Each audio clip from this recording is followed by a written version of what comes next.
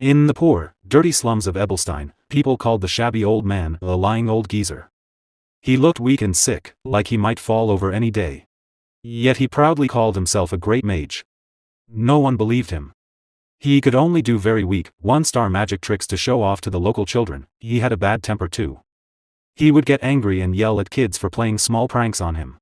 One day, in the middle of his shouting, he turned and saw a quiet white-haired boy with red eyes watching him. The boy later learned magic from this crazy old man.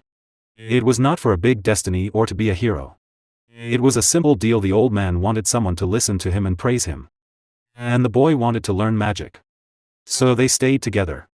They sat by the campfire at night. The old man talked a lot, and the boy listened and learned carefully. They stayed through the cold winter until spring came. One day, the boy knelt in the dirt, sweating hard. A swirling blue light appeared around him. The old man watched with his mouth open in shock. He realized this slum kid had truly learned how to control mana. The boy's red eyes glowed brighter. He pushed himself and raised his hand. The energy gathered above him and turned into a huge, glowing blue magical shovel. It flew forward and crashed into a tree. The old man could not believe it. This boy was not just any kid, he had real talent. For the next year, the boy worked as the old man's helper.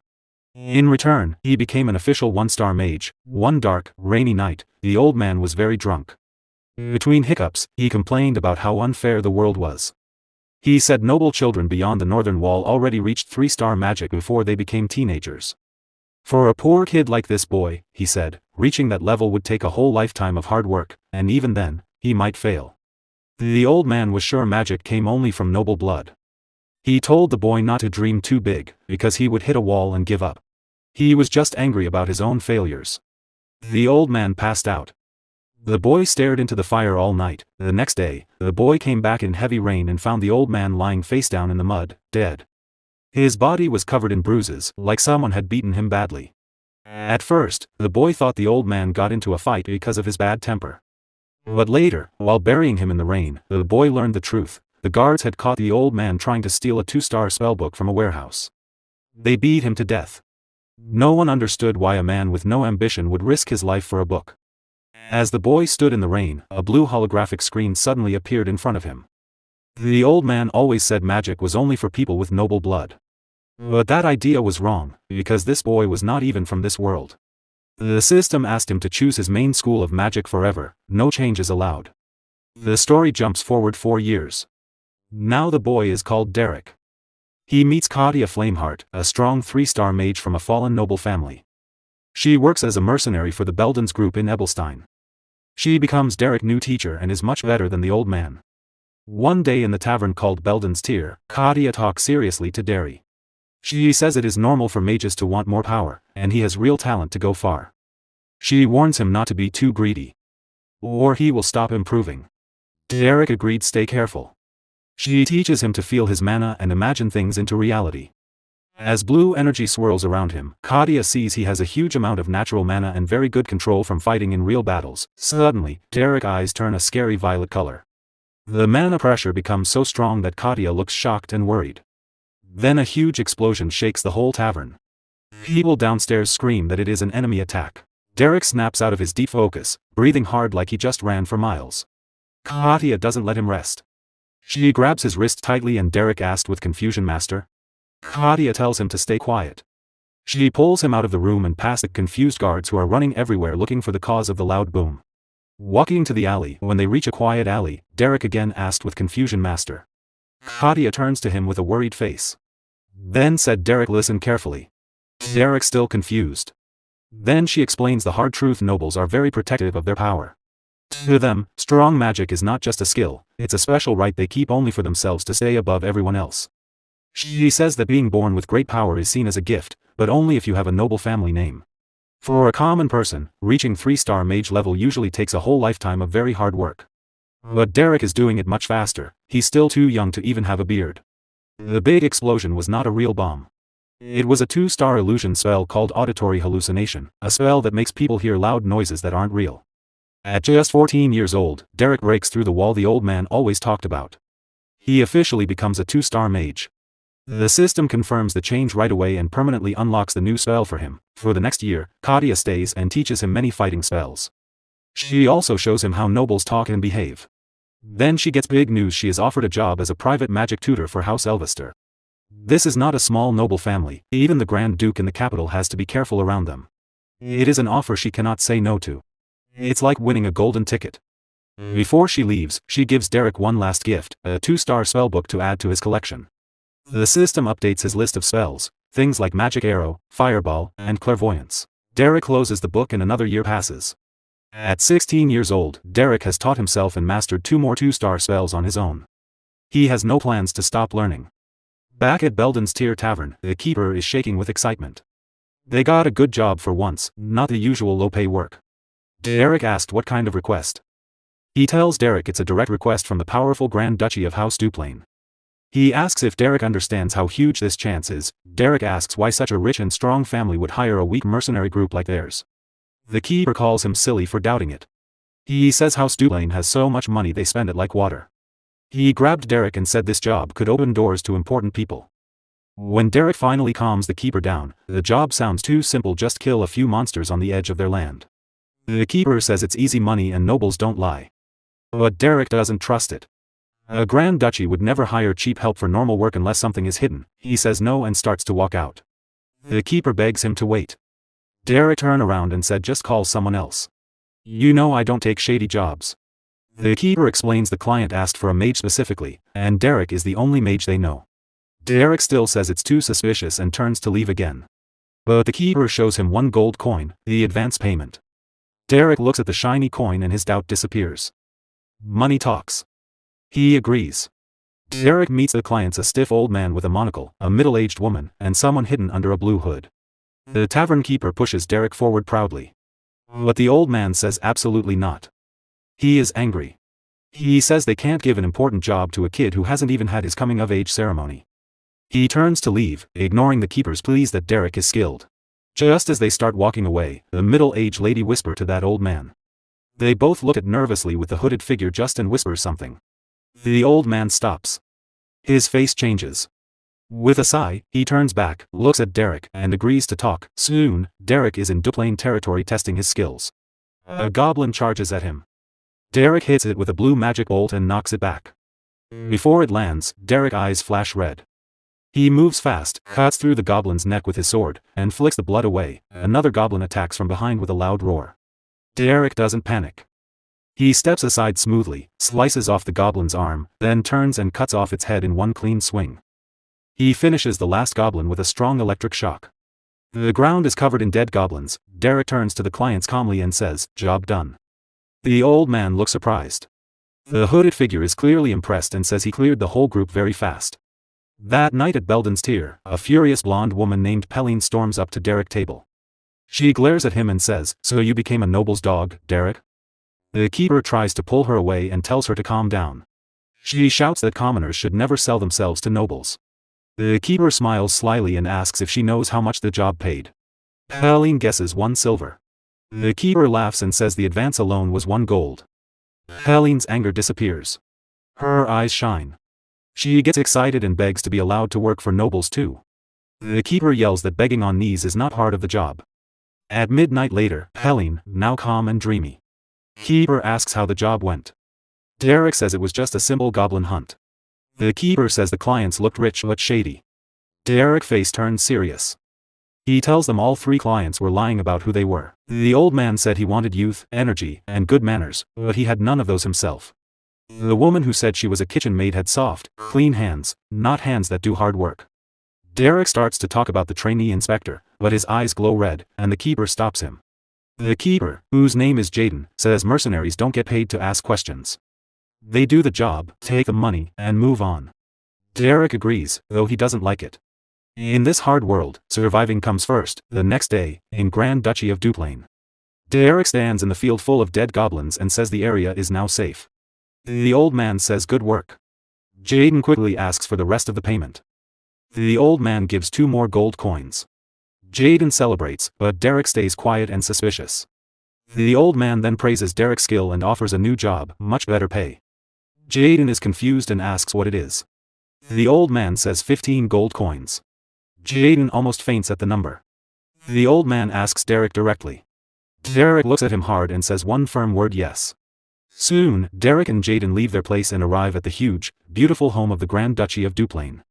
Derrick is amazed by how big and fancy it is. Jaden also impressed. Before they go in, the old man stops the act. He says his name is Delon, the Grand Steward to the Grand Duke. He apologizes for the trick, it was needed to test Derrick safely. Jaden is nervous and sweating. The woman says she is Katerina, the head maid of the Duke. Jaden tries to bow and greet them properly but stumbles over his words. Derrick puts it together: the dispatch officer was the Grand Steward, and the kitchen maid was the head maid. Their real positions are much higher than he thought. Then the hooded lady stepped forward. Jaden asks the big question: who is the hooded person? The figure slowly pulls down the hood. It's a young woman with long dark hair. Derrick looks surprised. And the lady have bright blue eyes. She says her name is Isline Eleanor Duplain, the eldest daughter of the Grand Duke. Then she tells the real reason for the job: the goblin hunt was only a test.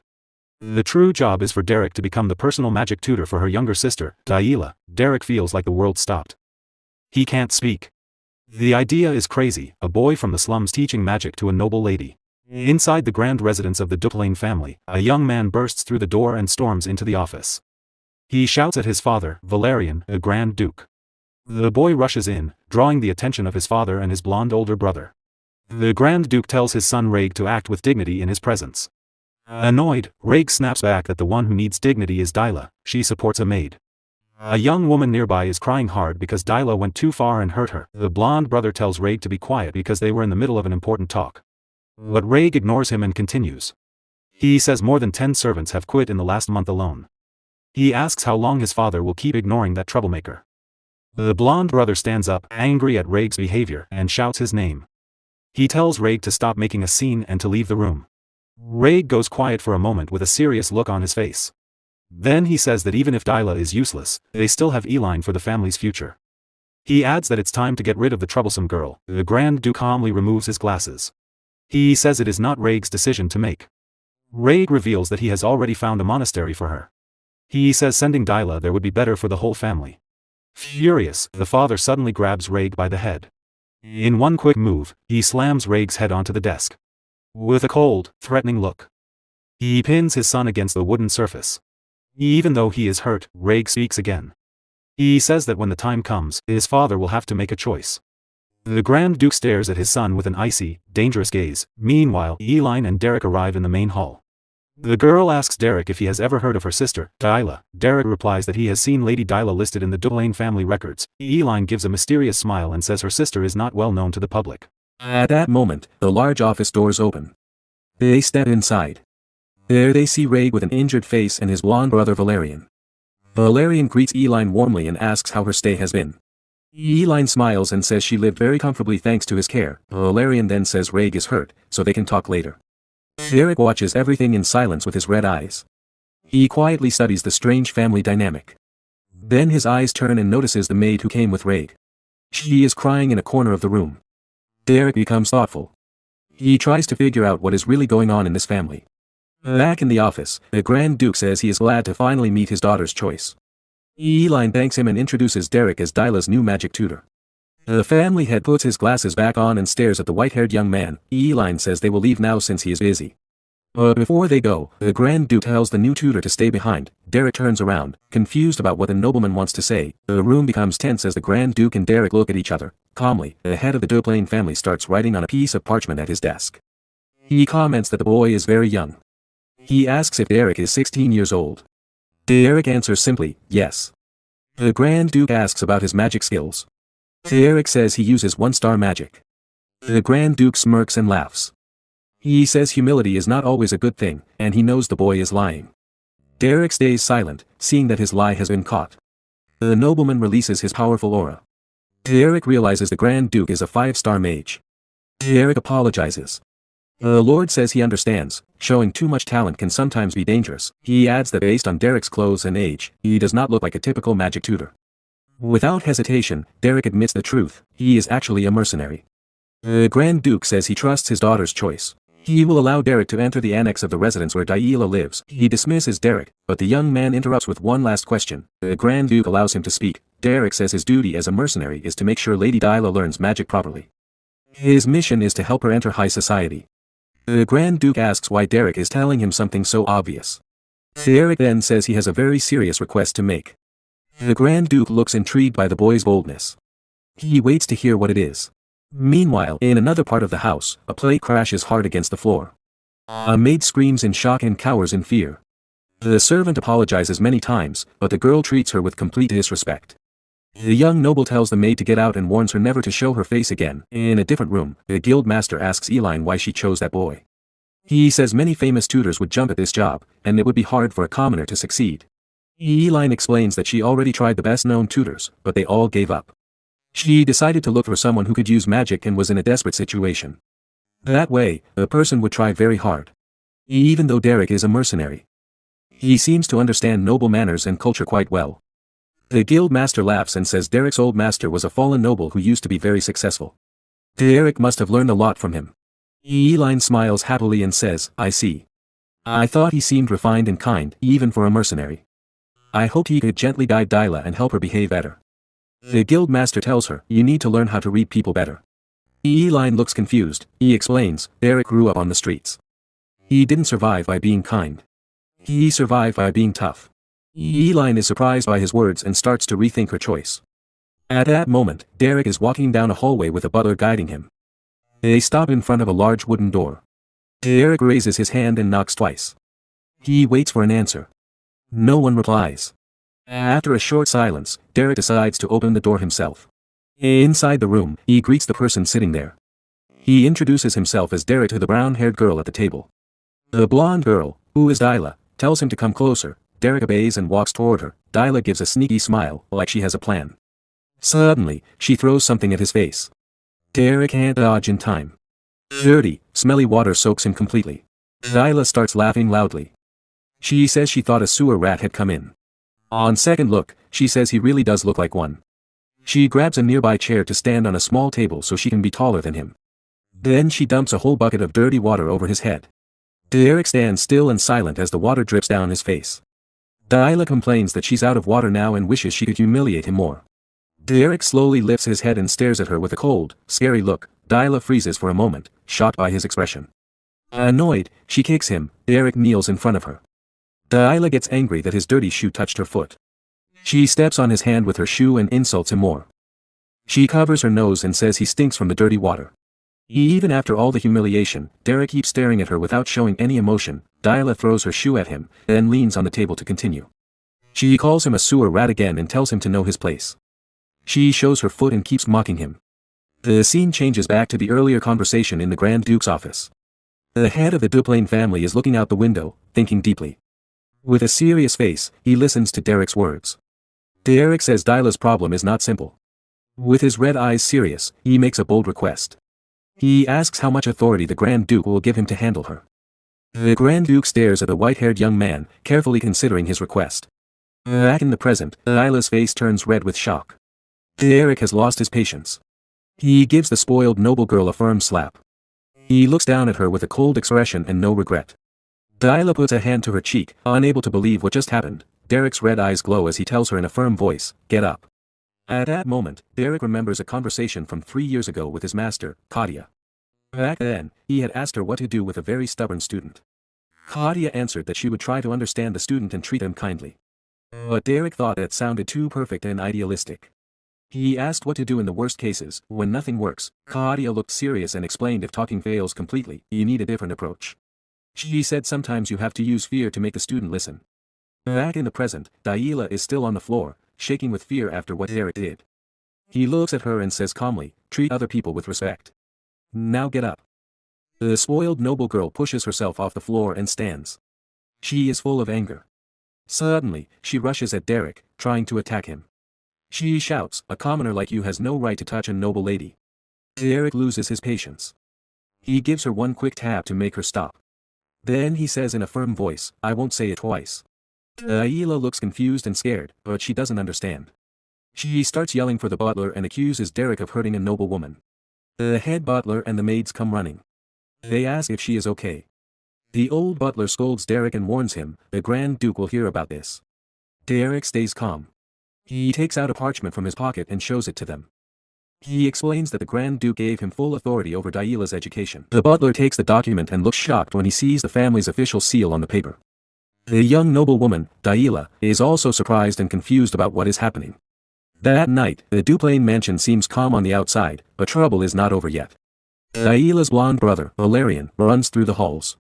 Reg, the dark-haired brother, follows him and tries to calm him down. Valerian bursts into a room, yelling and calling for the mercenary he hired.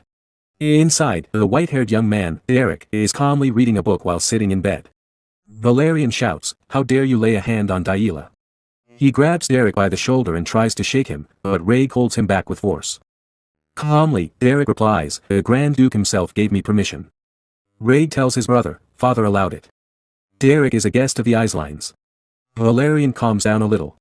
Then he says to Derrick, "Come with me," and tells Reg to stay out of it. Reg speaks to Derrick quietly, "Daila needed this lesson." Valerian won't go too far. Derrick looks at the two brothers with a serious face.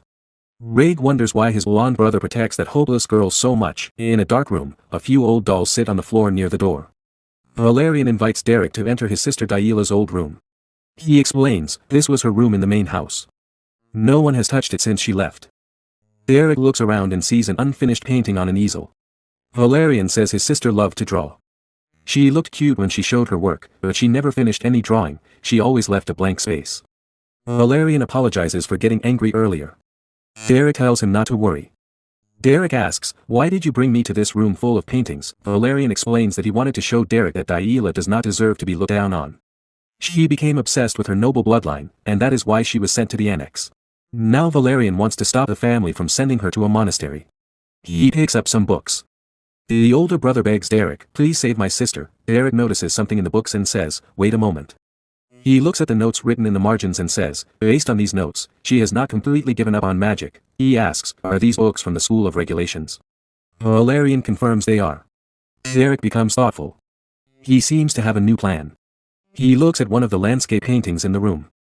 Then he picks up one of the theory books and makes a decision. He says, "I will try my new plan." He hands the book to Valerian. That same night, the annex of the Grand Mansion is completely silent and dark. In her room, Daila is sleeping peacefully in her bed. Suddenly, a bucket of very cold water is thrown on her. She wakes up screaming, with ice-cold water all over her face. Derrick looks at her with cold eyes and asks, "Were you serious about sleeping?" Confused and angry, Daila shouts, "Have you gone completely crazy?" Derrick grabs her arm and says, "We need to go somewhere important." He drags her down the hall. She yells for the servants to stop him under the bright moonlight. Derrick pulls her out of the mansion by force. He drags her along a dirt path, away from the Duplain family home. They reach a quiet, hidden spot. Derrick throws her onto the dirt ground. Daila yells angrily. "Who do you think you are to teach me?"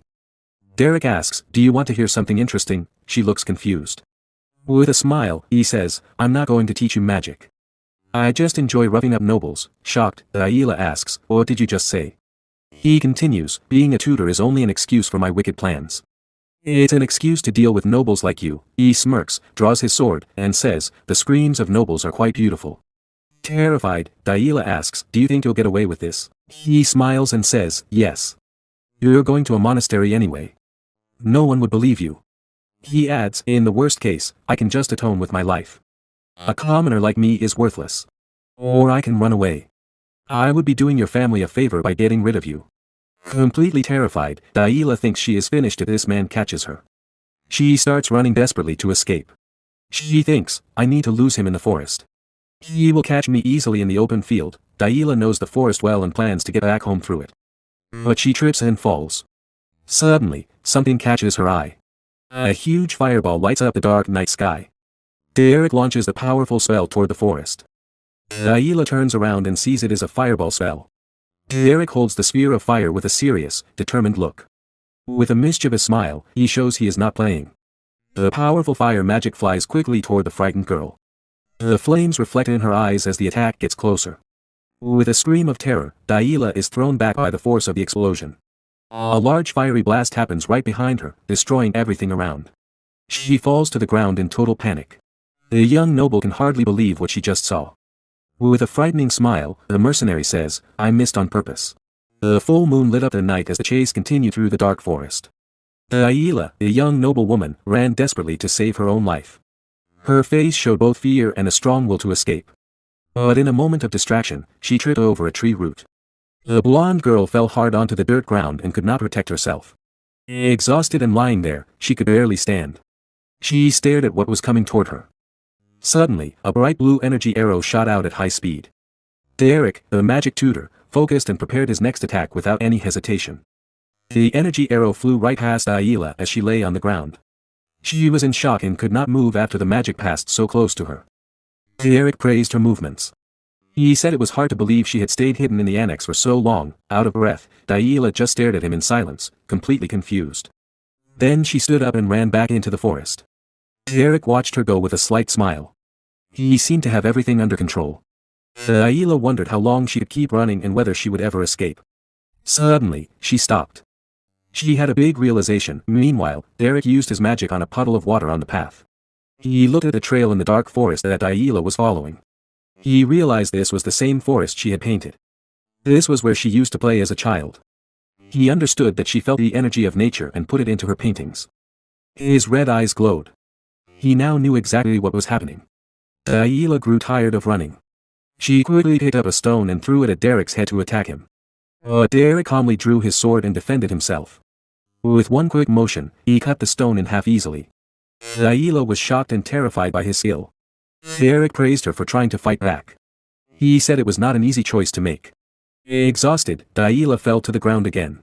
She gasped for air with no strength left to fight or run. With a cold look, Derrick said she had no more energy to escape. He pointed his sword at her and asked if she had any last words. But Ayla smiled. She did not seem afraid of his threat. She challenged him and said she would never lower herself like a commoner would. Derrick asked why she was so obsessed with her noble bloodline. Ayla lowered her head in silence for a moment. Then she said that if they took away her noble status, nothing would be left for her. Angrily, she shouted about magic and her failures. With tears in her eyes, she screamed that he did not know how hard she had tried or how many times she had failed. Derrick watched her outburst in silence. She continued, she had failed at magic, at painting, and at everything she tried. Desperate, she asked what else was left for her except her noble title. She fell to her knees and wondered who she was without her social status. Derrick listened quietly and thought about her words, then he summoned a blue energy sword and prepared for the next part of his plan. With tears in her eyes, Ayla seemed to accept what she thought was her end. Derrick raised his blade and said he had heard everything she wanted to say. Terrified, with a red face, Ayla said goodbye and waited for the end. With a quick swing, Derrick moved his energy sword. Ayla closed her eyes tightly, waiting for the final blow. But the blade stopped. Massive ice crystals formed all around her. A thick ice barrier appeared and covered her without hurting her at all. Ayla opened her eyes. She saw the ice crystals everywhere. She looked at her hands and wondered if this was her own magic.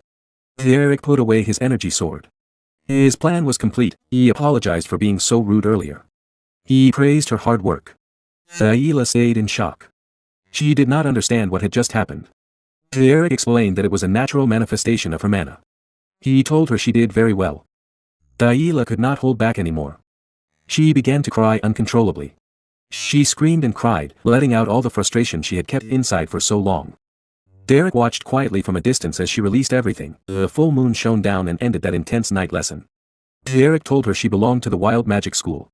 Ayla looked confused while she bandaged her leg.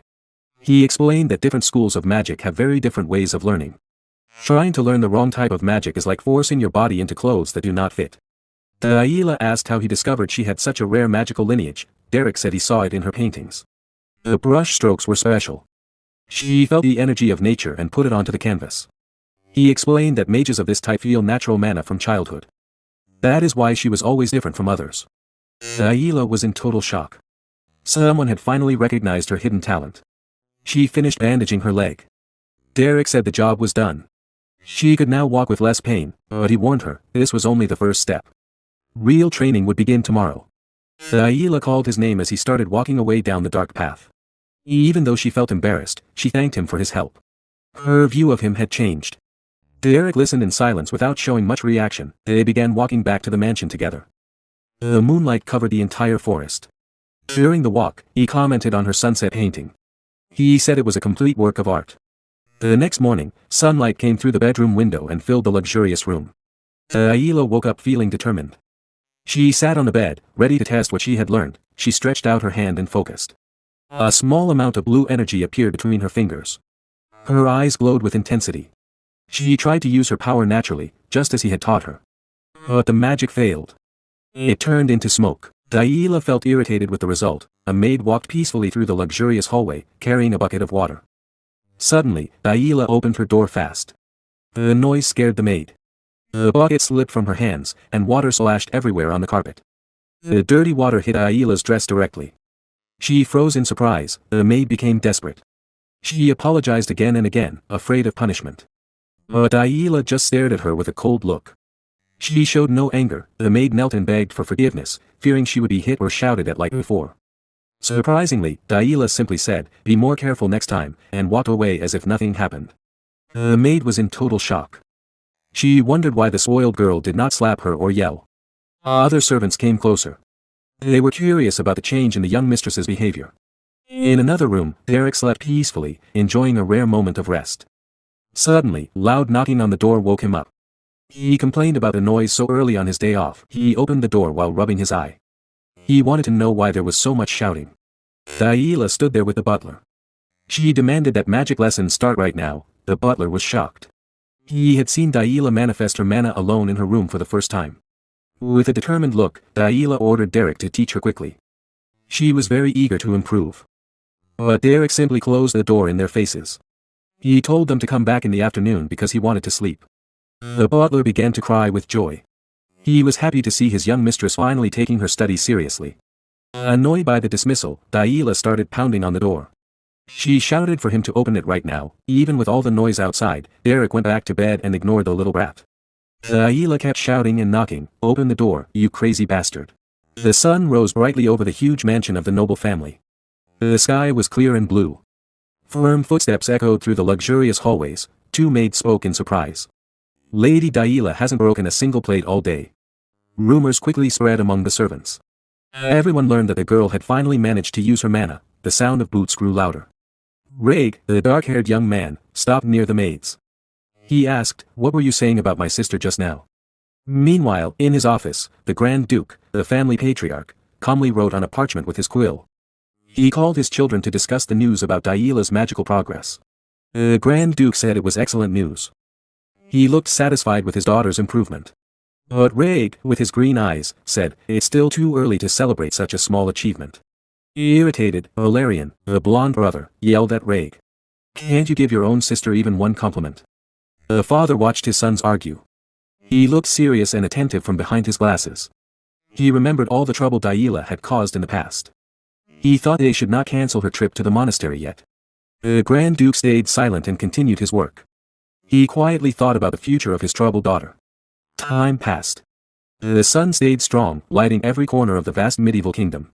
Inside a room, Daila sat with her back turned.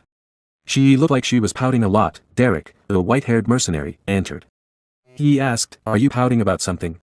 Daila replied, "I'm not just pouting. I'm really angry about everything that's happening." Derrick scratched his head. Acting like a spoiled child won't help. The girl shouted, "It's not a tantrum. It's pure hatred."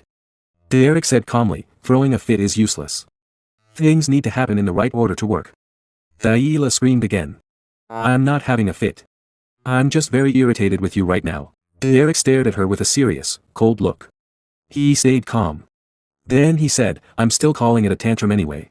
He left her speechless with his teasing. He placed his hand on the chair and began an important lesson. "From my own experience, using too much mana at once can exhaust a mage's body completely. Resting is as important as training." Daila looked bored. She found the talk dull. Derrick noticed. He asked, "Do you prefer a less boring way to learn?" He remembered the time he used flames and his sword to scare her and show who was in charge. Daila remembered that terrifying moment too. She broke into a cold sweat and felt a chill. She quickly changed her mind. "No, I don't need anything extreme. Let's stick to the normal method." Derrick continued. "Once you master the flow of energy, learning one-star spells will be very easy. The wild school has no strict rules. It focuses on freedom. It's perfect for people who learn on their own." He added, "This style fits your personality very well."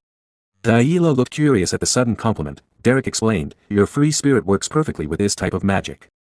Your noble blood helps a lot too." Daila stayed quiet for a moment.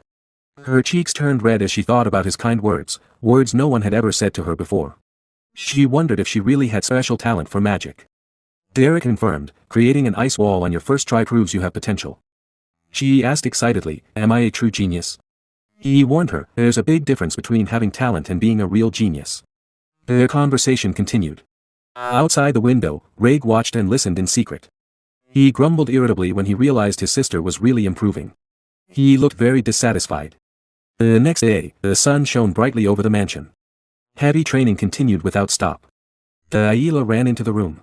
She told her master, I can manifest the power, but I can't control the direction of the spell. Later, she interrupted him during his meal. I tried the ice element, but it felt very strange, nothing like I expected. On another day, she chased him through the corridors. She shouted, I feel the energy flowing, but in a completely wrong way. At sunset, Delilah found Derrick resting under a tree. She asked, what are you doing here alone? Irritated, she complained, you should be near the annex. Do you think my father gave you that book just so you could be lazy? Derrick replied calmly, the Grand Duke lent me the material so I could study in peace. Delilah ignored him. I finally made the mana flow work. Come check it quickly. Meanwhile, Valerian, the blonde brother, looked out his office window. He seemed deep in thought about the family's future. The doors opened. Derrick entered after being called urgently by the future head of the house. Valerian greeted him and asked him to sit. We need to have a serious talk about recent events. Sitting face to face, Valerian asked, how is my sister doing? I'm worried about her behavior. Derrick answered honestly, she has improved a lot, but it will still take time to master basic spells. Valerian revealed, our mother will return from her trip soon. The mood in the mansion will change a lot. The matriarch is a difficult person. Many nobles don't like seeing a commoner in such an important role here. Derrick listened carefully. I'll remember that warning. Is there anything else? Valerian stayed quiet for a moment, choosing his words. Then he stood up. My duty as the successor is to protect every family member and always be honest with them. He sighed. But understanding the human heart is very complex. Reality is never as simple as it looks. Derrick asked, what's your point with all this strange talk? Valerian raised his fist, looking emotional as he remembered the past. With sadness, he said, little Delilah doesn't want to play with me anymore like she used to. Derrick watched with a confused expression. Valerian continued, when we were children, she was like a perfect little angel. While Valerian made his dramatic scene, Derrick calmly drank his tea, not reacting much.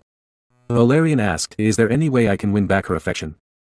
Derrick questioned, why are you asking me about something so personal? Suddenly, Delilah's voice echoed through the mansion. She shouted desperately, looking for her magic master. Valerian ignored the earlier question. He showed Derrick a handmade doll he had learned to make from a servant. It looked very creepy. He asked, what do you think of my work of art? Derrick looked at the strange toy. Are you trying to curse someone? Upset by the harsh reply. Valerian started crying. He became very sensitive. The scene changed to the outside of the grand residence under a clear blue sky. That day, an elegant woman entered the main hall. She said she had heard very good things about the white-haired young man. With a smirk, she added, they managed to hire a very capable magic tutor for our noble family. She introduced herself. I am Mirella de Duplain. She said she planned to send a beautiful gift to the young man's homeland. Derrick replied, I don't belong to any noble house or any lord's territory. The woman looked shocked. She was startled to learn that her daughter's teacher was just a commoner. When Derrick says I'm a commoner. She didn't believe it and totally shot a commoner. 1 week earlier, a fancy carriage stopped in front of the huge noble family mansion. Young Aisline spoke to the mercenary named Derrick. She told him she made the right choice by bringing him to her family's land. But now she had to return quickly to Ebelstein for urgent business. She would leave little Delilah in his care. The white-haired young man, Derrick, simply nodded and agreed to the job without complaining. The guild leader appeared, laughing. He put his hand on Derrick's shoulder and made a joke about his serious reply. Then he climbed into the carriage with Aisline. Before leaving, he told Derrick, finish the job fast, before trouble arrives. The carriage rolled away. Leaving Derrick alone to handle the complicated noble family, suddenly, Aisline touched her face. She looked worried. She had forgotten to tell him something very important. The guild leader asked what she meant. With a nervous face, she explained, my mother will return next week. I forgot to warn him about her. The bearded guild leader asked if the family's matriarch was really someone who needed such a serious warning. The scene shifted to the beautiful ceiling of the mansion's office. Tension filled the air. Inside the office, Miriella, the mother, became furious. She shouted, "A commoner is really my youngest daughter's teacher." The Grand Duke, the father, stayed calm. He kept holding his quill and asked his wife to lower her voice. But Miriella kept yelling in panic. She said little blonde Daila was the most precious daughter of their noble line. The Grand Duke took off his glasses. He admitted he also disliked putting ordinary people in important roles. Miriella reminded him that all the noble tutors had quit. She asked why they chose someone from the mercenary world.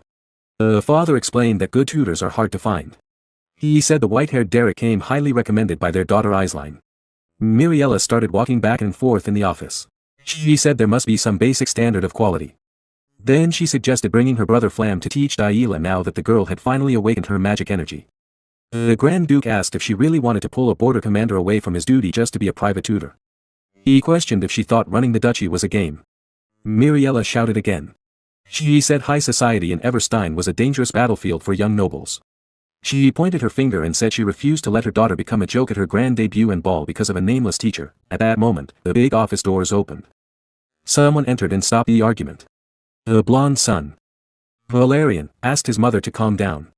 He said she did not come here just to fight with her husband. Miriella told him to step aside. She said this matter could not be ignored. Then the other brother, Reg, dark-haired, asked slowly if the real problem was whether the commoner actually had the skill to teach Daila. He walked forward while everyone watched him. Reg said having a commoner as tutor was strange, but if the man was skilled, it would not be a big issue. He asked his father to let him test the mercenary himself, in a magic duel.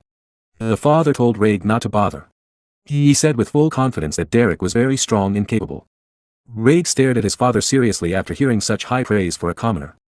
Then Reg changed his idea. He suggested testing his little sister's skills instead. He explained, if the teacher was truly good, Daila should have improved a lot in a short time. The father stayed quiet but seemed to think seriously about watching his youngest daughter fight. Reg started to leave the office. His older brother Valerian called after him, asking what he planned to do by challenging an inexperienced child to a magic duel. Reg asked if Valerian really believed the little girl had changed her bad behavior and let her troubled past behind. The older brother said she was still their only sister and family blood should be protected. With an ironic smile, Reg mocked the words, flesh and blood. He showed he no longer cared for her. He shouted that her actions would ruin the noble family's name as soon as she entered high society. Valerian looked worried.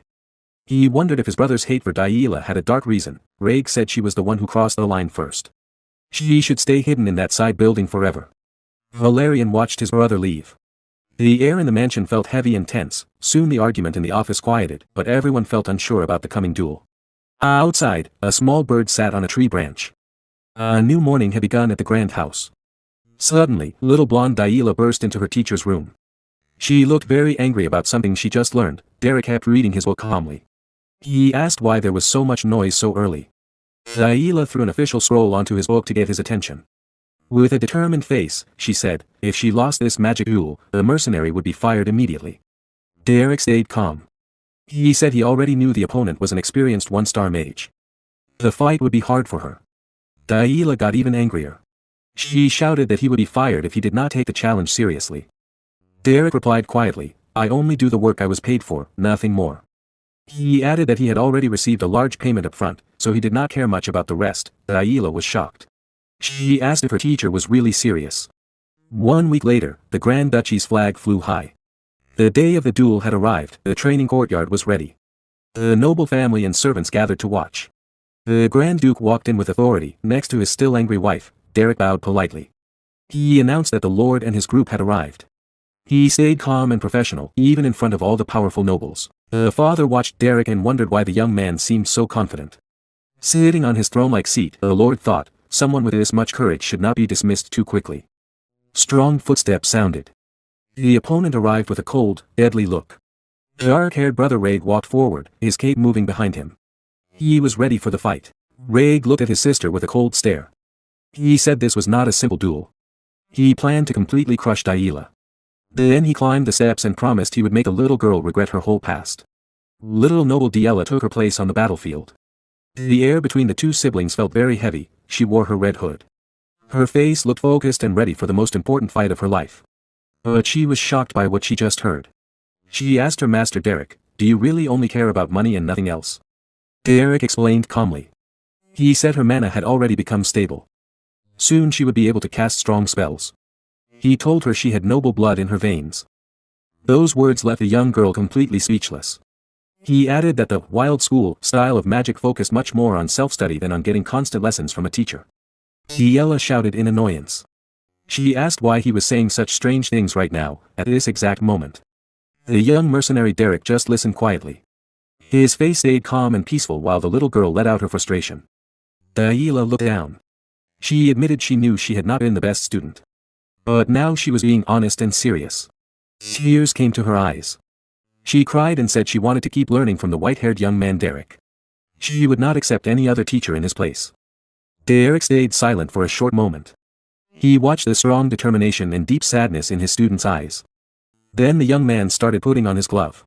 He said he had never taken part in a formal noble duel before. But he told her he could teach her how to win a real fight. He asked, "Do you truly want victory today, little noble?" In the past, everyone said young Diella had no talent for magic. Even famous tutors gave up on her. People spoke cruelly. They said the Duplain family had already lost its greatness. They said the youngest child only knew how to throw tantrums. Some even said it would have been better if she had never been born. But now Diella showed a fierce, burning look in her eyes. She asked her master for help to win. At that moment, the little girl walked toward the battlefield. Her red cape moved gently in the bright morning sun. Derrick watched her closely. He realized she was not there as a sister or as the youngest daughter of a great family. She took her position with a strong spark in her eyes. Now she saw herself only as his disciple, and as a true mage. The battlefield became quiet. Diella stood at the front of the sparring ground. Her body was steady, but she felt tense inside. The butler stepped forward and spoke calmly. "We will use the sparring rules for high-ranked mages. The first side to trigger General Pelham's protective magic circle will lose." With those words, the match began. Diella raised her eyes. She looked straight at Raig. For a short moment, everything else seemed to disappear. Raig's face looked calm, but a sharp, dangerous look hid in his eyes.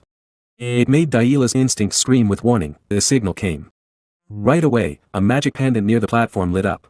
A soft, shining light spread out like waves on water. Invisible lines formed in the air, creating General Pelham's protective magic circle. This strong spell was made to stop deadly damage and block fatal spells. From the side, Derrick watched with narrow eyes. So this is how nobles fight, he thought coldly. They use expensive tools just to avoid getting hurt.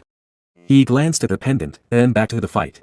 It must be nice to be rich enough to waste money like that. The sparring time was set for 10 minutes. But when Derrick saw Raig's stance, he knew the fight would end much sooner. Raig did not plan to take it slow. Raig raised one hand. Thick purple mana gathered in his palm as he started chanting. The energy twisted hard and became a sharp, unstable ball that crackled with power. The air shook from its force. Diella looked up. Her brows pulled together as the heavy pressure hit her. The strong mana made her chest feel tight. Raig's eyes turned cold. Purple light exploded as the energy took shape. "Sorry," he thought without pity, "but I need you back in the annex." He rushed forward without warning. He shouted her name and swung his arm down. A sharp slash of energy cut through the air and flew straight at her. Diella's eyes flashed. At the last second, she used her ability and moved aside. The attack passed right by her, missing by a tiny bit, then crashed into the ground behind her. Raig clicked his tongue in anger. How dare she dodge? He did not wait. He attacked again, then again. Diella stepped back, keeping distance while watching his every move carefully. She stayed calm and did not panic. From the side, Derrick watched closely. She handles one-star magic without trouble, he thought. But in real combat, she is still new. She forces the spell instead of guiding it. At this rate, she will use up her mana too fast. A strong clash happened. Raig's magic hit Diella's barrier hard. The shield glowed bright and shook from the impact. The force made her arms vibrate. Raig laughed coldly. She is not even using star-rank magic, he said. It is just raw mana. Does she really think she can stop me with that? Purple light grew stronger. 3 balls of energy formed in his hand. Each one pulsed with wild power. His aura pressed down like a storm. If it is just a trick, Raig said coldly, I will break it with pure power. Try blocking this, Diella. Inside her barrier, Diella looked up. The huge mass of energy above her felt like it could swallow her. Her heart beat fast and loud. Suddenly, Derrick's voice came back to her mind. Remember this, Lady Diella, he had said. She could picture him standing tall, eyes sharp. Mercenaries do not fight like nobles. They do not care about fairness or honor. Their only goal is to win. His words had been hard but honest. This is not a clean duel, he continued. Even if you win, people may still criticize you. Aila's breathing slowed.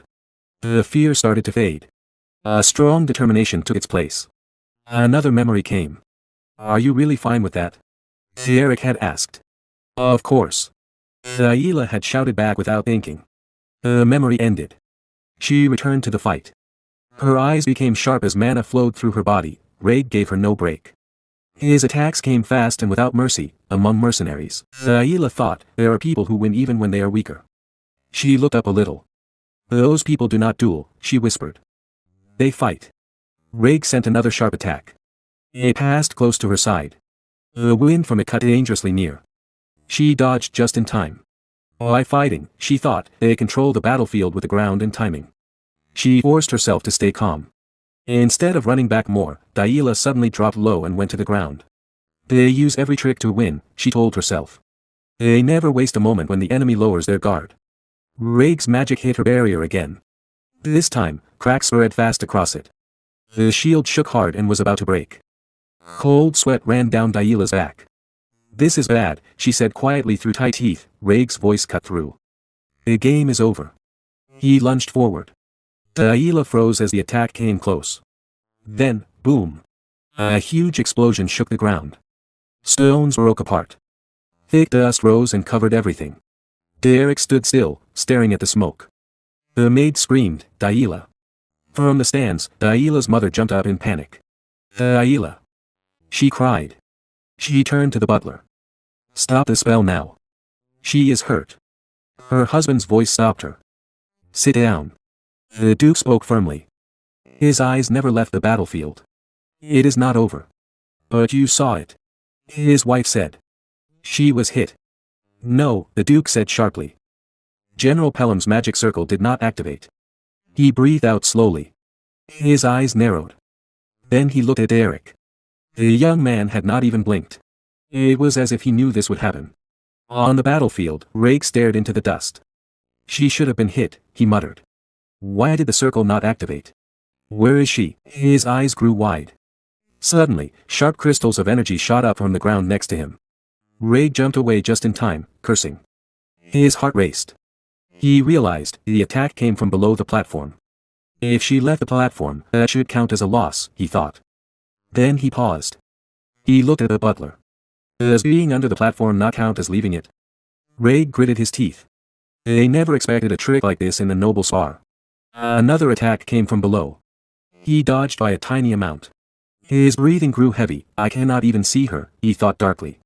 Landing a hit like this will be hard. All she needs is one good strike. This does not feel like a noble duel at all. Finally, Raig saw her.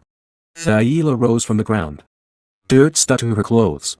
She stood straight and looked up at him. A burning fire shone in her crimson eyes, very different from her usual calm face. Raig froze. I have seen that look before, he realized. The same look Derrick had when my older brother grabbed him by the collar. Raig's eyes snapped to Derrick. There is no way she thought of this alone. His teeth ground together. That bastard. Derrick, this was your plan. With a quick move, Raig took off his black coat and threw it aside. His stance changed completely. All playfulness was gone. Fine, he said in a cold voice. I will play along with your scheme, Derrick. After getting attacked on the lower part of the battle area, Raig becomes even more determined and serious. Meanwhile, Aila's mother is watching everything. She notices something and asks in surprise. Aila, did you go under the platform? Down there in the dust bowl? Then she shouts. What are you doing, honey? Stop the fight right now. The head of the family, her husband, replies calmly to his wife. No rules have been broken. Let's watch a little longer. He keeps watching the fight with more curiosity.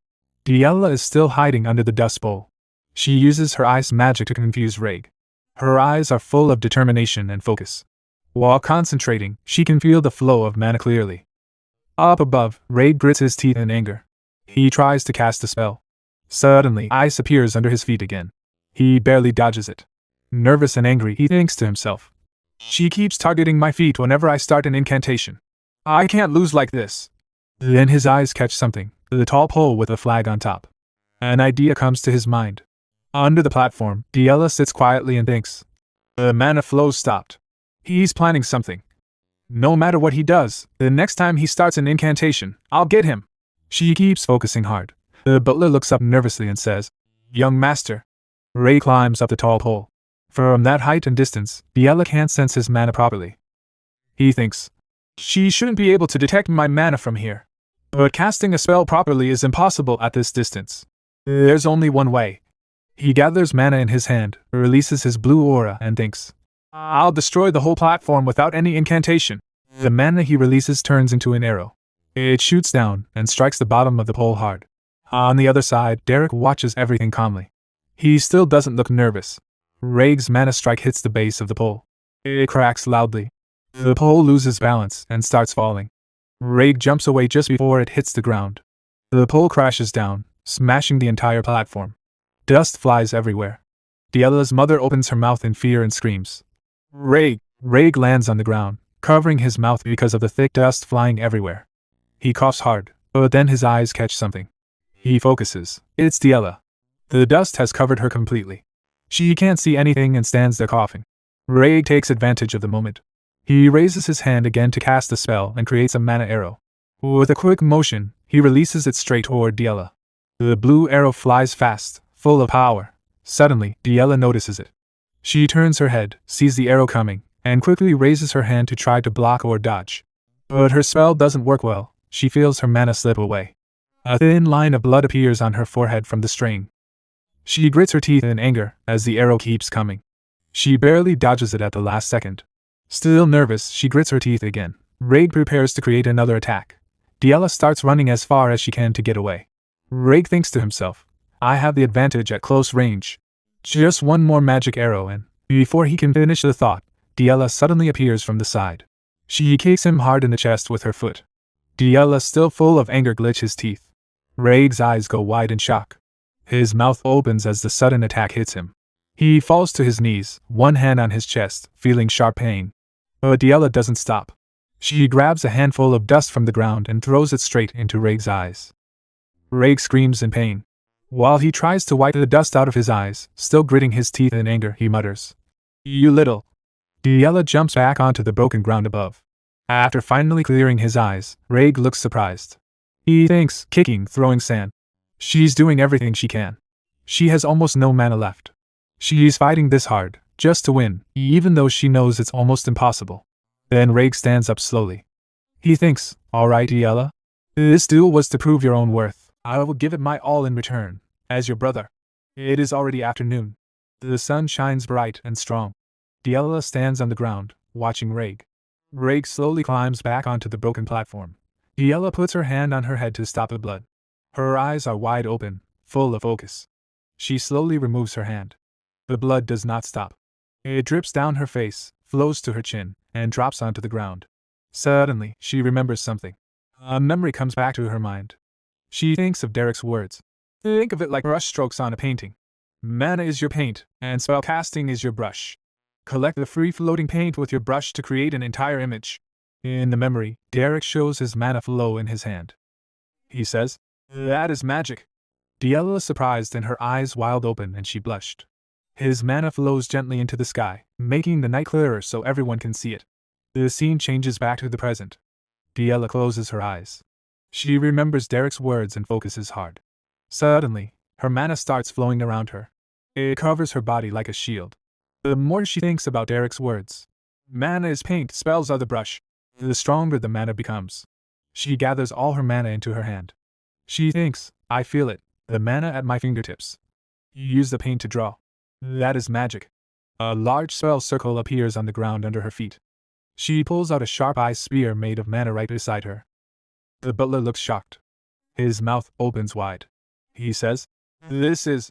Diella's mother is surprised too. She turns to her husband and says, Honey, Diella is using one-star magic. Raig looks nervous. He thinks, Ice spears. You've done it now, Diella. Diella controls the ice spear with her hand. She moves it into attack position. Raig gathers mana in his hand too. He creates many mana arrows. He thinks, but that doesn't change anything. I'm still one step ahead, even in one-star magic, Diella. I'll hit her before she hits me. Then I'll win. Diella prepares to release her ice spear toward Raig. At the same time, Raig releases his many mana arrows toward Diella. The ice spear flies with full power toward Raig. The arrows fly toward Diella. Both attacks crash into each other in the middle. A huge explosion happens on the ground. Blue mana bursts out everywhere. The shockwave hits Diella's mother and father. They look stunned. Dust covers the whole area. The mana energy changes shape into a big circle. Yellow lightning spreads around it. A loud echo of energy fills the air. Raig breathes heavily after using so much magic. On the other side, Diella stays silent but breathes hard too. Nearby, Derrick watches everything quietly. His red eyes stay focused, taking in every detail. 1 year ago, a mother bird was feeding her 3 baby birds in their nest on a tree branch. The tree stood outside the Grand Duplain house. Inside the house, voices echoed through the halls. Grand Duplain was walking beside his butler, and 2 other men were following behind them.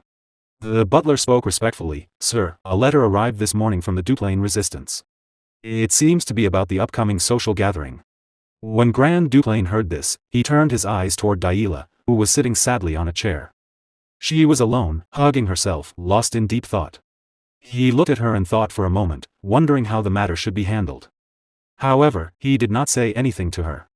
After a short pause, he quietly walked away, back to the present. Diella is still standing on her feet, shocked. Blood is slowly spreading across her forehead. She cannot believe what has just happened. Suddenly, a loud sound echoed, and a barrier formed around her. She stood frozen in the same place, shocked. After the barrier appeared, she clenched her teeth tightly. On the other side, Raig was sitting on the ground. The ice spears had missed their target and fell beside him. Dust moved around his feet. Derrick looked at the whole situation carefully. Then he suddenly realized something and lowered his head sadly. At that moment, Diella thought, "I lost." She began to cry loudly, with tears falling from her eyes. Grand Duplain was watching from above and understood everything that had happened. But Diella's mother, filled with anger, said to Grand Duplain, "Honey, what on earth is this? Is this filthy and vulgar thing what you call a magic spar? You cannot be serious." Meanwhile, Diella was still crying loudly and could not stop. Her mother continued angrily, "Are you telling me that this so-called teacher has been teaching something like this to a young lady of the Duplain family?" After seeing Diella like this, Grand Duplain remembered his past. In his youth, during the war, he had stood proudly and said, "My name is Raymond Oswald Duplain. It is an honor to serve you and take part in this war, Your Grace." The senior officer in front of him replied, "Yes, I have heard a lot about you from your father. You have your father's eyes, full of ambition." Raymond answered respectfully, "Thank you." Back in the present, Diella was still crying. Tears fell from her eyes as she wiped them away. Raymond Oswald Duplain watched his daughter with deep emotion. He thought to himself, "The look in your eyes has grown stronger, Diella." At that moment, several maids rushed in. Worried. One of them cried out, "Lady Diella. Are you all right?" Diella remained standing in the same place, still crying. Her maids gathered around her with concern. One maid said softly, "My goodness. You must receive treatment at once." She tried to hold Diella's hand, but Diella pulled her hand away. The maid looked confused, then Diella slowly walked toward Raig. Raig looked up at her nervously and said, Well." He awkwardly rubbed his hands together and added, "Good work, Diella." But Diella said nothing. She lowered her head, ignored him, and kept walking. 2 maids followed her. One said gently, "My lady, please allow me to escort you to your chambers." Diella did not answer and continued walking. The maid asked again, "My lady." But still, there was no response. Diella then stopped in front of Derrick and lowered her head sadly. Derrick looked at her with sympathy. Her lips trembled, and she began to cry again. Tears fell from her eyes. She grabbed her skirt tightly and, through her tears, said, "I lost. I'm sorry." Derrick was surprised to hear those words. His eyes widened slightly. Then he slowly stood up and said gently, "It's all right. It's okay to lose." He continued softly, "Use this frustration to rise higher and become stronger." Hearing this, Diella could no longer hold back her tears. She cried loudly in front of Derrick. As she cried, the maids called out in worry, "My lady." Diella's mother stepped forward quickly. She lifted her skirt and rushed toward Diella in worry. The maids were still trying to support Diella. Her mother knelt in front of her and gently held Diella's cheeks. With tears in her eyes, she said softly, "Oh, my Diella. I can't believe you went through something like that. You've had such a hard time, my baby." Daila looked at her and said emotionally, "Mother." Her mother hugged her tightly. "It's okay. It's okay now." Tears fell from her eyes as she spoke. Then she said gently, "Go quickly and get treated first." Daila nodded weakly. "Yes." With the help of the maids, she walked away. Her mother stayed behind, wiping her tears and thinking about her daughter. Then her eyes slowly turned toward Derrick. She began walking toward him. Derrick noticed her coming. Suddenly, she shouted angrily, "Derrick, you shameless man. Do you even understand what you've done? So what if you taught her one-star magic? Do you think that makes you impressive?" Without warning, she slapped Derrick across the face. Derrick remained silent, still furious. She clenched her teeth and grabbed his shirt. "You taught her nothing but cheap tricks. You stained a noble lily with filth. You made the Grand Duke's daughter do something dirty and shameful." Derrick lowered his head and listened quietly. She slapped him again and shouted, "There is a world you lowly trash don't even understand. Something precious must be protected with dignity."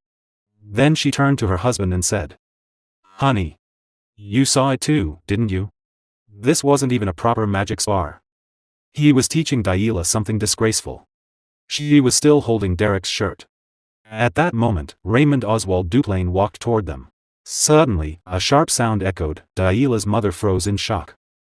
Her eyes widened. Raymond had slapped her. She held her cheek and stared at him in disbelief. Raymond said calmly, "Do you not realize who is behaving most disgracefully right now?"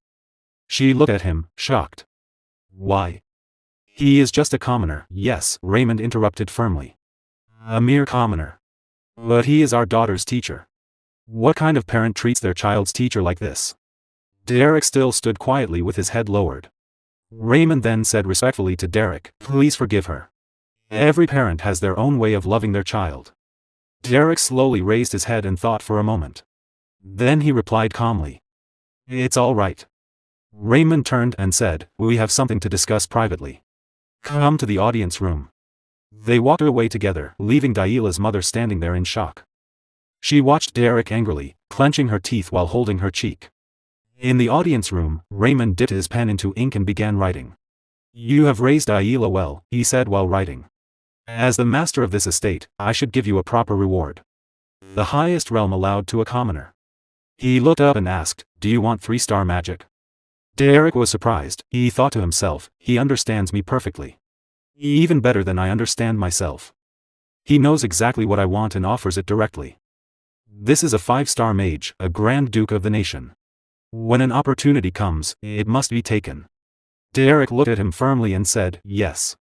I want it." In the audience room, Raymond Oswald Duplain spoke calmly to Derrick, "You have taught Daila 1-star magic well. But in Ebelstein's high society, that level is not enough to survive."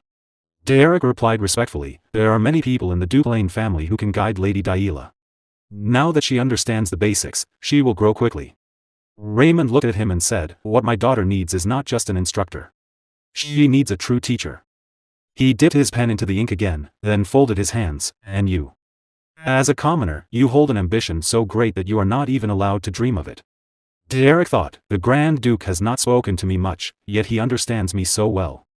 Raymond continued, "Do you know how insulting that ambition might seem to the proud nobles? I am willing to overlook it only because it is you." Derrick lowered his head. He knows I am not aiming for 3-star magic. I am looking beyond it, toward 4-star and even higher, Derrick thought. That is what makes this man so frightening. While writing, Raymond said, "If you have truly accepted that ambition, you cannot remain in a place like this for long. You are already preparing to leave, aren't you?" "Yes," Derrick replied. "I am." Raymond nodded slightly. "I am not unaware of your ambition. Still, you must teach Daila a little longer." He paused before saying, "The highest level allowed to a commoner. Do you want 3-star magic?" Derrick was surprised, but he quickly answered, "Yes. I want it." Later, Derrick entered the library. He looked around and found a book. He picked it up, opened it, and began turning the pages. After reading for a moment, he thought, "Impressive." He looked at the other books in front of him. Many people spend their entire lives trying to obtain even one 2-star spellbook. And here, all of these are 3-star spellbooks. With this much knowledge, there is more than enough reason to stay in this estate longer. If Pauline finds out, she will be furious. A few days later, in the afternoon, a pigeon flew across the sky. Daila stood proudly and cleared her throat. I am a 1-star mage now. Derrick, who was reading a 3-star magic book, replied calmly, well, even if it was only once, you did use 1-star magic. So yes, I suppose you can call yourself a 1-star mage. Daila stood proudly in front of Derrick, shining with happiness. Suddenly, she stepped closer to him and said, what? That's it? Your student made progress, and you're not even happy? Derrick kept reading his book and replied calmly, it's not an achievement I earned, is it? Daila turned around and placed a hand on her head. Seriously. This wasn't easy, you know. Derrick glanced at her and said, it seems you've recovered a lot in the last 3 days.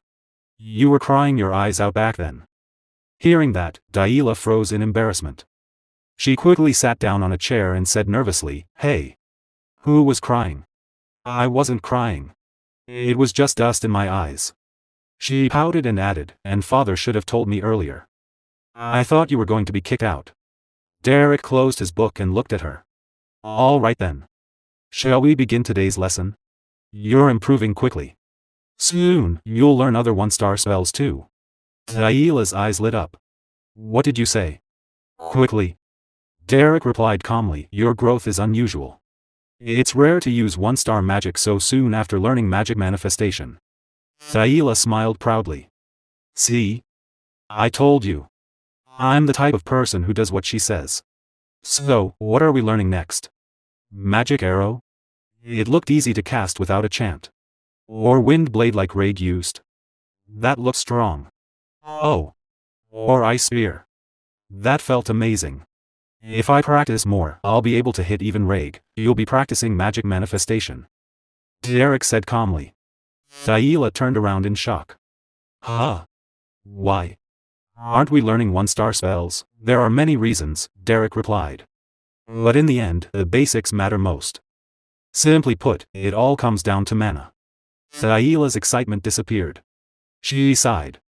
Okay. Fine. If you say so, then it is what it is. I got all excited for nothing, thinking we'd learn new spells.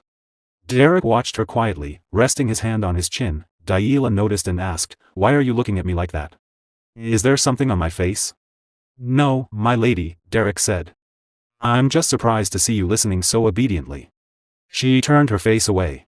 What do you take me for? I've respected your words from the beginning. From the beginning? Derrick replied. You poured dirty water over my head. Twice. Daila lowered her head in embarrassment. You still remember that? It's hard to forget, Derrick said calmly. Suddenly, Daila laughed awkwardly. What nice weather today. Magic manifestation sounds fun. Let's hurry and practice. Derrick smiled slightly at her reaction. Time passed, and it was already midnight. Outside the Duke's house, Daila lay on the ground, breathing heavily. A faint blue ice aura flowed around her. Derrick stood beside her and said, I heard you're going to get busier. Daila slowly sat up, still tired. Derrick sat down next to her. So you heard, she said quietly. She touched her head in worry. I don't know. Starting next week, I'll have etiquette and general education classes too. Derrick looked at Daila and said, isn't that a good thing? You've learned 1-star magic. Now you'll receive a true noble education. Daila replied sadly, do you think I'm happy? She looked up at the sky and continued, basic noble etiquette, foreign languages, geography, history, botany, piano, sewing. I don't understand why I have to learn all of this. How did Aisline endure it? Derrick answered, that's why she's called the flower of Duplain. That's why she stands at the center of Ebelstein's high society. Daila sighed. I just want to study magic. Then study it, Derrick said calmly. I'm not sure we'll really have time, Daila replied. His Grace hired me, Derrick said. We still have plenty of freedom. Is there anyone who can throw me out at this point? Daila smiled slightly. Of course there is. Father acknowledges you, but Mother isn't the type to accept it so easily. Derrick frowned a little. Why does the madam want to send me away? Daila looked up again. She's probably worried that if I learn from you, I'll drift away from noble dignity. And become like a mercenary. Even today's spar didn't look very noble. It's far from what high society prefers. Derrick lowered his eyes and stayed silent for a moment. Then he looked at her and said, then it's simple. Daila blinked. What do you mean? Lady Daila, Derrick said calmly, silencing the madam isn't difficult.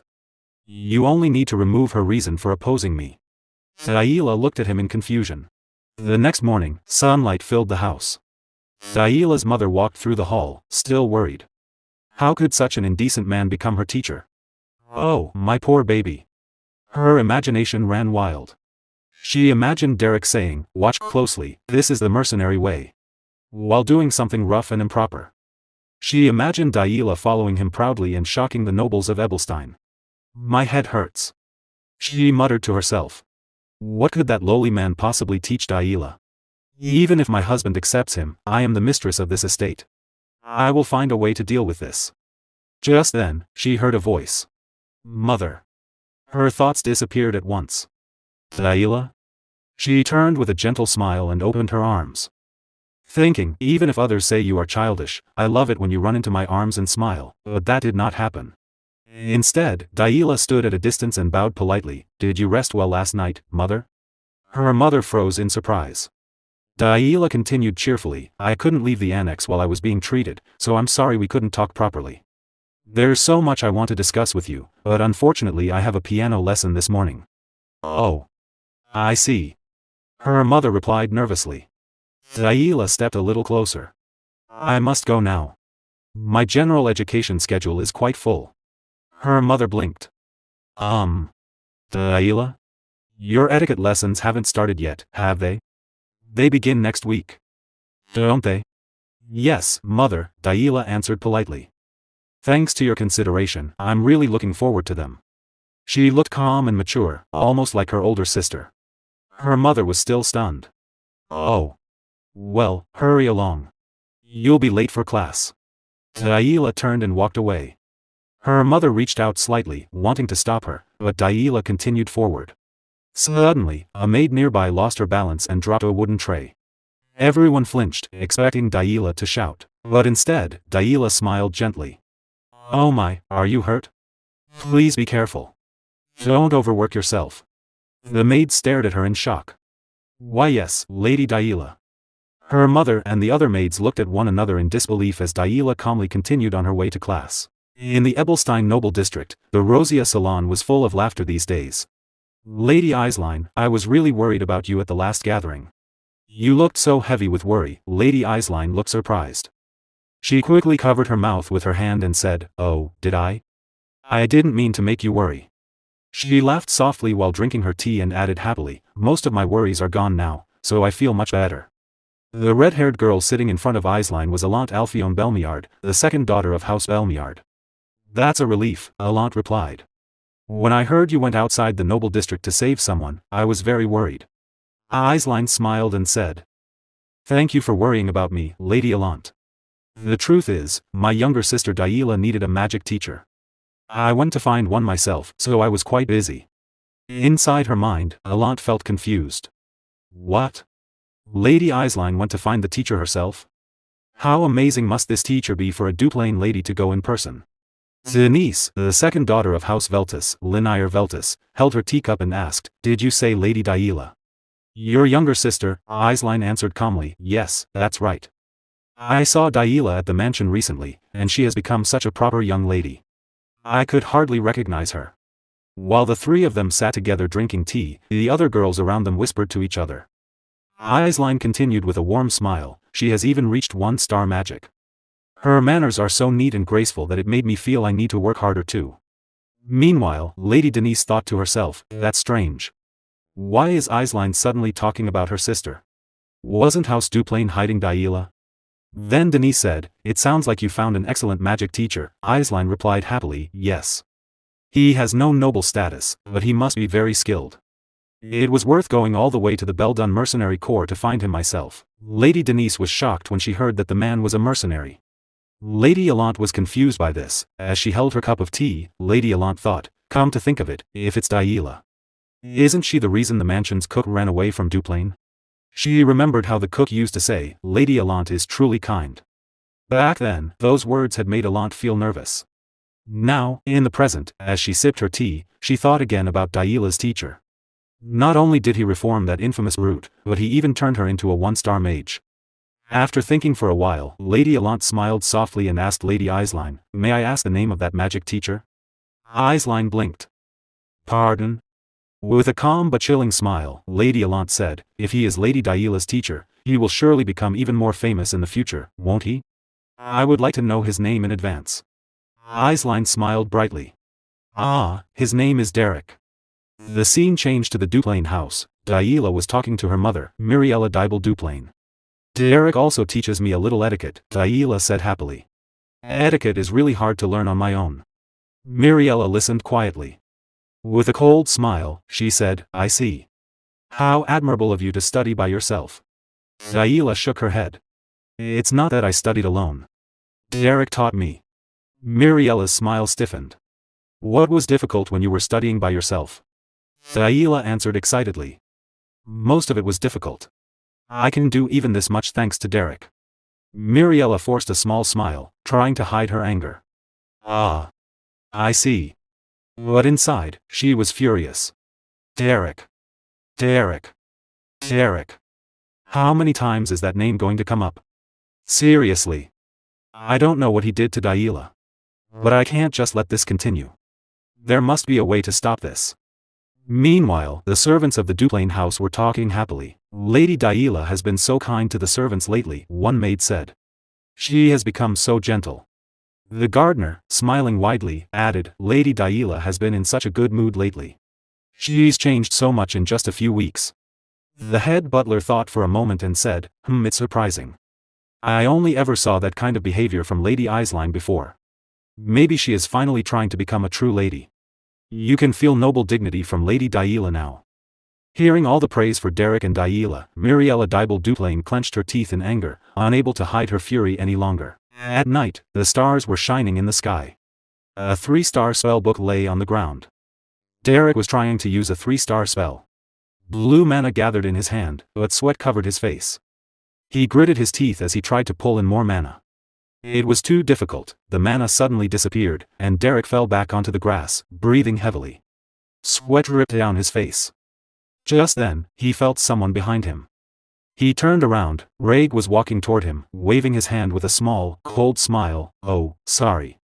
Was I interrupting your training?" Raig asked. Derrick was tired, but he replied calmly, "Not at all. What brings you here?" A few minutes later, Raig sat beside him. "I wanted to talk about Daila," he said. "All right," Derrick answered. Raig's eyes suddenly noticed the book in Derrick's hand. He looked surprised. "Wait. Isn't that a 3-star spell book?" "Yes, it is," Derrick replied. "His Grace lent it to me." Raig was shocked. "He lent that to you?" Derrick nodded. "It's too difficult for me right now. But there's no harm in studying ahead." Raig remembered when his father once said, "He's a true mage." "That's impressive," Raig said quietly. Then Derrick asked, "So, what about Lady Daila? Is that why you came?" Raig looked down, a little nervous. "Oh.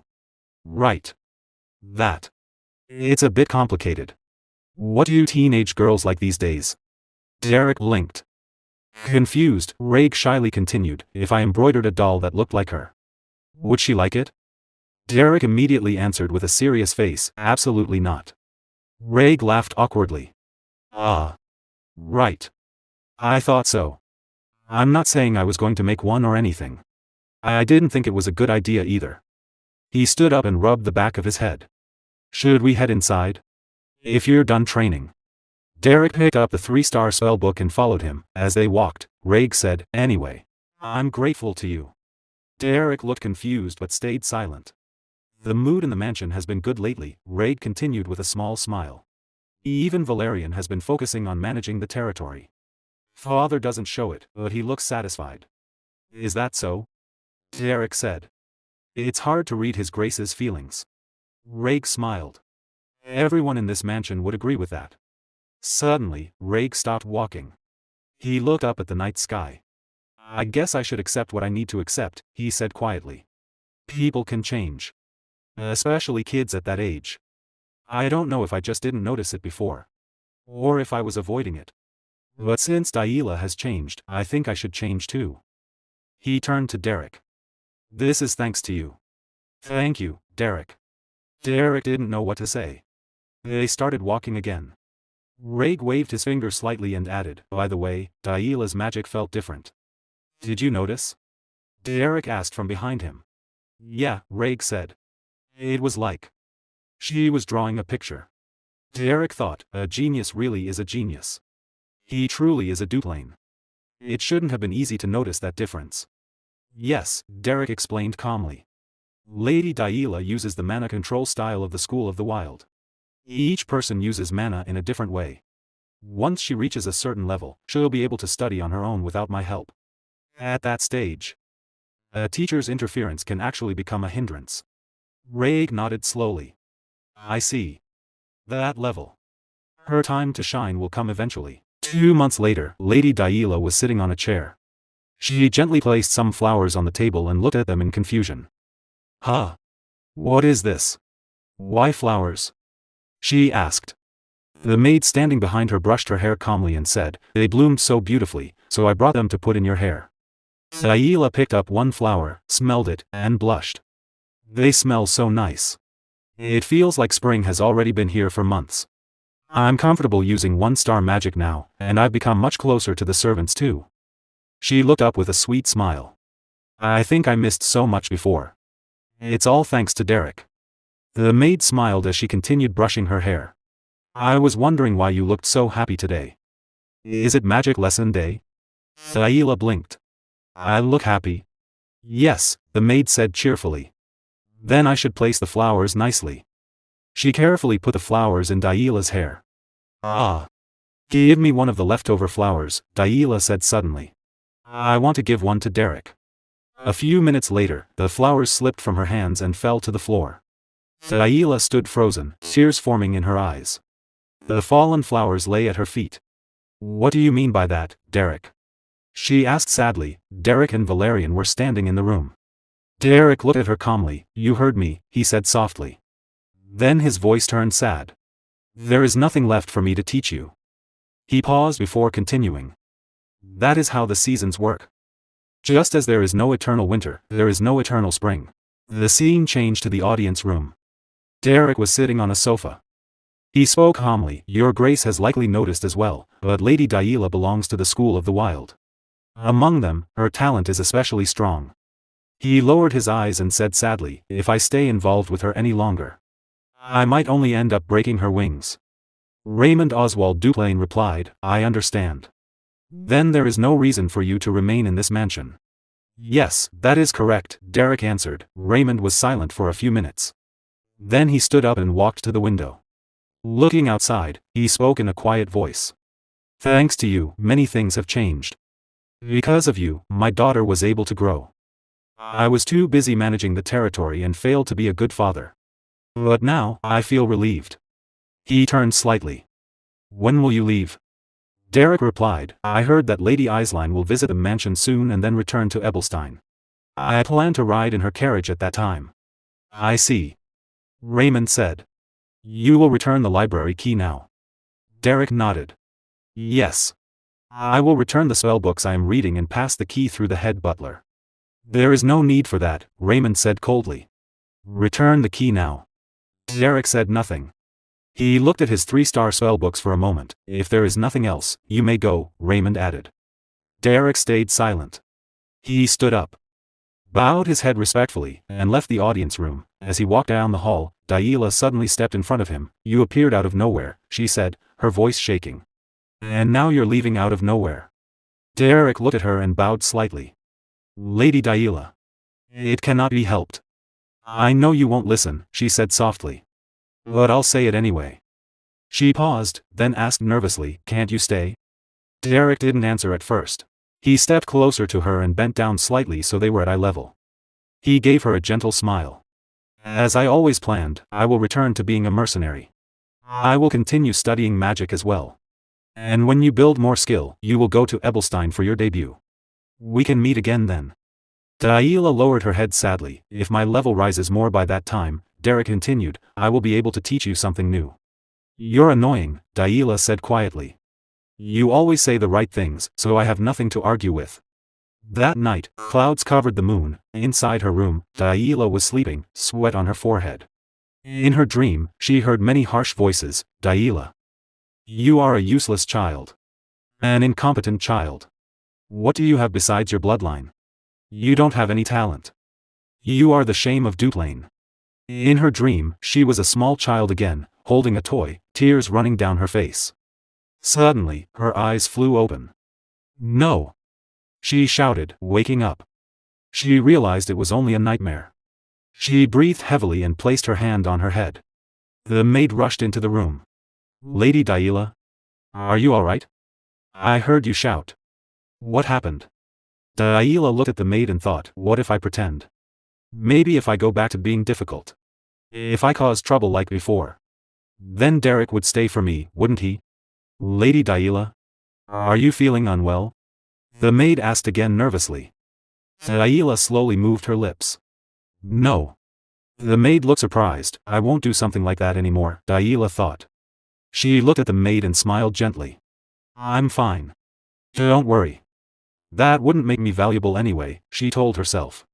The next morning, sunlight filled the mansion. Lady Eislein was sitting inside her carriage. She looked at Derrick and said, if I drop you off at the commercial district, that should be fine, right? Derrick held her bag and nodded. Yes, I would appreciate that. Eislein smiled. Go and say your goodbyes. We will depart soon. Derrick turned his eyes toward them. The Duplain family stood in front of him. Raig and Valerian looked at him with warm smiles, while Daila turned her face away. Valerian spoke first. So, you're really leaving? Derrick nodded. I have to return to where I came from. Raig said gently, life in the mansion couldn't have been easy. You worked hard all this time. Valerian added, if anything happens, contact me. I'll help as much as I can. Derrick bowed his head. Thank you. Then he lifted his eyes and looked at Daila. She also looked at him, but neither of them spoke. Derrick kept watching her quietly. Finally, Daila said, what? Why are you looking at me like that? Did you think I would beg you not to go? Don't get the wrong idea. I'm not a child anymore. Derrick smiled softly. It was an honor to teach you. I can't proudly call myself your teacher, but I hope you'll remember the magic you learned from me. Daila crossed her arms but smiled. Sorry, but I'm going to proudly say you're my teacher. You won't be able to live quietly anymore, you know? You're the teacher of the great Daila Catherine Duplain, after all. Derrick felt happy but stayed silent. Daila then turned her face away and said quietly, take care of yourself. Don't do anything reckless and get hurt. I'll be fine, Derrick replied. Please don't push yourself too hard either. I'm already an adult. I can take care of myself now, Daila said. Her words reminded Derrick of his own past. Long ago, he had said the same thing to his teacher, I'm already an adult. I can take care of myself. Back then, his teacher had hugged him and said, Derrick, take my words to heart. Back in the present, Derrick stayed silent for a moment. Then he looked at Daila and said gently, Lady Daila. He placed his hand on her head, you don't need to grow up so quickly. Daila's eyes widened. Suddenly, tears filled them. Derrick turned and walked toward the carriage. Daila wiped her tears and called out, Derrick. He looked back, with tears still in her eyes but a bright smile on her face. She waved and shouted, see you again. Derrick bowed respectfully. Let's meet again in Ebelstein, Lady Daila. More tears fell from her eyes. Okay. Then the carriage left the mansion. Seeing changes, Ebelstein commercial district and the busy streets of Ebelstein, a door slowly opened inside the guild building. A girl was beating a boy, punching him in the face while others cheered. That's right. Hit him harder. Someone shouted. At that moment, Derrick appeared behind them. The girl kept hitting the boy, blood on his mouth. Then she noticed Derrick. Her face lit up with joy. Derrick.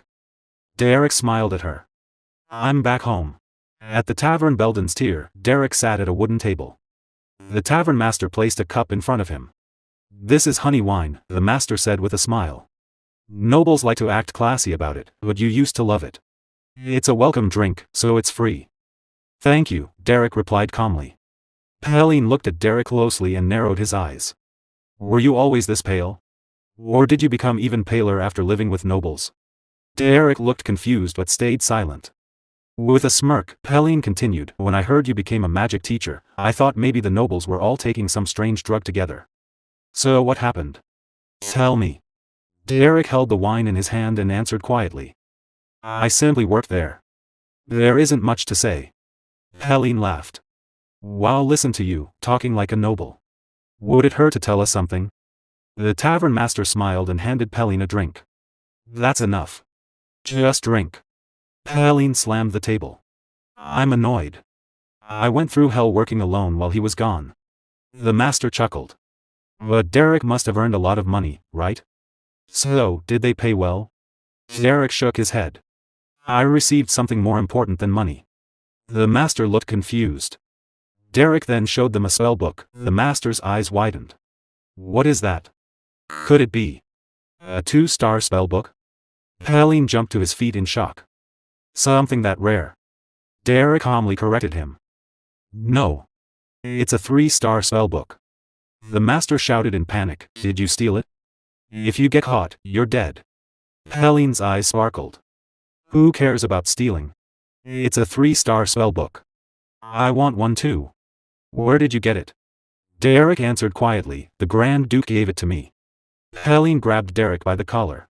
What? Don't lie, you little punk. Are they looking for an archery instructor there too? Tell me. Derrick just sighed and looked away. Hours later, Helene was asleep in his chair while the tavern master cleaned the floor. Derrick sat quietly, reading the 3-star spellbook. After a while, Derrick asked, have any requests come in lately? The master looked surprised. You just came back. You're taking a job already? Yes, Derrick replied. Something light. Maybe a simple subjugation. I feel like I've lost my edge a little. The master laughed softly. Like you would ever lose your edge. There's always a shortage of mages. If you want work, there's plenty. Then I'll start tomorrow, Derrick said. As soon as possible. The next morning, Derrick and Helene rode in a carriage. Derrick read his 3-star spellbook while Helene ate bread. Their first job was to subdue a huge goblin. The monster chased Helene, who ran in fear, sweating and shouting. Derrick stepped forward calmly, drawing his sword. With Helene's arrows and Derrick's blade, they defeated the goblin.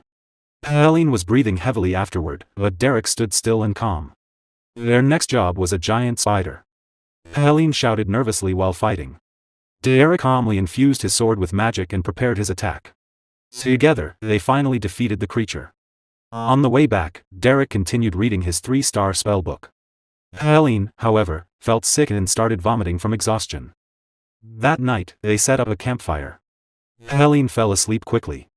But Derrick was not there. Far from the camp, Derrick stood alone in the dark forest. Blue magical energy flowed around him as he tried to cast a 3-star spell. Sweat ran down his face as he gathered all his strength into his hand. A small amount of magic appeared, but suddenly it exploded. A bright blue light flashed through the forest and threw Derrick backward. He landed hard on the ground. His hand was bleeding. Breathing heavily, he looked at his injured hand. I've mostly mastered 2-star spells, he thought. But the wall to 3-star is much higher than I expected. The next day, the two of them returned to the guild. Days passed quickly. Summer came to Belden's Tier, and the tavern was warm and lively. After some time, autumn arrived. The air grew cooler. Then winter began. Snow fell heavily outside. One night, the tavern door slowly opened. Helene and Derrick stepped inside. Helene was shivering, it's freezing. Helene complained. How much colder is it going to get? Both of them were covered in blood from battle. Helene also had a bad cold and kept sniffling. Derrick was quiet as always, though his clothes were stained with blood too. The guild master looked at them and laughed. It's good to be young. You went all the way to the Kent Mountains and came back in this weather? Helene covered his nose and replied. I kept telling him we should go when it's warmer. Derrick placed a large bag on the table. The guild master picked it up and raised an eyebrow. You two are the only crazy ones who would bring back a harpy's head in this snow. He then handed them 2 thick, warm pieces of cloth. Derrick took one and pressed it gently against his wound. Thank you. Helene wrapped his around his face. Ah. I feel alive again. The guild master sat down and checked the bag. Since you worked so hard, you'll probably rest tomorrow. He paused and smiled. Actually, a request just came in. It fits you perfectly, Derrick. Derrick looked at him calmly. What kind of request? It's expensive and easy. The guild master replied. Though it might be a little annoying. The request came from the Rohel Mercenary Corps on West Street. You've heard of Count Belmiard, right? Derrick nodded slightly. They're looking for a commoner to help with magic sparring. To be honest, they need a punching dummy. You just go, take a few hits, and get paid. Derrick quietly accepted the job. Later, Derrick arrived at the nobles' district, inside a magic sparring arena. At the same time, a young noblewoman named Elant was walking in with her teacher. So who am I sparring with today? Elant asked. Her teacher answered calmly, to improve your offensive magic, we arranged a commoner for you. Elant stopped walking. What? You want me to beat up a commoner? Her teacher smiled. This is part of your training. We promised him good compensation. You may practice as much as you want. Elant sighed. So this practice is just beating up a commoner. Typical nobles. Her teacher added, still, he can handle 1-star magic. Elant replied confidently, Teacher, I'll be 2-star soon. There's a huge difference between 1-star and 2-star. It's like heaven and earth. Meanwhile, Derrick was sitting quietly on a bench, putting on his shoes. He heard footsteps echoing in the arena and looked up. Elant stood in front of him. Are you my sparring opponent today? She asked. Derrick stood and bowed politely. My name is Derrick. I'm Elant, she replied. She paused and thought, Derrick. I've heard that name somewhere before. Her teacher clapped his hands lightly. All right, let's begin. To the arena. As they walked, Elant wondered, is he really a mage? He looks so young. Both of them stepped into the arena. Elant stretched her arms and said calmly, you know the basic etiquette of magic sparring, right? Yes, Derrick replied. I know the basics. Good, she said. Resist as much as you can. I'll end this quickly. She thought to herself, if I blast him out of bounds with one shockwave, this will be over fast. Derrick looked at her calmly. Resist as much as I can. How much resistance do you need from me? Elant blinked in confusion. What kind of strange question is that? Derrick answered politely, I need to know how much I should resist in order to be helpful to you. Her teacher nodded slightly. Elant let out a small laugh. You talk in a funny way. Like I said, resist with everything you have. Derrick thought for a moment. Very well, he said quietly. As you wish. Blue magic slowly began to gather around his palm. Both of them were ready to fight. Magic gathered in their hands as they prepared their spells. Lady Elant quietly began chanting another spell. Magic energy gathered in her hand as she thought, that commoner brat deserves some praise for mastering a 1-star rank at such a young age. But he is far too arrogant. I will make him understand the wall between nobles and commoners. She chanted more words and then released a powerful attack from her hand toward Derrick. Derrick noticed the attack coming. He focused calmly and stepped slightly back, easily dodging it. The spell passed by him and struck the trees behind him. The impact exploded, cutting the trees into 2 pieces. Elant narrowed her eyes in disbelief. How did he dodge it so easily? Derrick looked at her confidently and asked, what's the next attack? Hearing that made Lady Elant furious. This little brat. I guess he does have a reason to be confident. But that doesn't mean the wall between us disappears, she began chanting again. Many magic circles appeared on the ground around her. From those circles, countless ice arrows formed and gathered in the air as she controlled them. This will end it. She thought. With a wave of her hand, she fired all the ice arrows toward Derrick. Derrick stood calmly. He raised his hand and cast a simple spell. Elant's eyes widened in shock. She couldn't understand what she was seeing. Derrick's simple spell destroyed every ice arrow flying toward him. The broken pieces of magic scattered and fell near Elant. She stood there, frozen in surprise. And no, it was only a simple spell. But he can control it to this level. Even her teacher watching nearby was surprised. Oh. For a commoner, his level of magic is excellent. It seems the claim that he was a veteran mercenary was not just empty talk. Lady Elant began chanting another spell. Golden energy started flowing around her like fire. She thought, I admit that I underestimated him. This time, I will attack him seriously. With her spell, many golden arrows appeared around her, shining with a strong golden aura. On the other side, Derrick calmly watched and thought, she changed her strategy. She isn't trying to hit me directly. She plans to blow away the entire sparring arena. For a noble, her adaptability is impressive. Lady Allant raised her hand and gathered many golden arrows around her. She controlled them with her magic and then released them all at once toward Derrick. The golden arrows rained down on him. Derrick stayed in his place and thought, I can't dodge this. He quickly chanted a spell and created a magic barrier around himself. He held the barrier with both hands and stood firm. All the arrows struck the barrier. Loud explosions echoed across the arena as the arrows kept hitting it. Lady Allant stood on the other side, watching. The entire area became covered with dust from the explosions. When the dust began to clear, Derrick was still standing there, holding his barrier. He was completely unharmed. Suddenly, Derrick noticed something rushing toward him. It was Lady Allant. She had jumped forward, holding a large ice spear in her hand.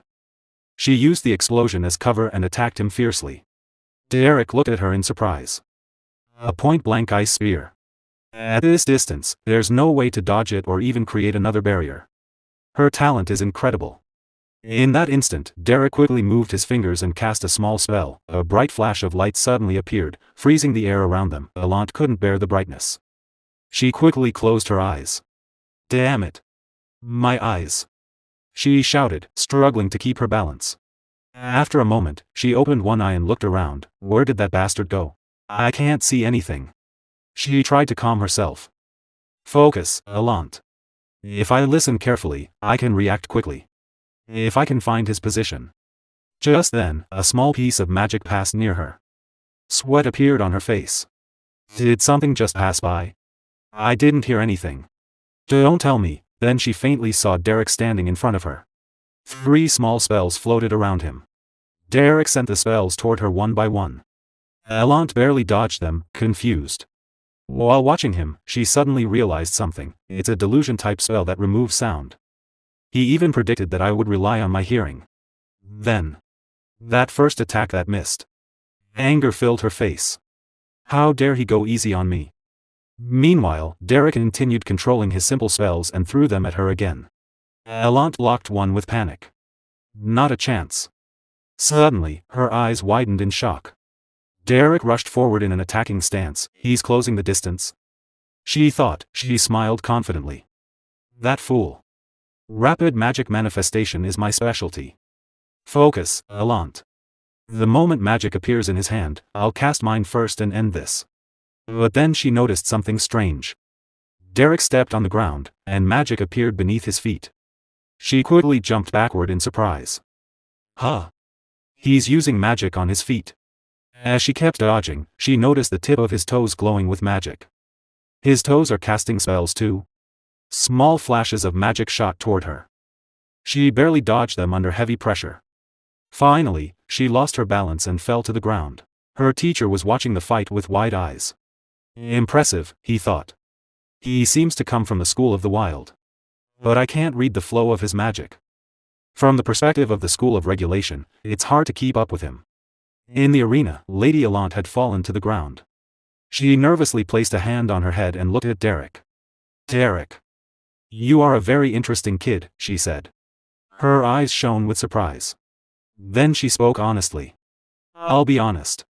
At first, I looked down on you. I thought you were just a loud liar. She slowly stepped closer to him. Derrick stayed where he was, watching her carefully. Then Allant bowed her head slightly and said calmly. But you showed me something interesting. So. Thank you. She smiled. Suddenly, she used the same type of spell Derrick had used earlier. A small light appeared at the tip of her toe and shot toward him. Derrick stayed focused. His eyes were calm and determined. He quickly raised his hand and blocked the attack. Then he used his magic to catch the spell and swung his hand, sending it back toward Allant. Allant screamed in surprise and quickly tried to dodge it. At the same moment, Derrick jumped forward to attack her. His eyes shone with focus. Allant panicked. Her mouth opened in shock as she saw his sudden attack coming toward her. Suddenly, the sound of a bell echoed through the air. It was Lady Allant's teacher ringing it. Hearing the bell, Derrick's feet touched the ground, and Lady Allant noticed. Derrick respectfully bowed and said, "Thank you for the match." The match ended. Sweat covered Lady Allant's face as she nervously bit her lip in embarrassment. The scene then shifted to the resting area. Lady Allant sat on a chair while her maid handed her a cup of tea. Derrick stood silently in front of her. Holding the cup, Lady Allant calmly said, "You're a splendid mage." Derrick replied, "No, Lady Allant. You're the one with reflexes I've never seen before." Hearing that, Lady Allant blushed and smiled. "Flattering me like that? You must be quite used to this world. I heard you're a commoner, though. Judging by your skill, you must have honed it through relentless effort." Derrick calmly answered, "I had to survive as a mercenary." Lady Allant let out a soft laugh, still blushing. "Save the humility. I like hard-working people. But that old magic teacher behind me. He probably won't like you very much, so try not to get on his bad side." Derrick lowered his eyes but said nothing. Lady Allant took a sip of tea and continued, "Well. Thanks to you, I learned a lot. There's another sparring match at the Rosia Salon next time. I might even get a good result. With your skill, I don't think you have much to worry about." Derrick replied calmly. After placing the cup on the table, Lady Allant said, "Maybe. But I'm not interested in small fry. The person I truly want to defeat is Aisline Eleanor Duplain." Her eyes hardened with determination as she spoke the name. Derrick blinked upon hearing it but remained silent. Lady Allant waved her hand. "I've prattled on for too long. You may go." Derrick bowed, turned around, and began to leave. As she picked up her cup again, Lady Allant thought, "Derrick of the Beldun Mercenary Corps. I feel like I've heard that name before." Suddenly, she remembered, Lady Aisline had once mentioned him. Her eyes widened in realization. Meanwhile, Derrick walked toward the exit. All of a sudden, Lady Allant grabbed his hand. Derrick turned around, confused, his eyes filled with questions as she held on to him. With a chilling smile, Lady Allant asked, "It's you, isn't it? The mercenary who taught Daila?" The scene shifted to Lady Allant's residence. The sun was setting, and the sky had grown cold. Inside, a fire burned warmly, filling the house with comfort. Lady Allant and Derrick sat facing each other. "I'll get straight to the point," she said. "If I can beat Aisline, I'll do anything." Derrick calmly asked, "You want to defeat Lady Aisline?" "Yes," she replied. "Aisline isn't a 2-star mage yet. It would be best if I reached 2-star first, but if I can't, then at least I want to defeat her in the upcoming magic spar." Holding his cup of tea, Derrick said, "You've got quite a competitive spirit." "Competitive spirit?" she repeated with a faint smile. "That's a nice way to put it. For now, you can call it that. But before, I wanted to beat Aisline so badly that I wouldn't have hesitated to do something disgraceful." Derrick looked at her seriously but remained silent. Continuing while holding her cup, Lady Allant spoke in a quieter tone, "Jealousy is dirty and pathetic. I was jealous of Aisline. And it didn't end well. No matter how much I gossiped behind her back or tried to dig up her flaws, she only tried to understand and accept me instead." Derrick paused for a moment, then asked, "Why are you telling me this?" Lady Allant placed her cup of tea on the table and said, "I wanted you to understand my sincerity, even if it meant exposing my shameful side. And there are a few things I want to ask." Derrick, slightly curious, replied, "Please, go ahead." Lady Allant continued, "If you stayed with the Duplain family, then you should know well enough how skilled Aisline is." Her expression grew more serious as she added, "And what my own abilities are like. That's why I'm asking you, what must I do to defeat Aisline?" After hearing this, Derrick paused for a moment. He took a sip of his tea, then calmly said, "It's true that Lady Aisline's skill is at an astonishing level. But you also possess tremendous ability." He looked at her and continued, "If you work hard to refine your skills." As he observed her determined gaze, a thought crossed his mind. Sometimes, you can read a person's heart through their eyes. This young lady in front of me isn't asking for praise. She's desperate enough to seek an answer even from a lowly mercenary. Silence filled the room for a moment, then Derrick spoke firmly, "You can't beat her." Lady Allant remained silent, simply staring at him. Derrick watched her, curious about her reaction. Her lips trembled slightly before she said with determination, "Even so. Even so, I want to win. Even if it's impossible, I will win." Derrick was briefly surprised but said nothing. Lady Allant suddenly stood up and slammed her hand on the table. "You turned that good-for-nothing Daila into a mage. So you can help me defeat Aisline as well, can't you?" Derrick listened, paused for a moment, and then replied, "It's not that there's absolutely no method worth trying. But before that, there are a few things that concern me." Lady Allant sat down again and, with a faint, chilling smile, said, "Now we're getting somewhere." What are they? Lowering his eyes, Derrick asked, first, do you know exactly how I taught Lady Daila? For a moment, he recalled everything that had happened at the Duplain residence, how harsh his methods had been, even to the point of striking Daila or pushing her to the brink to force her growth. Lady Allant calmly replied, I don't know the details. But don't worry. I'll do anything to win. Derrick continued, second, as you know, I'm a mercenary. That means, before he could finish, Lady Allant turned her face proudly and interrupted, is that what you're worried about? That people will talk. That they'll sneer at a noble lady learning magic from a mercenary? She looked straight at him and said firmly. Listen, Derrick. I'm serious. I'm going to become someone whose name will resound across the entire empire. If I can't even take first place in Ebelstein's social circle, that would be absurd. Derrick listened quietly as she continued, placing a hand on her chest. So don't you dare question my sincerity over something so petty. I know very well what matters more than pride. After hearing her out, Derrick remained silent for a moment before calmly saying, no. What I meant is, you'll need to pay me. I am a mercenary, after all. Lady Allant froze for a second.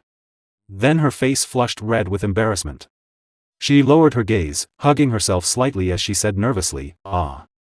Money. That's what you meant. Of course. I can pay as much as you want. Derrick thought to himself, why does this room suddenly feel so hot?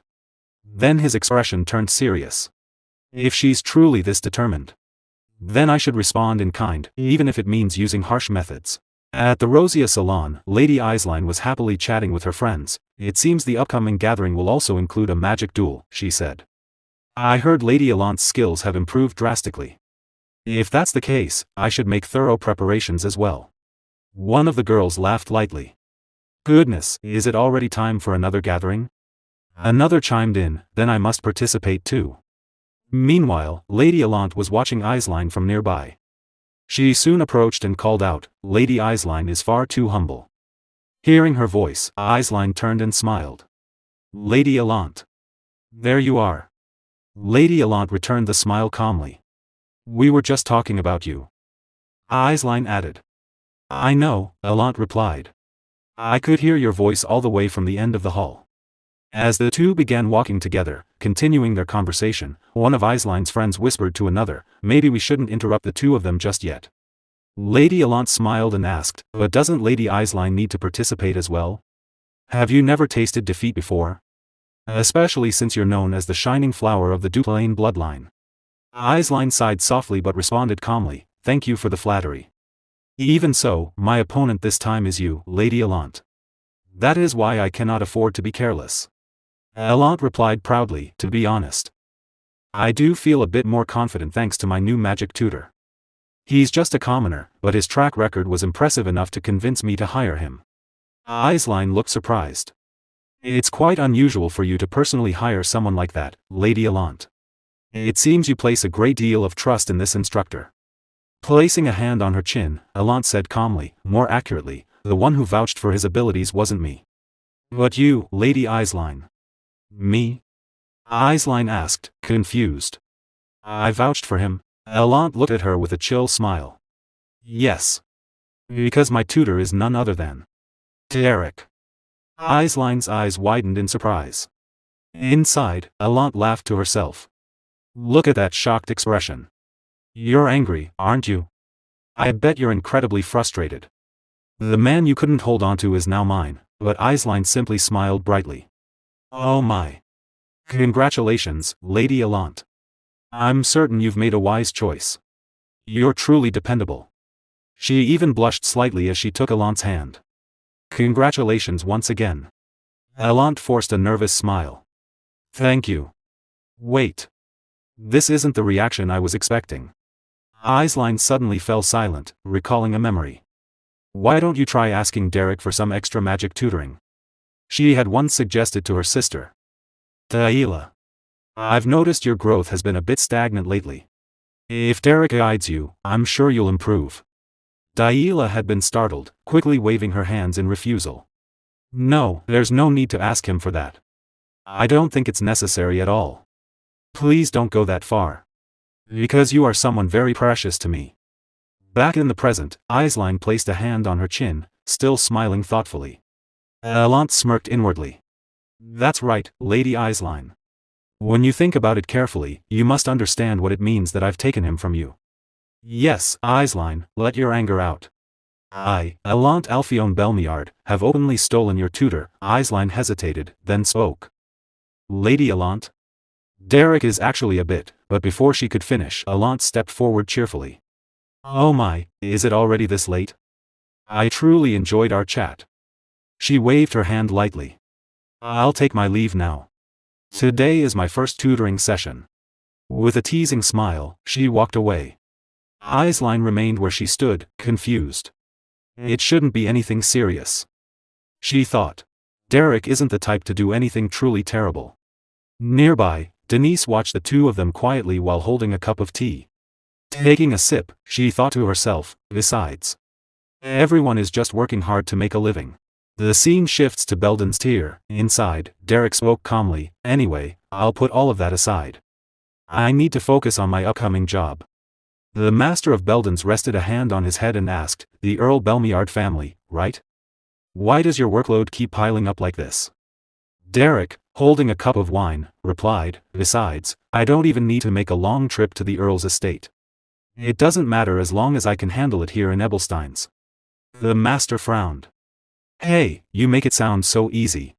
But can our young lady really beat Lady Eislein in that match? Derrick answered calmly, it's not entirely hopeless. I still have a way.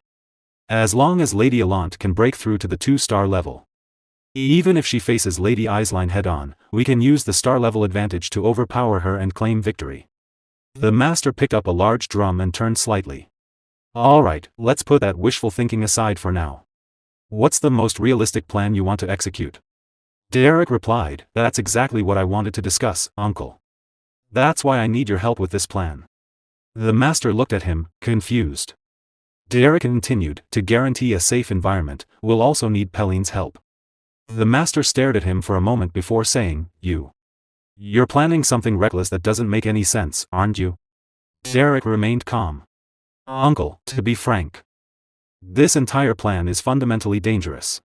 At that moment, Pelline spoke up loudly, it's extremely dangerous, you know. Those bastards are absolute scammers.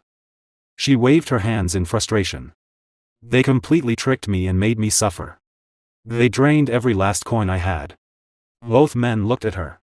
Derrick sighed, then handed her some money. Here. Just use this. The scene shifts to Lady Alant's residence. On the training grounds, Lady Alant stood calmly, listening. Derrick said, first, we will start our lessons in the form of live combat training. This drill will be repeated 10 times. Only after that will I analyze the finer details of your magic. Alant looked nervous. You're really going to throw me into 10 consecutive rounds of combat? I need to observe your actual combat abilities first, Derrick replied. She smiled slightly. Very fitting for your mercenary background. Brutal, isn't it? But that's fine. I didn't hire you to sit around and lecture me from a dusty old textbook. Derrick formed a spell in his hand. All right. If you're ready, we'll begin. After some time, they completed 10 rounds of combat. The training ground was heavily damaged. Lady Alant bent over, hands on her knees, breathing heavily from exhaustion. Derrick said calmly, thank you for your hard work, my lady. Please rest for 10 minutes. After that, we will discuss the fundamentals of magic theory. Alant, exhausted, asked, only 10 minutes. I don't have a single drop of mana left. If you push yourself, I'm sure there's still some mana left to draw from, Derrick replied. She looked uneasy but said nothing. After 10 minutes, the training resumed. This time, Lady Alant used ice magic to create spheres. The shape is incorrect, Derrick said. Sharpen your focus and create 10 more ice spheres. I'm trying. She replied, struggling, if you can't even do this, what else are you capable of? You are still 5 short. Next, fire 100 more magic arrows. Alant hesitated. I really don't have any mana left. Instead of wasting time making excuses, create 1 more arrow, Derrick said firmly. Time passed quickly, and soon it was dark outside. After exhausting all her mana, Lady Alant collapsed onto the ground, completely drained. Derrick looked at her. You've worked hard this session. You may go and have your dinner now. Then he added, "My lady, are you all right? If you truly feel incapable of continuing, giving up is always an option." Allant sat up and laughed. "You're telling me to give up after just a little training like this?" She looked at him with determination. "You gave me some alarming warnings before we began. I thought the training would be grueling, but this is just regular hard work."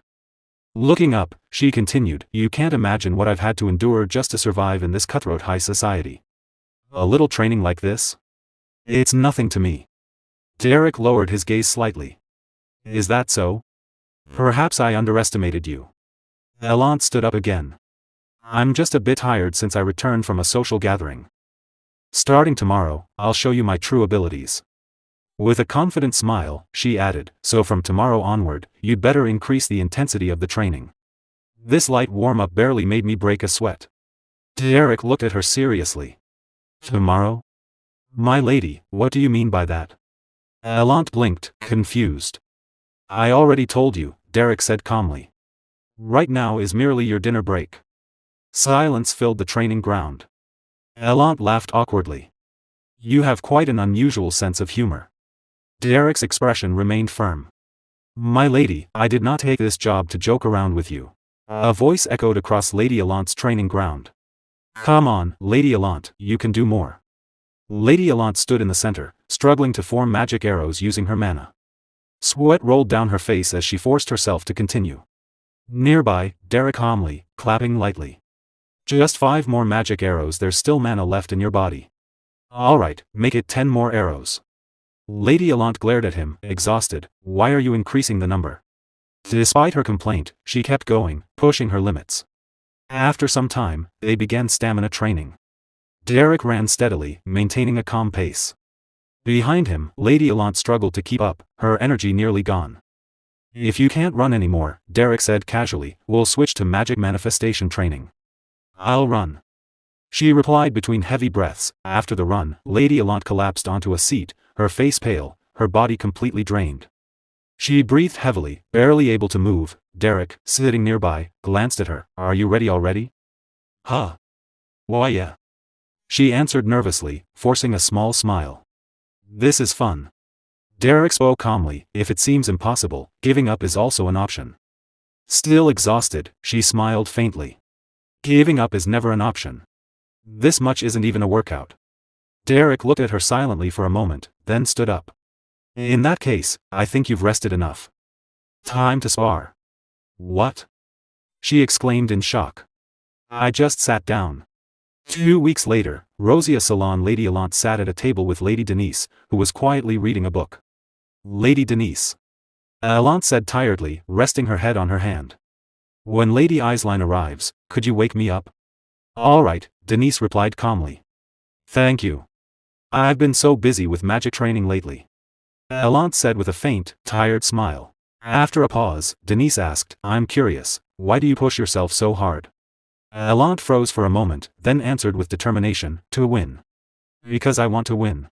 Denise looked surprised but said nothing. Then she smiled gently, "Hang in there. I'll cheer for you." A moment later, Denise noticed something. "Lady Aisline has arrived," she said, returning to her book. Allant panicked and quickly tried to hide her face with her hands, nervous that Aisline might see her in such a tired state. Meanwhile, Lady Aisline passed by with 2 other ladies. "There's a new clothing store that just opened," one of them said. "Want to check it out?" "Oh, I'd love to," Aisline replied. As they walked away, Allant whispered anxiously, "She left. Right?" "Yes," Denise answered calmly. "She didn't see me, did she?" "I was practically sprawled on the table." "Probably not." Allant sighed in relief, but as Aisline walked away, she turned back briefly, her expression filled with concern. "She looks very tired. I wonder if she's really okay." Later, Lady Allant's residence a maid gently brushed Allant's hair.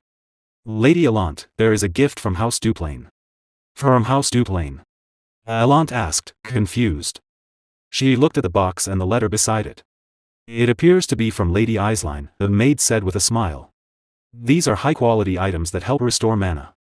They'll be very helpful." Allant stared at them silently for a moment. "Throw them away." The maid froze. "Pardon?" Lady Allant stood by the window, her gaze distant. "Throw them all away," she said coldly. Don't let me see them again.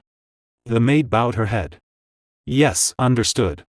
Lady Allant returned to her chair and sighed. Let's finish preparing. Is Derrick here?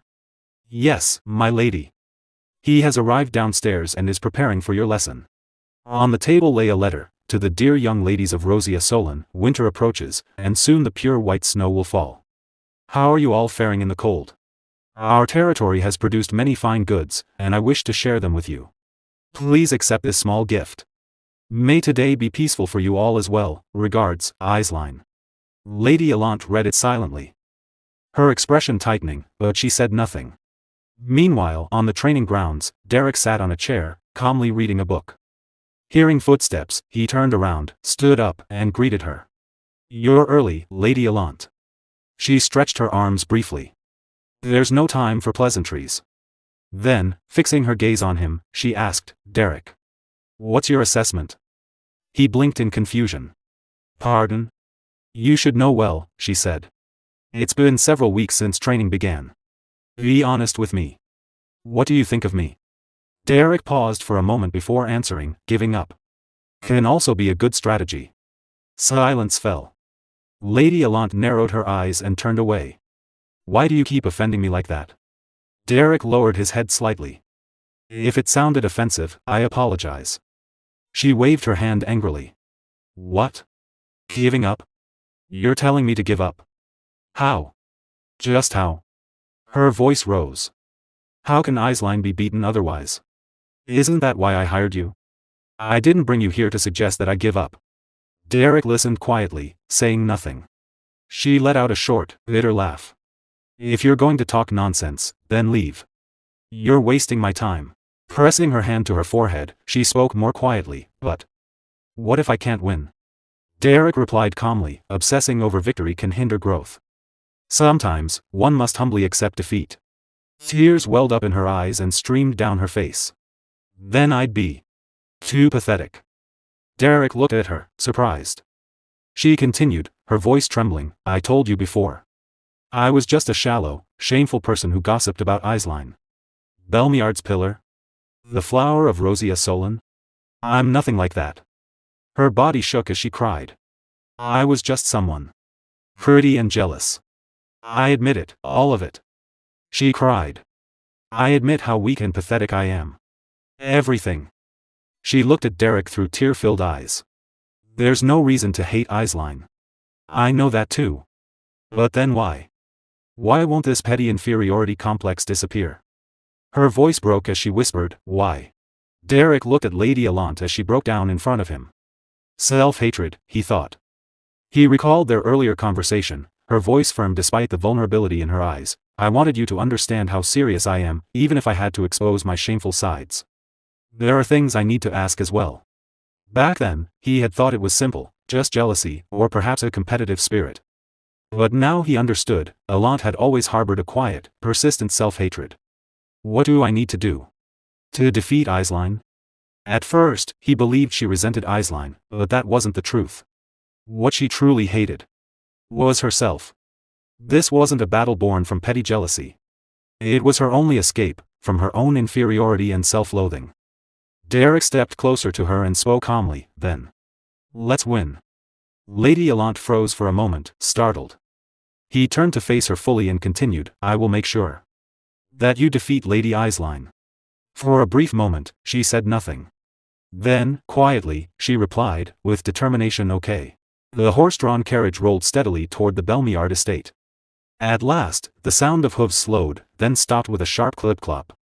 We have arrived, the rider announced. Lady Allant's teacher stepped out of the carriage, lifting his gaze as he took in the grand residence before him, the territory of Count Belmiard. Standing at the entrance, Tristan Anel Belmiard raised his hand in welcome. Welcome. I trust your journey to Ebelstein went smoothly? Allant's teacher bowed respectfully. Greetings, my lord. I hope you have been well. The lord of the Belmiard territory smiled warmly. The trip must have been exhausting. Please, have a seat and rest. They both sat on the couch. Tristan leaned back slightly, still smiling. It's been a while since I last saw my dear Allant. How is she doing? She is doing well, her teacher replied. My lady has been putting a great deal of effort into her magic training lately. Tristan placed a hand on his chin and let out a light laugh. I've never seen a girl with such incredible talent as our Allant. With her abilities, I'm certain it won't be long before she surpasses even me. Her teacher bowed his head again, letting out a small, nervous chuckle. I certainly hope so, my lord. I can't let him find out that my lady is learning under a commoner. He thought. If he discovers the truth, both Lady Allant and I will be in serious trouble. Tristan spoke again, casually. I actually have some business in Ebelstein as well. The teacher reacted quickly, a hint of tension in his voice. Oh. Is that so? Tristan smiled, idly twirling his mustache with his fingers. I'm curious to see how she'll react if I show up unexpectedly, with a gift. Allant's teacher forced a polite smile. I'm sure my lady will be thrilled, my lord. Let's just hope I survive this, he thought nervously.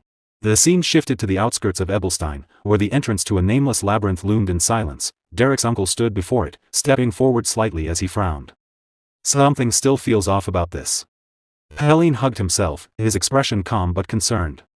Is it really a good idea to send someone as fragile as her into a dungeon? Derrick's uncle kept his gaze fixed on the entrance. I'm sure Derrick has thought this through. Lady Allant pointed at herself, her voice trembling. Wait. So I have to go into that dungeon? Derrick replied calmly, it's the lowest ranked dungeon in this area. You can definitely handle it. But what exactly am I supposed to do in there? She asked nervously. Do I just charge in and attack the monsters? You need to sharpen your instincts through real combat, Derrick explained. As a precaution, my colleagues and I will be watching your back. Allant's anxiety only deepened. Seriously? You're kidding, right? Derrick raised his hand, beginning to cast a spell. The duel is only a few days away. He stepped forward, forming a glowing ball of magic that illuminated the area. We're short on time. This is the most efficient way to prepare. Pelin glanced at her with cold, unreadable eyes. Allant lifted her hand as if to protest, but no words came out. Without another word, they all entered the dungeon. Derrick held the glowing magic sphere in his hand, while his uncle carried a burning torch to light their path deeper inside. Lady Allant, still trembling, spoke hesitantly. What even is in there? Before she could continue, Derrick cut her off, his voice firm. Prepare yourself. Even in the lowest ranked dungeon, you must remain on guard. Hearing those words, Lady Allant grew even more nervous and afraid, her eyes instinctively turning toward Derrick for reassurance. Meanwhile, Pelin suddenly focused, his expression sharpening as he noticed something. He quickly raised his bow and alerted Derrick. A horde of goblins is heading this way. Allant's eyes widened in shock. Goblins. Derrick nodded calmly. Yeah, I already heard them. At the same moment, Derrick's uncle glanced behind them and reached for his sword. Derrick, there's a big one behind us. Looks like an ogre. Allant froze, her voice trembling even more. An ogre? Derrick stepped forward and spoke to his uncle. Can you handle the ogre? His uncle laughed as he gripped his sword. That depends on how much extra you're willing to pay. Allant stood in the middle, completely overwhelmed, her gaze darting from one side to the other in panic. Derrick smiled slightly. We can discuss the fee later. He began preparing a spell as the sound of shrieking grew louder.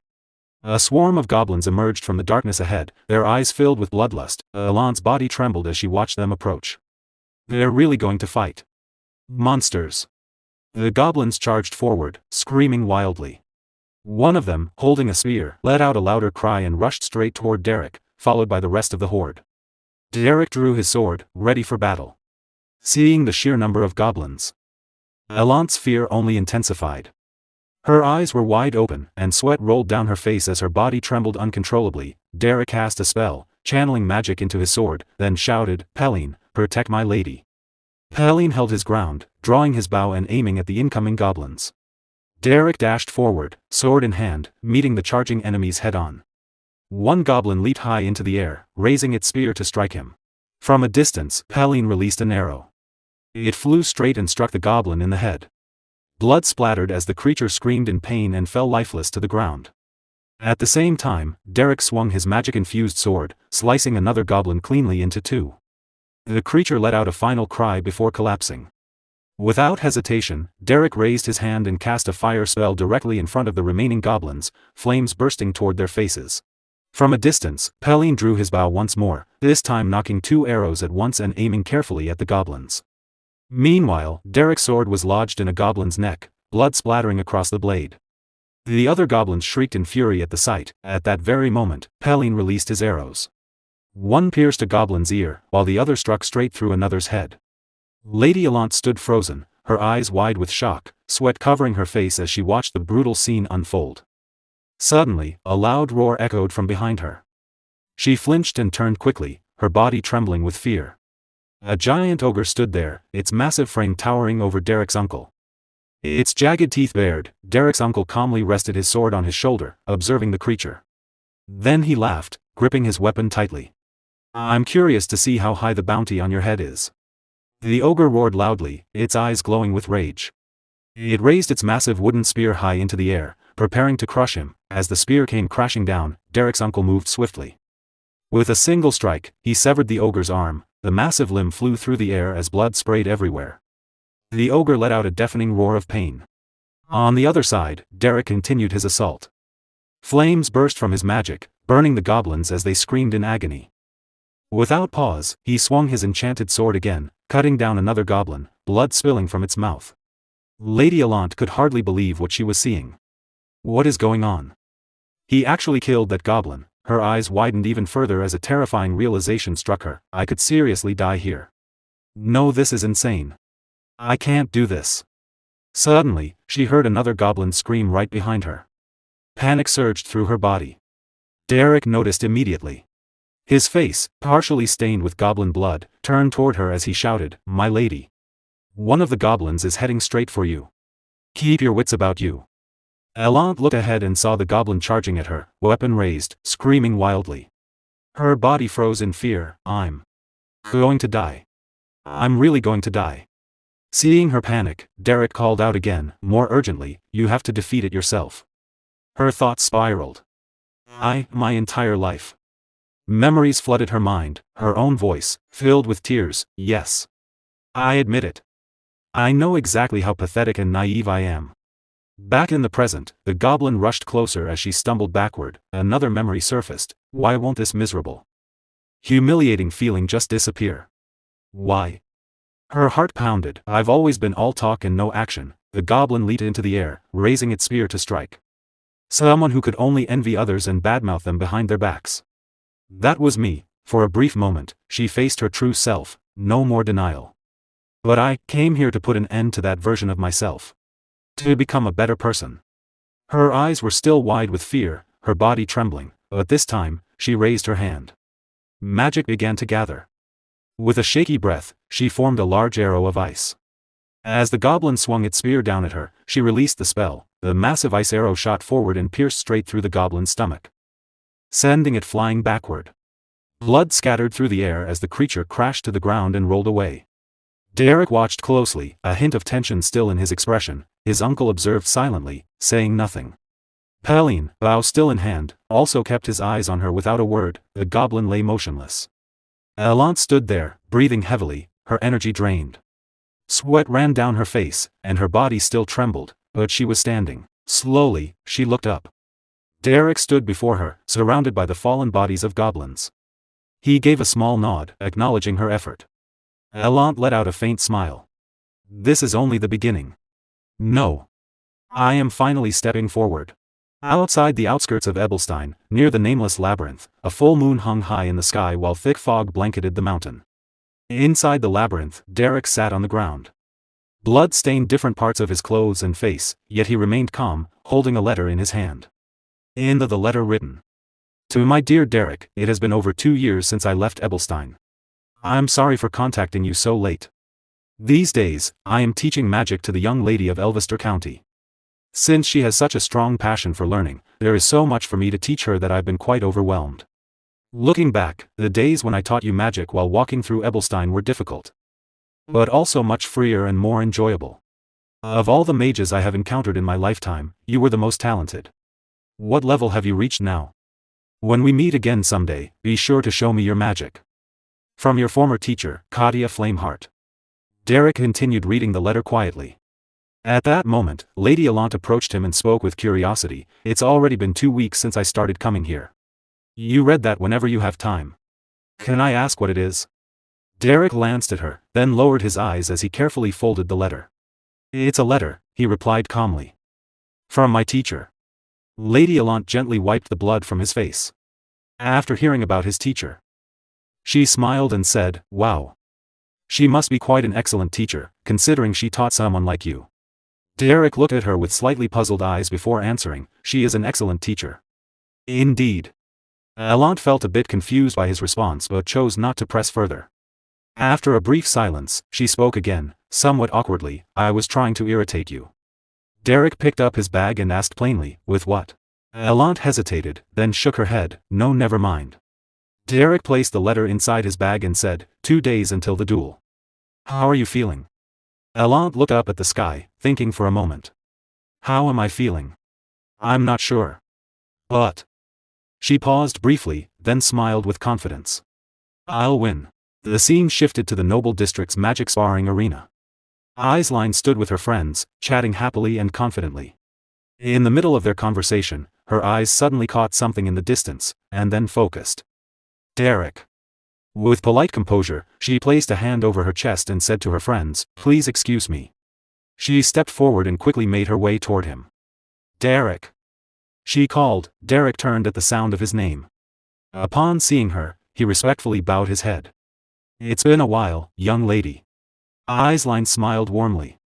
Derrick, it's so good to see you. I've heard about it, they say you've been helping Lady Allant with her magic. Derrick replied calmly, yes, I am working with her at the moment. A brief silence followed as they simply looked at each other, then Aisline spoke again, a hint of nervousness in her voice, you're still the same as ever, Derrick. Surely you haven't been too harsh on Lady Allant? Daila mentioned that you're not an ordinary teacher. Lately, Lady Allant has looked quite tired. Derrick's expression sharpened slightly as he asked, you're concerned about your opponent? You seem confident. Aisline hesitated. Pardon? Derrick continued in a calm but cold tone, no matter who your opponent is, don't be careless. Aisline instinctively clasped her hands together, feeling a bit uneasy. But she said nothing. Soon, the arena grew lively as the sun shone brightly overhead. The audience filled the seats, their voices echoing through the air. Aisline's friends sat near the front, chatting among themselves, so, who do you think will win? One asked. Of course, Lady Aisline, another replied confidently. Unless Lady Allant uses 2-star magic. Poor Lady Allant. It feels like she's lost so much weight, her face looks half its usual size. Nearby, Lady Denise sat quietly, listening but saying nothing as she continued reading her book. The sound of footsteps echoed across the arena steps. Aisline entered gracefully, acknowledging the crowd with a respectful bow and a gentle smile. Oh my. It's Lady Aisline. My goodness, how is she so beautiful today as well? She accepted their admiration with composed elegance. From the opposite side, another set of footsteps approached. I'll win. I'll win. Allant murmured under her breath. It was Lady Allant, stepping into the arena with visible tension. Her eyes were focused, determination building within her. I'm absolutely going to win, she whispered with growing confidence. Behind her, Derrick stood with his arms folded, silently watching. The two young ladies finally stood face to face as the crowd cheered loudly around them. Aisline bowed her head respectfully. I hope you've been well, Lady Allant. Allant returned the gesture with a smile. I trust you have been well too. Your composure at all times sets an example for me. Aisline quickly shook her head. No. Allant looked slightly confused. Aisline continued honestly, I have never felt as nervous before a duel as I do now. Allant smiled. Shall we begin? Aisline nodded, her gaze sharpening with focus. Allant raised her hand, gathering golden mana into her palm. It burned brightly, like flames swirling with energy. Across from her, Aisline summoned blue mana, forming a circular flow that surrounded her body like a protective current. Both of their auras expanded, mana flowing around them as the tension in the arena rose. Then suddenly Allant waved both hands. Aisline's eyes widened in shock, countless glowing arrows formed in the air, golden, blazing like fire. Allant had drawn deeply from her mana pool, creating a massive formation of magical arrows that hovered above, ready to strike at any moment. Aisline stood frozen for a second, stunned by the sheer scale. Meanwhile, Allant remained focused, her gaze steady, holding the arrows in place, fully prepared to attack. A memory flashed through Lady Allant's mind. Back in the labyrinth, they had all been exhausted after fighting off waves of goblins. Blood was scattered everywhere. Allant collapsed to her knees, her body trembling as she struggled to catch her breath. Sweat covered her face, and her hands shook uncontrollably. Behind her, Derrick calmly wiped the blood from his face and said, "If this were purely a contest of magical skill, you absolutely wouldn't win." Allant looked up at him, breathing heavily. "Then what should I do? How can I win?" Derrick met her gaze and replied without hesitation, "With willpower. You've trained with me to gather mana, pushing yourself to your absolute limit." Allant frowned slightly and said, "Wait. You didn't treat me like that just because of some twisted hobby, did you?" Derrick answered coldly, "I have no such hobby." He continued, his tone steady and serious, "When both sides run out of mana, the match is no longer decided by skill, but by willpower." Allant listened closely. "Use your magic as lavishly and grandly as possible," Derrick went on. "Drag the battle into a war of attrition by any means necessary. When that war ends, the one who can squeeze out even a single drop of mana more than the other wins." Allant slowly stood up, regaining her composure. "But what if Aisline's mana reserves are far greater than mine?" Derrick looked at her and answered bluntly. "Then you'll lose." Allant fell silent. "Mana capacity is largely determined at birth," Derrick continued. "And you, Lady Allant, carry the blood of Belmiard." He paused for a moment before finishing, "So believe in yourself." Back in the present, Lady Allant poured all of her mana into the air, creating countless golden arrows around her. She controlled them with precise movements of her hands, gathering more and more without holding anything back. On the other side, Lady Aisline stood stunned. Her eyes widened in shock as a wave of unease crept over her. "Lady Allant. Is this how strong she is?" She thought, hardly believing what she was seeing. Allant raised her hands with confidence, and the mass of golden arrows rose higher into the sky. Her focus sharpened as the arrows gathered above, filling the air until it seemed as though the entire sky was covered in glowing gold.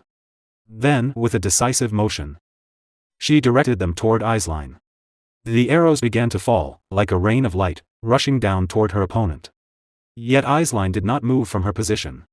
Instead, she calmly gathered blue mana into both of her hands, her expression shifting from shock to determination. Mana flowed rapidly around her as she focused, her thoughts steady despite the overwhelming attack. But still, just as the golden arrows were about to strike, Aisline waved her hand and formed a barrier around herself. Blue mana surged outward, enveloping her body in a protective shield as the rain of golden arrows crashed against it. With sharp focus and unwavering resolve, she thought, "I'm the one who will win." Meanwhile, Lady Allant remained composed, still holding control over a large number of arrows. She raised her hand once more, preparing to launch another strike. Lady Allant stood with dozens of flame arrows swirling around her, all aimed at Lady Aisline. Her eyes were sharp, filled with determination and an unrestrained will to win. On the other side, Lady Aisline remained fully prepared. She raised a protective spell, forming a shimmering blue mana barrier around herself. The energy flowed steadily as she focused, ready to counter at any moment. Without hesitation, Lady Allant unleashed her attack. The flame arrows shot forward like a storm, raining down upon Lady Aisline. Each arrow struck the barrier, and although it held firm, the sheer number of impacts triggered a massive explosion that shook the battlefield. Smoke and fire spread across the arena. The crowd gasped in astonishment. "Lady Allant's magic. Her mana reserves have increased tremendously." Despite the overwhelming assault, Lady Aisline's barrier remained intact, glowing with steady blue light. Her eyes narrowed as she analyzed the situation. "Her firepower is incredible," she thought. "But she's releasing it endlessly. At this rate, her mana will run out soon." Then, through the smoke, her gaze sharpened. She noticed movement. Lady Allant was attempting to change her position under the cover of the explosion. "Found you," Lady Aisline muttered. Forming an ice arrow in her hand, she tracked Allant's movement precisely. With perfect timing, she launched the arrow at full speed. The ice projectile cut through the smoke, locked onto its target, and pierced straight through Lady Allant's chest. For a brief moment, it seemed like a direct hit, but the figure dissolved. Lady Aisline's eyes widened in shock. "No way. Illusion magic?" To move an illusion like that would consume an enormous amount of mana. Still processing what had happened, she hesitated, and in that instant, it was too late. Lady Allant appeared behind her, gripping a massive ice arrow, ready to strike. As the attack came down at close range, Lady Aisline sensed it at the last second. She turned, her eyes locking onto Allant, but they were too close. there was no time to form another barrier. The scene shifted to a carriage where Lady Allant sat beside Derrick. "It'll work," Derrick said calmly. Lady Allant glanced at him. "How?" Without looking up from the book in his hands, Derrick replied, "Overwhelm her field of vision with flame arrows. Then use illusion magic to deceive her. After that, get in close and strike with ice spears from a short distance. Even a skilled mage would show an opening and fall for it." He paused, then looked at her directly. "But your opponent isn't just any skilled mage." Back in the present, Lady Allant was already closing in, gripping a large ice spear, ready to strike. At the last moment, Lady Eislein turned and noticed the incoming attack. Her eyes widened in shock. Ice spears at this distance. There's no time to deploy a barrier. In that case. In an instant, she raised her hand and gathered all her mana into her palm. A concentrated blue sphere of energy formed, pulsing with power as she focused intensely. Lady Allant moved even closer. With a swift motion, Allant launched the ice spear forward. At the same moment, Lady Eislein thrust her hand out, releasing the blue mana sphere. The sheer force of its pressure pushed her body backward, instantly shifting her position. The ice spear narrowly missed her and slammed into the ground, cracking the battlefield upon impact. Lady Eislein landed a short distance away, sliding back slightly. She steadied herself with her feet, resisting the force and maintaining her balance without falling. On the other side, Lady Allant froze in surprise. What was that? She thought, confused. Lady Eislein now stood before her like a phantom, blue mana flowing faintly around her eyes. Her sudden movement had been so fast, it felt almost unreal. That was close. Eislein thought, catching her breath. Then, she recalled Derrick's words, "No matter who your opponent is, never let your guard down." A drop of sweat ran down her face as she reflected. I understand now what he meant. Her skill. The way she uses magic. Everything about her has changed, her expression hardened. Then I'll overwhelm her with power. With that resolve, she began summoning countless ice spears from the ground. Without any incantation, they emerged rapidly, covering the battlefield. At the same time, she continued to advance, maintaining relentless pressure. I'm confident in a direct clash of power. More and more ice spears formed around her, rising from the shattered ground until they filled the entire surrounding area. The crowd stared in awe. Wow! Are all of those ice spears? To create that many without incantations. Incredible. Meanwhile, Derrick stood calmly, watching everything unfold. His eyes were sharp, focused on the battle. She took the bait. Lady Allant grew even more focused, clearly planning her next move. Across from her, Lady Eislein controlled the countless ice spears hovering around her. With a steady gaze, she thought, I admit. Lady Allant has achieved remarkable growth. Just then, Allant made her move. With a subtle flick of her finger, kept hidden behind her back, she guided a single flame arrow she had concealed earlier beneath the bright sunlight. The arrow quietly rose, positioning itself above Eislein's formation. Unaware, Lady Eislein continued focusing on her attack and muttered, "Then try blocking this as well." She prepared to launch her ice spears, but before she could act, Lady Allant moved. With precise control, Allant waved her hand, sending the hidden flame arrow plunging downward at full speed. Suddenly, Lady Eislein sensed something. Her eyes snapped upward, widening in shock. What? The flame arrow tore through the air and struck her formation. One by one, her ice spears shattered upon impact, unable to withstand the sudden attack. In moments, her entire array was destroyed. Lady Eislein stared upward in disbelief, her eyes wide and unsteady. A flame arrow. Since when? I didn't sense any incantation or mana flow. Her thoughts raced. Wait. Was it from before? Did she hide one arrow back then? She prepared all of this for a moment like this. Still frozen in shock. She remained in place as the flame arrow landed near her feet. On the other side, Lady Allant stood with a faint smirk, lowering her hand with confidence. Her plan had worked perfectly. Lady Eislein, still shaken, felt sweat run down her face. I can't read her.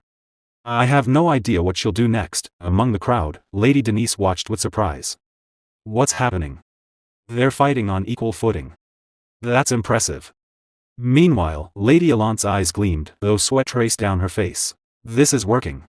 Right?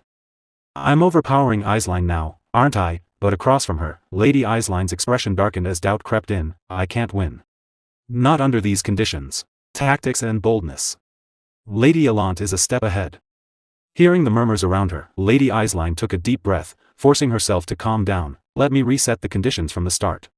As her breathing steadied, her eyes grew sharper, more focused, more determined.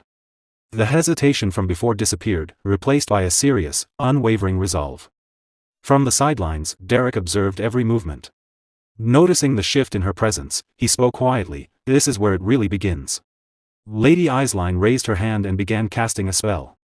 Blue mana started flowing around her, growing denser with each passing second. She focused deeply, drawing in more and more energy as she moved her hands, guiding the mana into place. On the other side, Lady Allant watched in shock. Sweat formed on her face as the pressure intensified.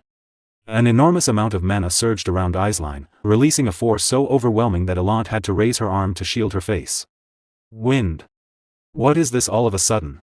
Allant thought nervously. It's not magic. It feels like pure mana. Then suddenly, everything went silent. The surrounding mana vanished. Lady Allant's eyes widened. I can't feel the mana around me. Derrick, still standing calmly, narrowed his eyes. It was only for a brief moment, but the surrounding mana disappeared. Mana alignment. A phenomenon where overwhelming mana temporarily dominates the environment. When someone exceeds their limits, the mana in the vicinity is forced into alignment. In short, Eislein has just surpassed her own limits.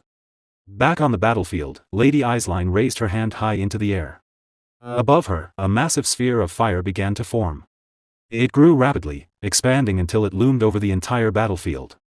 The sheer size of the blazing orb distorted the air around it, sending waves of heat and pressure in every direction.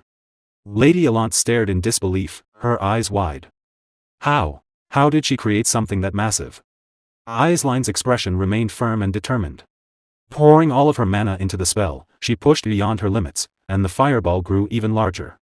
A 2-star fire spell, born from sheer will and overwhelming power. Back then, after an intense training session, Lady Allant lay on the ground, completely exhausted. Her chest rose and fell with heavy breaths, and sweat covered her face. Derrick approached quietly, holding out a water pouch. I brought some water. Please drink.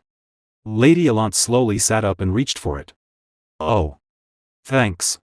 As she held the pouch, her expression turned uncertain. Derrick. I'm really not sure. He looked at her, slightly confused. With a tired voice, she continued, Can I really beat Eislein? Can I win after just a few weeks of training? Derrick replied calmly, without hesitation, You will win. He paused briefly, then added, To be more precise. You will win in a certain sense. Lady Allant looked at him curiously, still catching her breath, unsure of what he meant. Back in the present, the crowd stared in shock. Could that be fire? Is that really a fireball? A 2-star spell? Lady Allant's eyes widened, her mouth slightly open in disbelief. A fireball. This wasn't part of the plan. She glanced toward Derrick, panic rising within her. Derrick, what is this? What am I supposed to do? But Derrick said nothing. Tears welled up in her eyes as frustration and fear overwhelmed her. Stop standing there with that expression and tell me something useful. You fraud. At that moment, the massive fireball surged forward. Lady Allant froze for a split second. Then she looked up. The enormous sphere of fire loomed directly above her, panic struck. What do I do? Sweat streamed down her face as her mind raced. Protective magic? How could I block a 2-star spell? Ice spears? That won't work. Her thoughts spiraled into despair. I knew it. It's impossible to defeat Eislein. Someone like me. Meanwhile, Lady Eislein moved her hand, pushing the fireball forward with controlled force. In the crowd, Lady Denise narrowed her eyes, watching the scene with intense focus. Others stared in disbelief, unable to look away. Just as the fireball was about to hit, Lady Allant reacted. She released a burst of mana pressure forward, using its recoil to push herself backward. Lady Eislein's eyes widened in surprise. The fireball crashed into the ground, triggering a massive explosion that engulfed the battlefield. The force of the blast spread outward violently. Lady Allant raised her arms to shield herself as the shockwave pushed her back even further. She lost her balance and fell, rolling across the ground to avoid the full impact. Smoke filled the arena. Lady Eislein, having poured so much mana into that single attack, was left breathing heavily. Her reserves had dropped significantly. Through the smoke, Lady Allant slowly pushed herself up onto her knees, struggling to breathe. Lady Eislein stared in disbelief. She dodged that? Her eyes narrowed. And she used the same method I did. Something she's only seen once. On the sidelines, Derrick remained calm, watching everything unfold. A lack of experience, he thought. A 2-star spell, when used without mastery, becomes nothing more than a beast that devours its caster's mana. Lady Eislein's hand trembled from exhaustion. She clenched her fist, trying to regain control. Derrick observed quietly. Eislein has recognized Alant's effort and talent. And now she's going all out. That's her way of showing respect to someone who has worked this hard to stand against her. Meanwhile, Lady Eislein stood in place, having already used a tremendous amount of mana. Sweat covered her face as she breathed heavily, struggling to maintain her composure. On the other side, Lady Alant managed to steady herself. She was clearly exhausted, but her eyes remained sharp and determined. A faint smirk appeared on her lips. I understand now what you meant, Derrick. She thought. If I can endure this, I'll win. Lady Eislein raised her hand once more and began casting again. A blazing sphere of fire started forming above her palm. Her eyes were focused, unwavering. She poured even more mana into the spell, recreating the same massive 2-star fireball as before. But this time, it was different. Her body trembled under the strain. Sweat dripped down her face as she gritted her teeth, barely able to hold the spell together. Still, she pushed forward. With a forceful motion, she hurled the fireball toward Lady Alant at full speed. From the crowd, Eislein's companions gasped in shock. Another fireball. It's even faster than before. The blazing sphere tore through the air, heading straight for Lady Alant. Alant immediately began running, trying to evade it. But Eislein didn't just release the attack, she controlled it. With subtle movements of her hand, she adjusted its direction, tracking Alant's movements. However, this control came at a cost. Eislein's energy continued to drain rapidly. The fireball closed in, it seemed inevitable, it was about to hit directly. But at the last second, Lady Alant changed her movement. She suddenly dropped low, planting her hands on the ground, then kicked upward with force. Using a burst of magic beneath her, she propelled herself high into the air. The fireball missed her by a narrow margin. She soared upward, so high that her figure blended into the brightness of the sun. Lady Eislein tried to track her, but the intense sunlight made it nearly impossible to see clearly. Above, suspended in the sky and hidden by the glare, Lady Alant smirked. Then she raised her hand, beginning to form ice spears once more, fully preparing her next attack. If I strike from here, she thought, she won't be able to read the trajectory of my attack. As Lady Alant completed her spell, ice spears formed around her. With sharp focus, she thought, using a protective barrier now would only waste more mana. What will you do, Eislein? Still suspended in midair, she hurled the ice spears downward at full speed. Below, Lady Eislein was barely holding herself up. Her face was pale, her breathing heavy, yet she forced herself to move. Dropping to one knee, she began casting a spell at the last moment.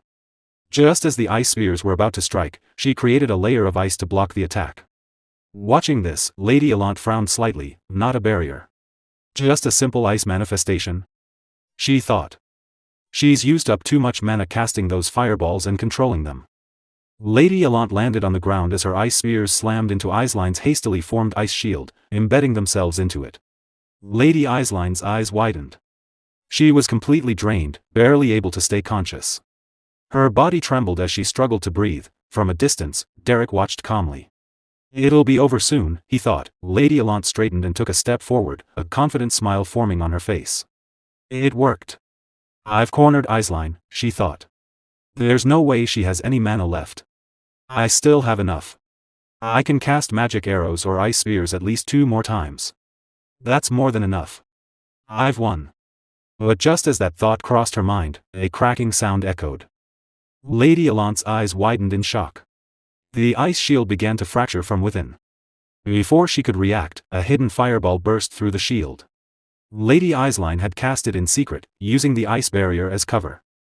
With a desperate motion, she released the fireball forward, but the force of the spell pushed her backward. She lost her footing and fell hard onto the ground, her face pale with pain as she struggled to control herself. Meanwhile, the fireball surged toward Lady Alant, shattering her moment of certainty. As Lady Eislein fell to the ground, she could no longer control the fireball. It veered off course, narrowly missing Lady Alant and shooting up into the sky. Lady Allant stood still, momentarily frozen by the sudden attack.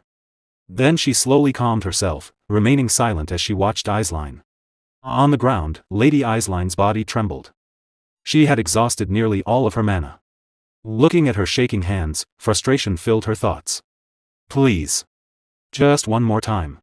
If I can just do a little more. She tried to gather mana again, attempting to cast another spell, but only a faint trace of energy formed in her palm. It wasn't enough. Lady Allant stepped forward and stopped in front of her. She said nothing, simply watching her opponent in silence. Lady Aisline slowly lifted her gaze.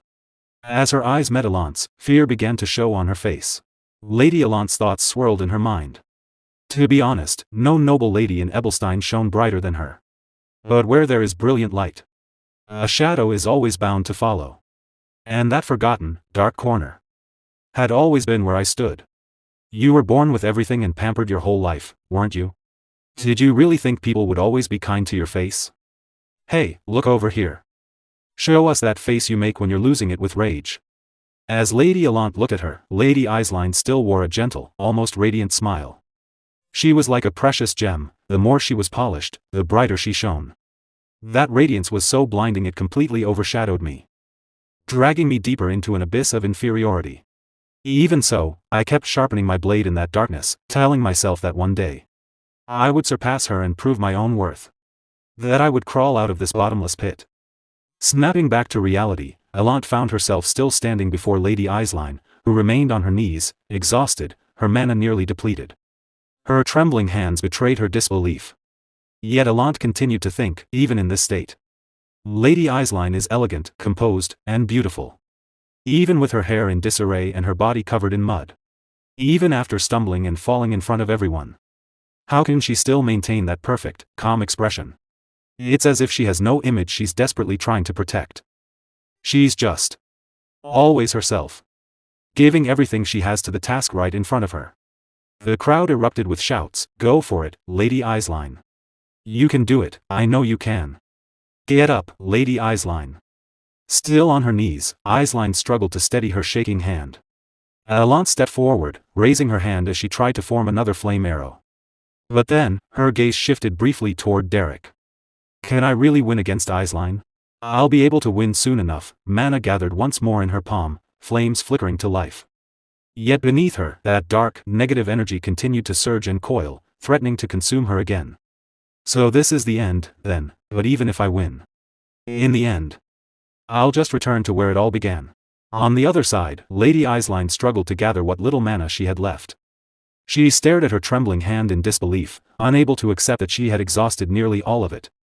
Even so, she forced herself to try again, barely managing to form a faint flicker of mana in her palm. Her hand shook as she tried to hold it together. Suddenly, Lady Allant spoke. Ah. What a shame. Startled, Lady Aisline looked up, still clutching that small trace of mana. Sweat covered her face, and her eyes widened in shock. Across from her, Lady Allant simply waved her hand calmly and said, "I'm out of mana." Aisline couldn't understand. She stared at her in disbelief. Allant continued. "You really are amazing, Lady Aisline. I suppose I still can't beat you after all." Aisline remained frozen, unable to process what she was hearing. Then, with quiet grace, Lady Allant placed her hand over her chest, bowed slightly, and said with a gentle smile, "I forfeit." That was an incredible match. Aisline's mouth fell open in shock. She couldn't believe what had just happened. The crowd erupted to their feet, clapping and cheering loudly. Lady Aisline is the best. Meanwhile, Allant simply looked at her with a calm smile, as if a great weight had been lifted from her shoulders. Aisline, however, was still on her knees, her eyes wide with disbelief, unable to accept her sudden victory. As the match ended, Aisline's friends rushed over to her. "Congratulations, Lady Aisline. When did you learn 2-star magic? That match left me speechless." Aisline, still overwhelmed, blushed slightly and gave a gentle, shy smile. But then her gaze shifted toward Lady Allant. Allant was already walking away silently across the arena, leaving Aisline surrounded by her friends. Nearby, Derrick stood reading a book. Noticing Allant approaching, he closed it and slipped it into his pocket. As she stopped in front of him, Allant said, "Well, you saw it clearly, didn't you?" Derrick replied calmly, "That's enough." Allant smiled cheerfully. You're surprised, aren't you? Even someone like me knows how to accept defeat. You should have seen Lady Eiseline's face just now. Derrick lowered his gaze slightly. What kind of expression was it? Allant smirked, waving her hand lightly. What else? Eyes wide, mouth agape. She looked like she was ready to give up right then and there. It was so obvious. Even the usually composed Eisline can make a face like that. It was completely unexpected. She began to laugh, but tears welled up in her eyes. As she wiped them away with her finger, she added, anyway. It was hilarious. Honestly, it was worth losing just to see that. Thanks to you, I finally feel like I have the upper hand against Eisline. I'm in a great mood today. She tilted her head slightly and asked, so, what do you think of me? The ending wasn't perfect, but I wasn't that bad, right? I'm a quick learner. Aren't I? Derrick remained silent, watching her carefully, his eyes focused on her emotions. Suddenly, Allant's expression wavered. Tears began to fall from her eyes. Hey! Don't just stand there. She seemed confused by her own reaction, unable to understand why she was crying. Why? Derrick said nothing. Noticing her tears, Allant looked down at her trembling hands. Her vision blurred as both her eyes filled with tears. She slowly sat down in a corner, covering her face. What the hell? I'm not a kid anymore. After a moment, Derrick closed his eyes and spoke calmly. My lady, there is nothing to criticize about your performance today. You worked incredibly hard. Allant paused, then continued crying softly behind her hands. Honestly, I wanted to win too. But right when I was about to deliver the final blow, it suddenly hit me. Even if I won this match, I'd still be stuck in the same place. Just returning to that pathetic existence again. Her voice trembled, that nature. It's just too deeply ingrained in me. Silence fell between them. Derrick stood quietly, listening. After a moment, Allant lowered her hands, though tears still streamed down her face. Even in that moment, Eisline still looked so elegant. She gave a faint, bitter smile. When it comes to self-doubt, I think I've beaten Eisline by a mile. Derrick replied, I'm not that different from her. Lady Allant fell silent for a moment. He continued, so what if you look a little pathetic? Hearing that, Allant turned to look at him, tears still streaming down her face. Derrick met her gaze calmly. If you're not brave enough to look pathetic, then you'll never be able to grow. At those words, Allant covered her face again, still sitting in the corner. Derrick remained standing quietly beside her. Her memories flickered like ripples in water, images of Lady Eisline standing far away, untouched by that dark, negative energy. At the very least, I don't feel like I'm at a dead end anymore.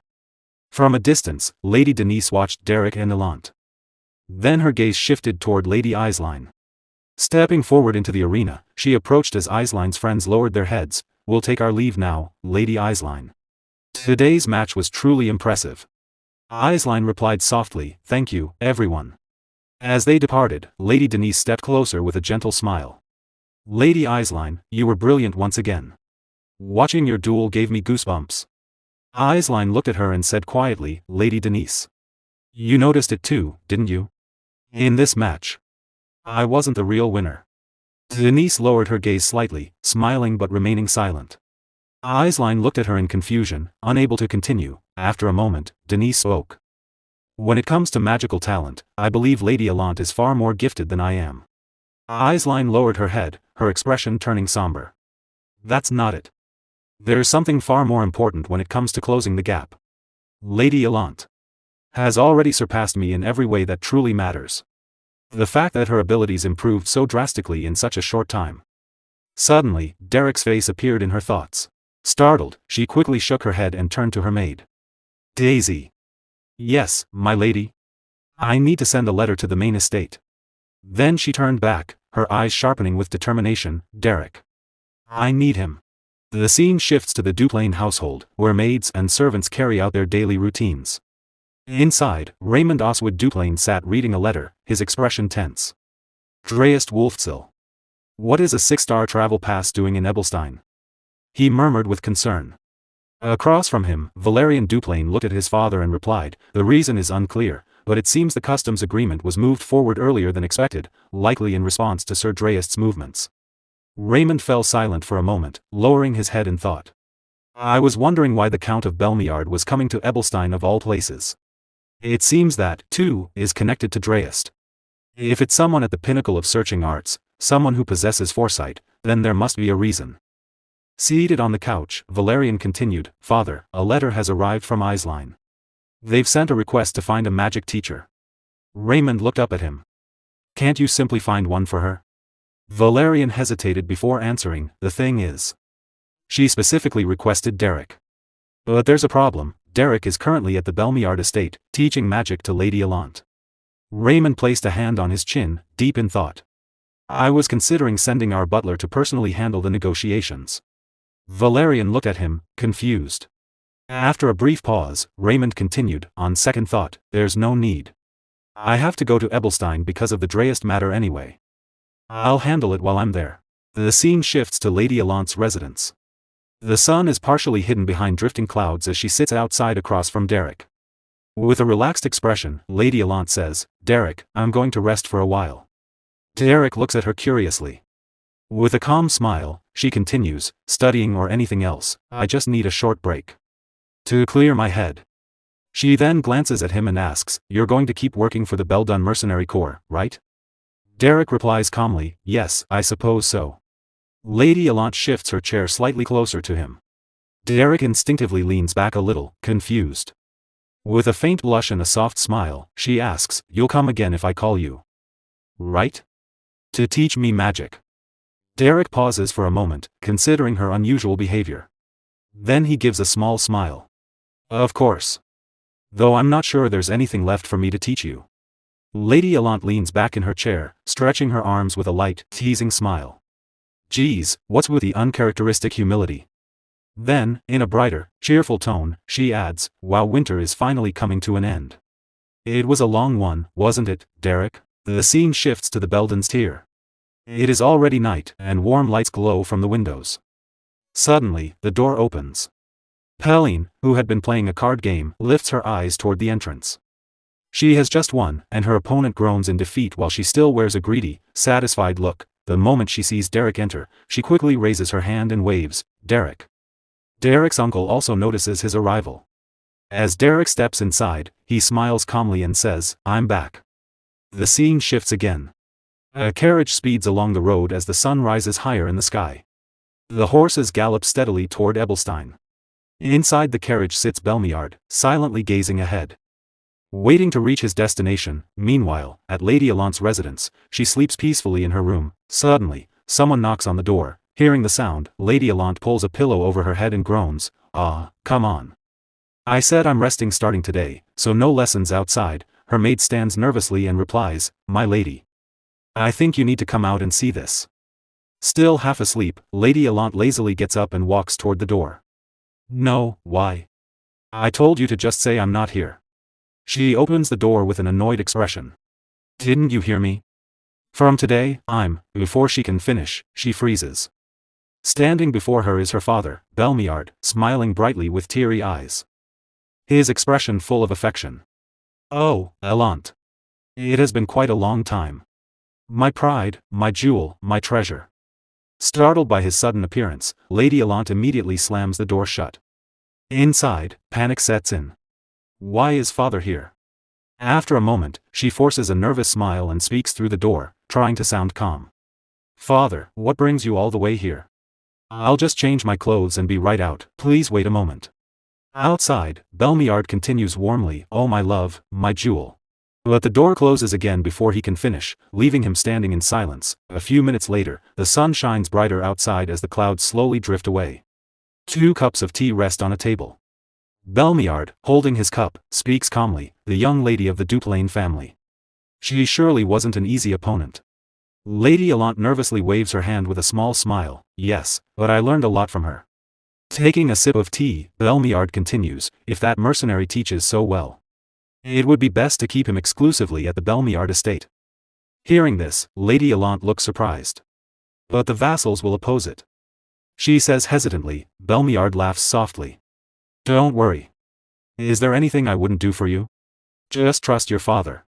At his words, Lady Allant blushes, her eyes shining as she smiles softly.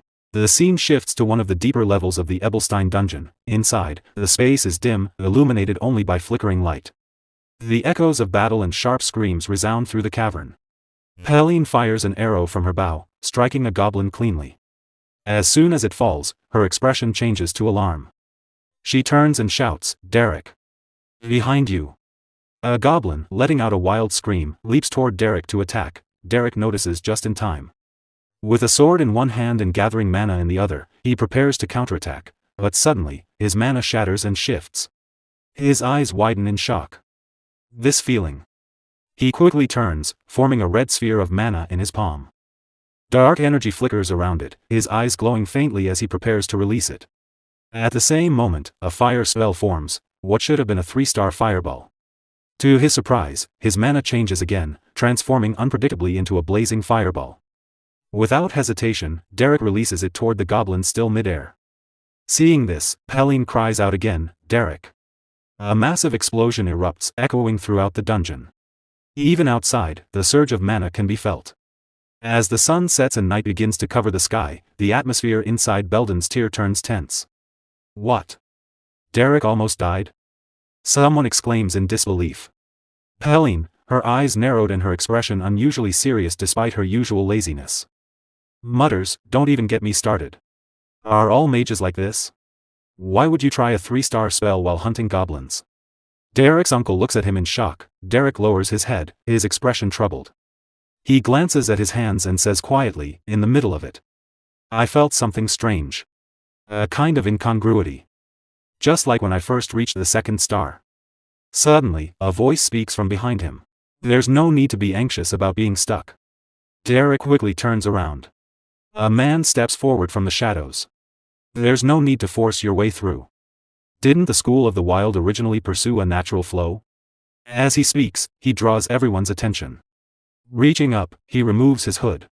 "Of course, such advice doesn't usually work on mages like you." Derrick stares at him, his thoughts racing. "I can't feel even a trace of mana. And yet, the man standing before me is clearly the first and greatest 6-star search-type mage." The man reveals his face. It is the wandering spirit, Dreist Wolftail. With a calm expression, he says, "If you have any decent alcohol, please bring some out. The fatigue from my travels has piled up." The scene shifts to the Duplain estate. The full moon shines brightly in the night sky, casting a pale glow over the training arena. Lady Diella stands at the center, chanting softly as ice mana gathers around her. The energy swirls in the air, and she struggles to hold it steady. Focusing intently, she raises her hand and begins to control the flow, gradually forming several sharp ice arrows. With a swift motion of her palm, she summons them into shape. Trying to push further, she clenches her hand and forces more mana out, attempting to create additional arrows. But as she does, her mana suddenly destabilizes, her mana shatters.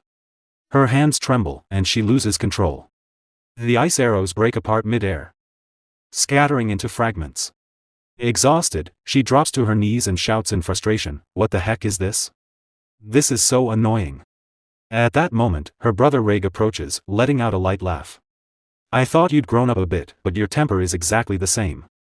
Startled, Lady Diella looks at him. "When did you get here?" Raig places a hand on his chin and smiles. "Still, you managed to draw out 5 arrows. Is that thanks to a good teacher, perhaps?" Diella looks away and replies stubbornly, "That's because I'm talented." "What does that selfish guy Derrick have to do with it?" Raig folds his arms calmly. It seems Aisline is planning to hire that selfish guy as her magic teacher. Diella's eyes widen in shock. "What? No way. What if she gets treated the same way I did?" Raig sighs lightly. "Don't say things that would make people misunderstand Derrick. I heard at a recent ball that Lady Allant also wants to keep employing him." Diella narrows her eyes, thinking to herself, "Why is that guy so popular?" Raig smirks slightly. "Well, he managed to turn a rascal like you into a proper person. It's no surprise he's in demand." Diella immediately snaps back, "Who are you calling a?" Then she pauses briefly and mutters, "Yeah, I was one." Raig chuckles before continuing, "Wouldn't it be better if Derrick chose Aisline? That way, you might get a chance to see him again." "The Derrick you seem to miss so much." Diella's cheeks flush red as she quickly retorts, "Who said I wanted to see him? That kind of guy." Raig shrugs, "Sure, I'll take your word for it. His reputation must have spread quite a bit by now." I just hope the number of competitors doesn't increase any further. Meanwhile, among the possible candidates, Lady Denise sits quietly in another room. Calm and composed, she reads a book while holding an apple in her hand. At the Belden's tier, Dreist Wolftail sat quietly, drinking the wine he had requested. Beside him, Derrick watched him with curiosity. Dreist Wolftail. Why is a mage of this caliber in a place like this? Derrick wondered. After finishing his drink, Dreist placed a finger on his chin and looked toward Derrick. Your name is Derrick, right? Yes, that's correct, Derrick replied. He knows about me. Derrick thought in surprise. Dreist folded his arms calmly before speaking again. If it's not too much trouble, could we talk for a moment? Just the two of us. Derrick looked at him curiously. As night fell outside Belden's tier, Dreist walked slowly through the quiet streets while holding his staff. Your magical talent is quite extraordinary, he said. I'm sure this is something you've rarely heard before, considering how exceptional your skills already are. Derrick quietly followed behind him, listening carefully. Why are you working so hard? Dreist continued. What is it that you hope to achieve by learning magic? Derrick answered calmly, I don't have any grand ambitions. Since I discovered even the slightest bit of talent within myself, I simply became curious to see how far I can go. Dreist turned his head and looked at Derrick for a moment before smiling faintly. As a commoner, if you wish to reach heights beyond where you stand now, you are still lacking. He paused briefly before asking. Would it be alright if I helped you? Derrick's eyes widened in surprise. A 6-star mage. Dreist Wolftail, born as a commoner, Dreist had already reached the 2-star realm by the time he became an adult. By the time he started a family, he had advanced to the 3-star realm. The commoner-born mage became a symbol of hope for ordinary people, and his village turned into an ivory tower for commoner mages, but in the year he reached the 4-star realm, tragedy struck. One stormy night, under heavy rain, Dreist returned home and opened the door, only to find the bodies of his family lying before him. They had been murdered. Not long afterward, several nobles gathered together, speaking carelessly. Has Dreist finally calmed down a little? One noble asked. Yes, Count, another replied. Dreist Wolftail has gone into hiding, and those arrogant commoner mages have quieted down as well. Holding a wine glass in his hand, another noble laughed mockingly. How vulgar. They became frightened and tucked their tails so quickly. Honestly, why should commoners be so greedy for magic in the first place? As he turned toward a bearded noble beside him, preparing to continue, his eyes suddenly widened in terror. A severed head flew through the air before him. Standing there was Dreist Wolftail. Using nothing but his fingers infused with magic, he had sliced the bearded noble's head clean off. The remaining noble trembled in panic. Dreist Wolftail. But Dreist stared at him with murderous intent. With a single motion, he cut off the noble's legs. The man collapsed to the ground screaming in agony as blood spread across the floor. Dreist did not stop. The noble smashed face first into the ground, trembling in fear. Please spare me. I'm sorry. I'm so sorry. Please. Ignoring his pleas, Dreist unleashed another attack. Blood sprayed into the air alongside the man's desperate screams, and then silence followed. For the next 30 years, Dreist lived while being hunted by both the imperial family and the nobility. But when he surpassed the 5-star realm and became a 6-star mage, the imperial family finally realized the truth. If we continue treating Dreist as an enemy, the kingdom itself will be in danger. In the end, they acknowledged that his revenge had been justified. To preserve their authority, they granted him a noble title. Thus, Dreist Wolftail became a man who earned nobility through magical power alone. Derrick looked at him in disbelief, and I can actually be taught by someone like him. There was no reason to refuse. The scene shifted to the central conference room of Cleon Hall in the noble district of Ebelstein. Grand Duke Veltus Andert Kellogg Veltus waved his hand calmly as he spoke to Raymond Oswald Duplain. Grand Duke Duplain, if you intend to expand north of the Belcos Peninsula, you should be cautious of the labyrinth within the White Zone. With a faint smile, he continued, if necessary, I can dispatch our knights to assist you. Raymond Oswald Duplain glanced at him while holding a chess piece in his hand. The knights you speak of? He replied calmly, could they perhaps be those lowly mercenaries? The moment those words were spoken, Veltus fell silent. Anger appeared across his face. And a powerful aura spread throughout the room. It must be difficult managing such a vast territory using only private soldiers, he replied coldly. If it becomes too burdensome, giving up the territory is also an option.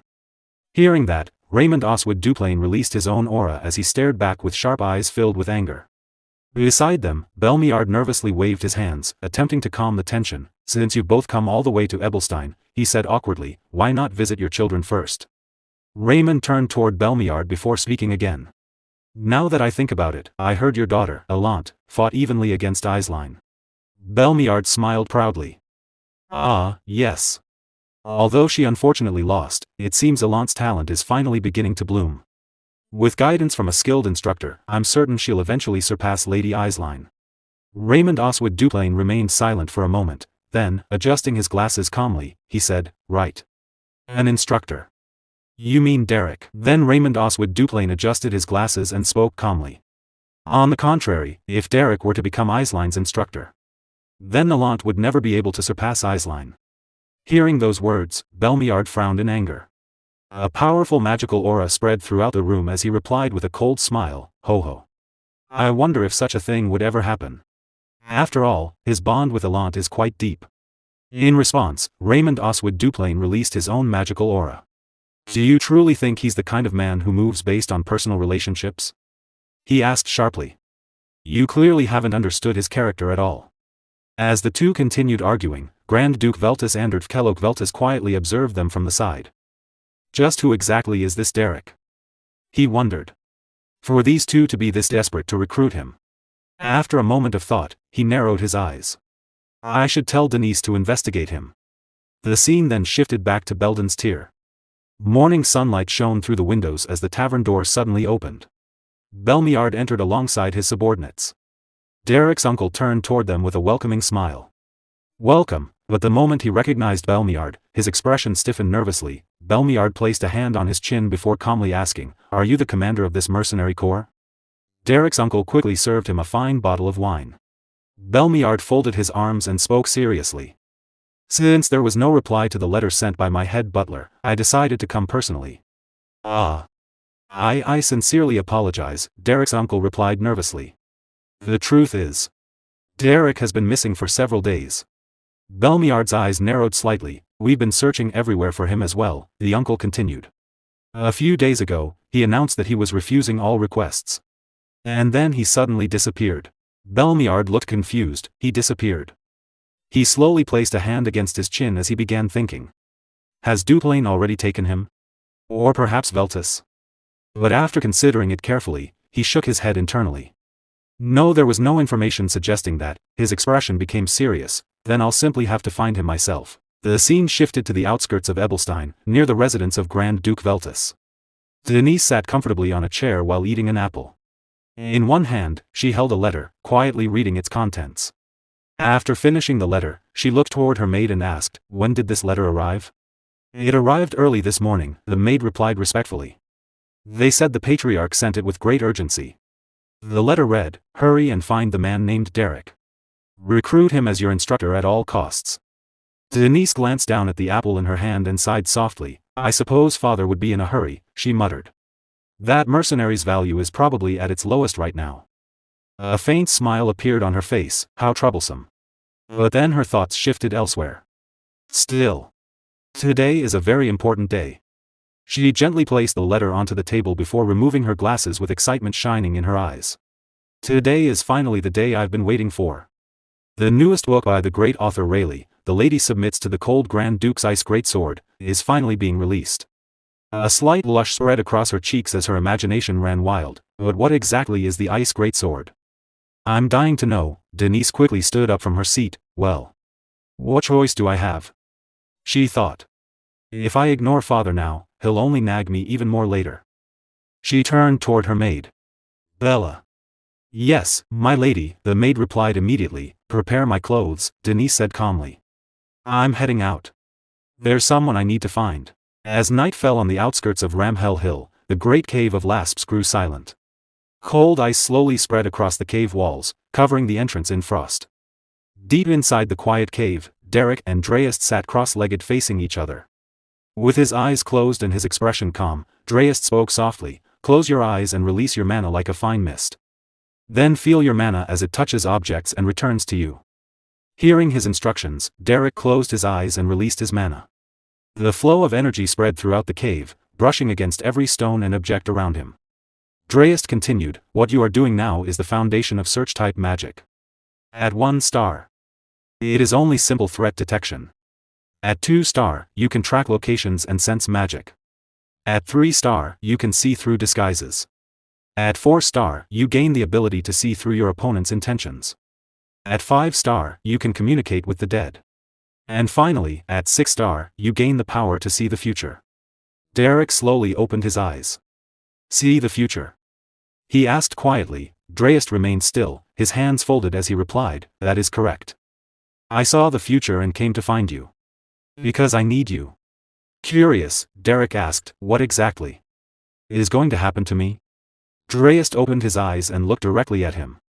You know of a man named Valerian, don't you? The eldest son of House Duplain. Derrick's eyes widened in surprise. Before you reach adulthood, Dreyest continued calmly, he will dabble in necromancy. That is why you must kill him. A look of panic flashed across Derrick's face, though he remained silent for a moment before asking, why would he practice necromancy? What exactly is he planning? Dreyest Wolftail shook his head slightly. I'm sorry, but I cannot tell you more. That is the nature of the future. If you learn too much recklessly, the days ahead will become even more unpredictable and may change in complicated ways. After a brief pause, he added, there is one more thing I can tell you. You are destined to die. Hearing those words, Derrick showed no reaction. Dreyest Wolftail looked surprised. You do not seem very shocked. Derrick calmly replied, you said I was destined to die. You never said that I would definitely die.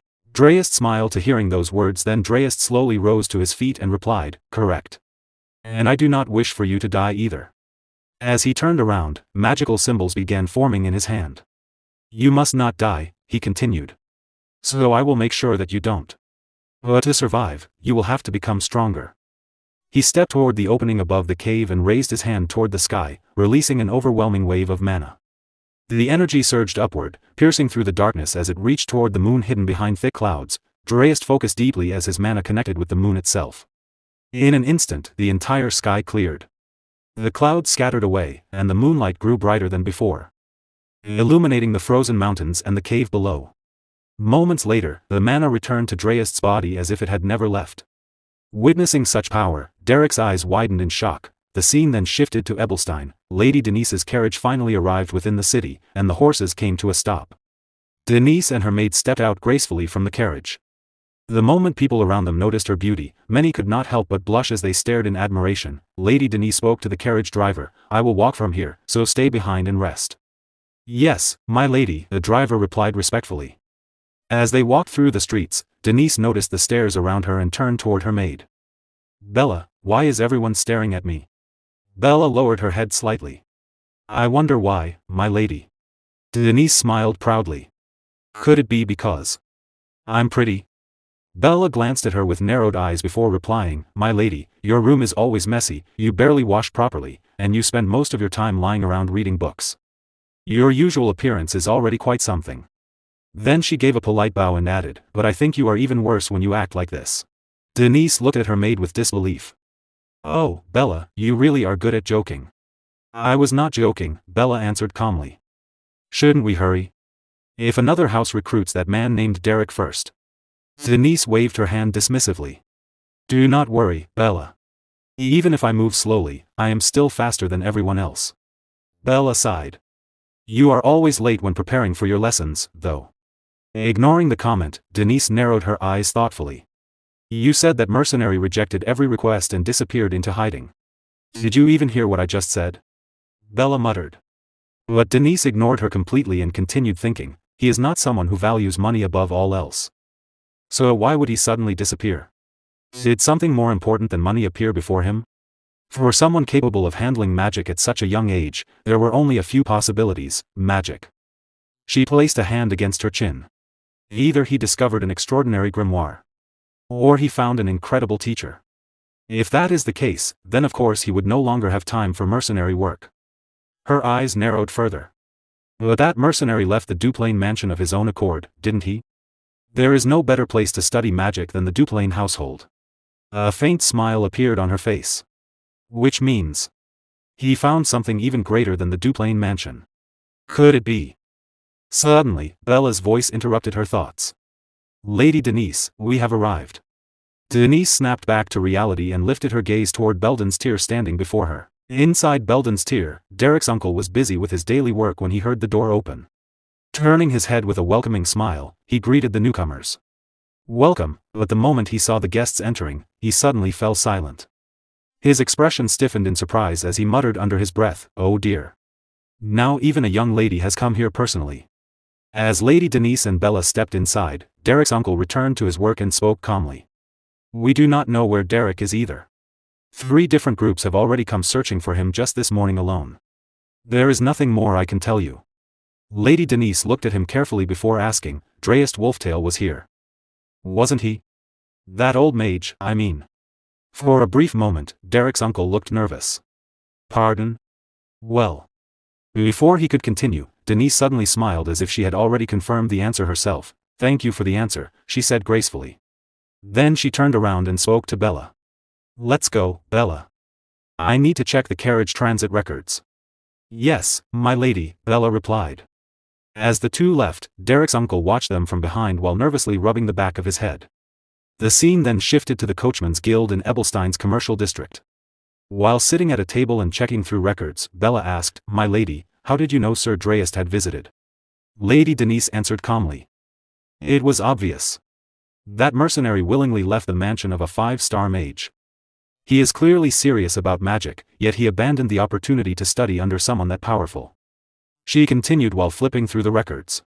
"That means only a 6-star mage could possibly catch his interest." A faint smile appeared on her face. "And I just so happened to know that a 6-star mage was coming to Ebelstein recently. So I simply took a shot in the dark." Then she smiled proudly and added, "And that old man fell for it perfectly." After a short pause, Denise looked toward Bella and asked proudly, "Could it be that I'm actually smart?" Bella stared at her with narrowed eyes.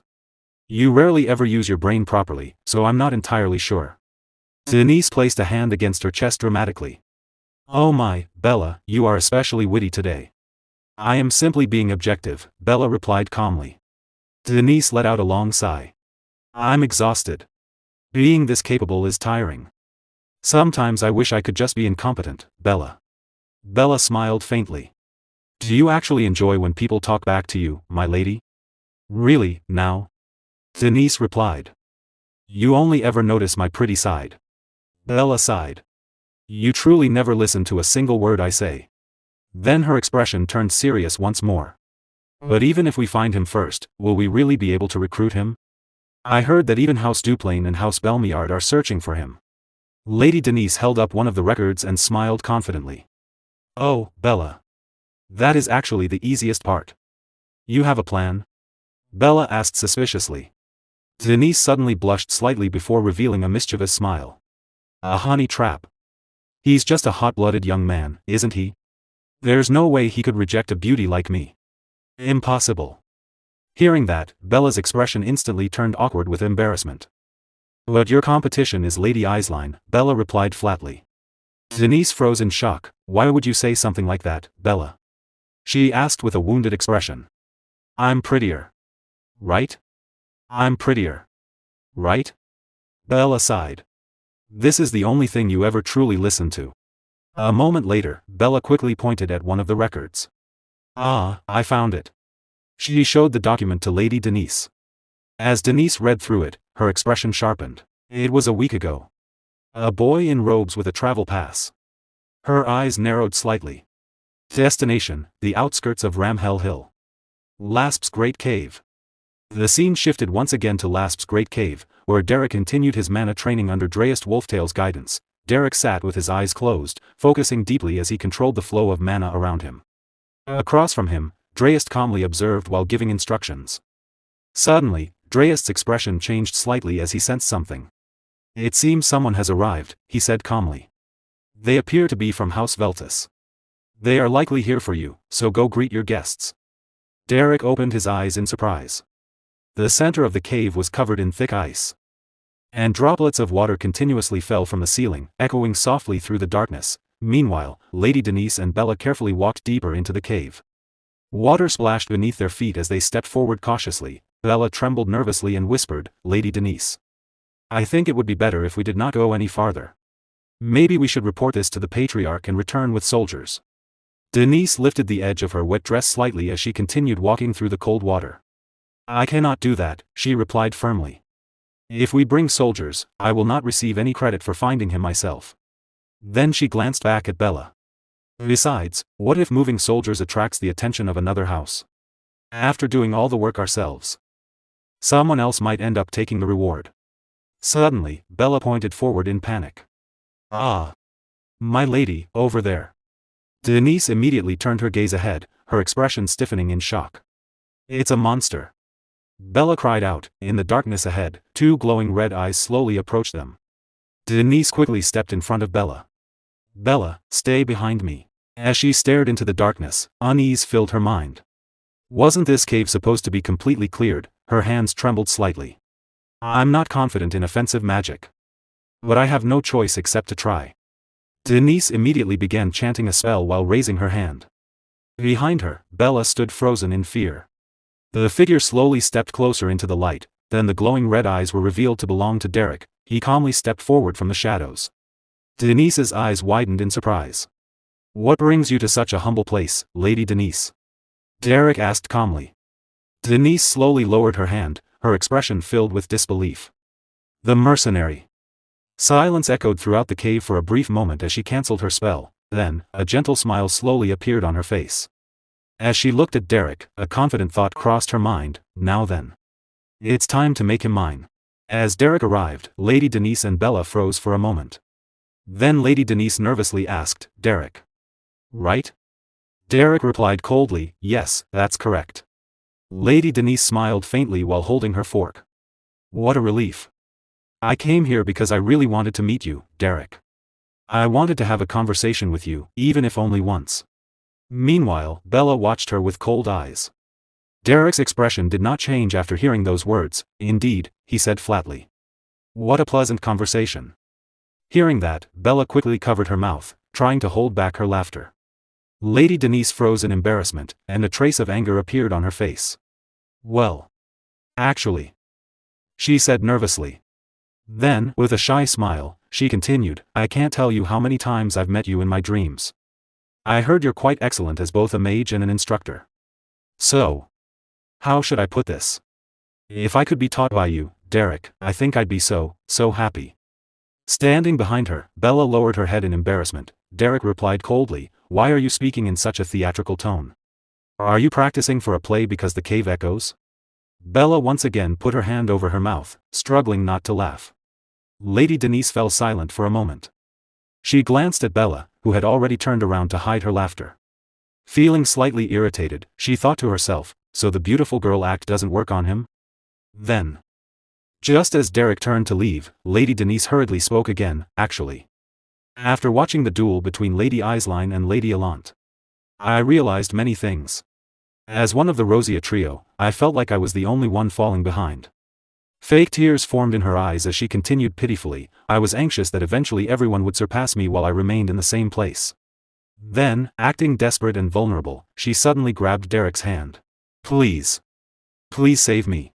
At the same time, she thought smugly to herself, oh my, we're so close. He can probably feel my breath. His heart must be thumping right now. He won't be able to refuse me. But suddenly, Derrick pulled his hand away, causing Lady Denise to freeze in shock. Rubbing his hand, Derrick said calmly, I'm not so sure. From what I've seen, Lady Denise, you don't appear to have much interest in magic. Lady Denise stiffened nervously. Earlier, Derrick continued, you mistook me for a monster and cast ice spear, didn't you? It was clumsy. Very clumsy. The flow of mana, the speed of the incantation. Not a single part was properly prepared. Bella nodded with a thumbs up. Silently agreeing with every word Derrick said, your natural mana capacity is excellent, Derrick continued coldly, but it's completely unorganized. That only proves how little you actually practice magic. Hearing those words, Lady Denise became visibly nervous, then Derrick added, let me give you a piece of advice. In front of someone who is truly serious about magic, do not speak of sincerity while hiding lies. Some people would consider that an insult. Lady Denise froze completely, unable to respond. Derrick turned and began walking away. I don't know why you need me, he said, but it clearly isn't for magic. I do not accept requests from people whose true intentions I cannot understand. Lady Denise nervously raised her hand. Derrick. Wait a moment. First of all, before she could finish, Derrick turned his head slightly and replied, find someone more suitable than a lowly mercenary like me. That would better fit your status, my lady. With those final words, Derrick left, leaving Lady Denise standing there speechless and confused. Outside, the sun was beginning to rise. As Lady Denise and Bella returned from the cave, Lady Denise placed a hand on her chin and muttered, I've figured out that man's true identity. He's definitely impotent. Before she could finish, Bella calmly interrupted, no. He's simply an upright person. Lady Denise waved her hand angrily, but think about it logically. A beauty like me used high-end cosmetics and even wore expensive perfume, yet he still rejected me? Bella sighed. There's no logic in that. Please calm down and think about how to send a letter to the main house. Calm down? Lady Denise snapped. That's funny, Bella. What exactly do I need to calm down about? Do I look angry over something like this? I'm not angry at all. You're clearly furious, yes. I'm sorry, Bella corrected herself quickly. Lady Denise finally calmed herself, taking a deep breath. It's just. She said softly, a gentle smile appearing on her face. I'm starting to feel competitive. Later that night, a campfire burned quietly outside their tent. Lady Denise sat beside the fire while Bella asked carefully, Are you really going to be all right, Lady Denise? Resting her hand against her head, Lady Denise replied calmly, If I back down now, another house will snatch him away. I need to win him over as soon as possible. Bella bowed her head slightly. Please don't push yourself too hard. I'll be leaving now. Bella, Lady Denise called out gently. I know you suffer because I'm always so selfish. But this is a very important favor. I truly hope you'll do it for me. She smiled brightly before adding, When you come tomorrow, bring volume 4 of the Duke's Pillar of Fire Melts the Commoner Lady. Hearing that title, Bella once again looked utterly puzzled. The next day, sunlight shone outside the cave. Derrick sat quietly with his legs crossed, deep in concentration. Suddenly, his eyes shifted as he heard approaching footsteps. It was Lady Denise, struggling to carry several bags and boxes toward him. After setting them down, she took a deep breath, clearly exhausted. Derrick looked at the pile curiously. What is all this? Oh, it's nothing much, Lady Denise replied gently. She sat down beside the supplies and smiled warmly. There isn't much I can do, but I'll help you however I can so you can focus entirely on your magic training, Derrick. Derrick answered coldly, doing this won't change anything. That's all right, Lady Denise replied calmly. I feel like I'm growing just by watching you, so please don't mind me. At the same time, she smiled inwardly. If you're human, eventually you'll grow attached to someone who keeps giving you so much. Admire me all you want. Be grateful all you want. In the end, I'll be the one laughing. Derrick picked up the supplies and said, Then I'll accept these gratefully. Seeing that, Lady Denise smiled brightly. He took it. He finally took the bait. However, while calmly eating a piece of bread, Derrick added, But I still won't become your teacher. Lady Denise froze. He's rejecting me while eating the food right in front of me? What kind of man is this? The next day, Lady Denise returned once again. This time carrying another box. With a cheerful smile, she said, Derrick, I brought some food and a few magic crystals today. Thank you, Derrick replied calmly. But I still won't be your teacher. The day after that, Lady Denise arrived again, this time accompanied by a chef. Good morning. She greeted brightly. Our head chef personally prepared a full meal for you, Derrick. Thanks, Derrick replied without hesitation. But I still won't do it. The following day, Lady Denise dragged over the refined orc. She trembled slightly from exhaustion as she forced a smile. Derrick. Look at this. It's a refined orc. I thought it might be useful for your research. You can leave it there, Derrick replied casually. But I still won't do it. Back at the camp later that evening, Lady Denise finally snapped. With an angry shout, she slammed her fist into a wooden support beam, cracking it instantly. Every single time he rejects me. She growled through clenched teeth. That selfish exploiter. If I'm being this nice, shouldn't he at least act a little moved? Suddenly, Bella came running toward her while carrying a large bag on her back. Lady Denise, we have a problem. Lady Denise turned toward her in shock. You're saying there's a bigger problem than this? Bella quickly nodded. The head butler of House Duplain is heading this way. Hearing that, Lady Denise's eyes widened in panic. Bella, let's hide for now. She whispered urgently as she grabbed Bella's arm and started running. What about the tent? Bella asked hurriedly. I don't know. They'll probably assume it belongs to Derrick. Just hurry and hide. Soon, the sound of footsteps echoed through the area. The head butler arrived alongside several maids and armed soldiers, all heading toward the cave.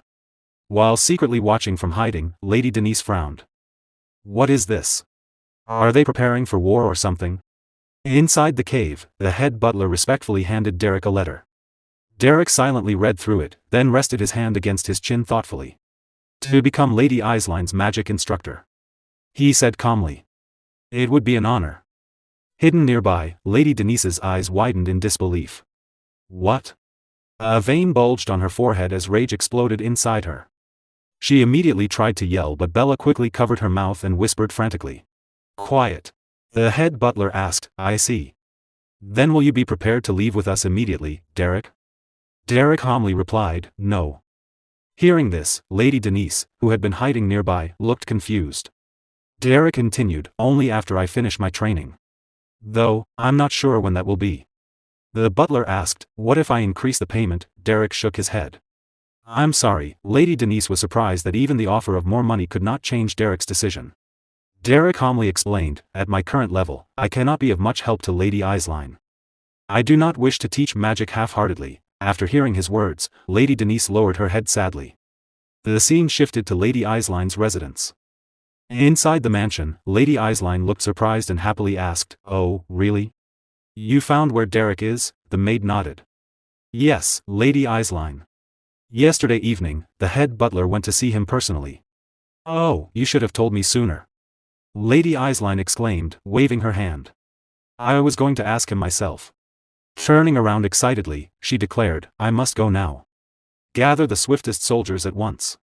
The maid replied calmly, but, Lady Eisline, the terrain is very rough. With a joyful smile, Lady Eisline answered, this is about welcoming my teacher. A student should go in person. The scene shifted back to the cave. Outside, Lady Denise sat beside her maid as night fell. The cold wind made her shiver, and she wrapped herself tightly in her cloak while trying to suppress a sniffle. Let's head back tomorrow morning, Bella, she said quietly. Yes, I understand, Bella replied. You certainly gave up quickly, because you're smart, Bella added. Lady Denise looked at her curiously. Bella, you actually think I'm a fool, don't you? Bella became flustered. Oh, how did you? No, of course not. What are you saying? Lady Denise lowered her eyes. I used to achieve anything once my stubbornness kicked in, but this time, I don't even want to be stubborn. After a brief pause, she continued softly, why? Why do I feel so drained? Bella looked up at the night sky. That mercenary mage is not someone who can be moved by status or money. He seems to act according to something much more important. Lady Denise remained silent.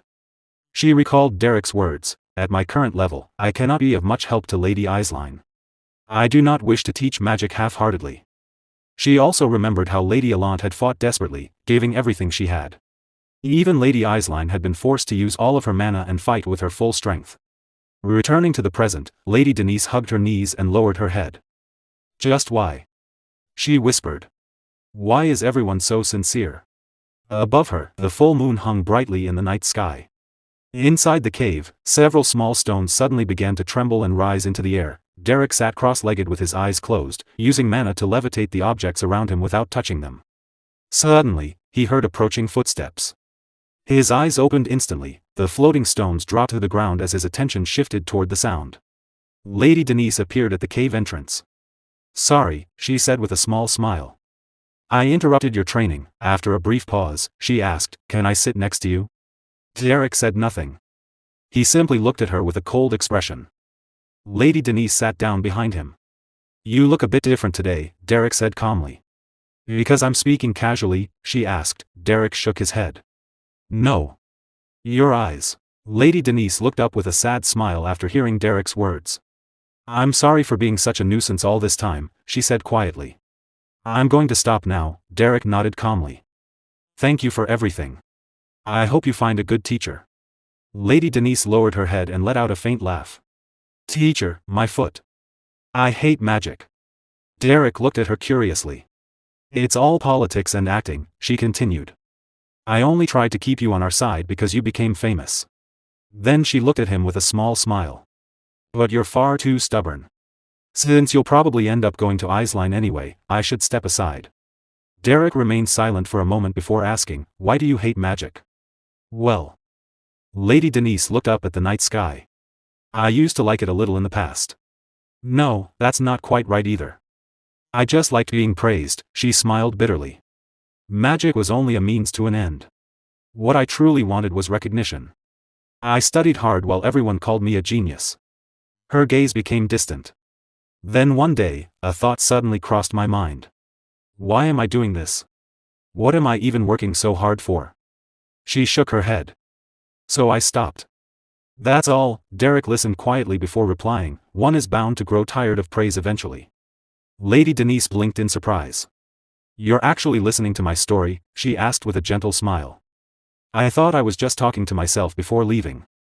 Derrick simply replied, safe travels. Lady Denise frowned slightly.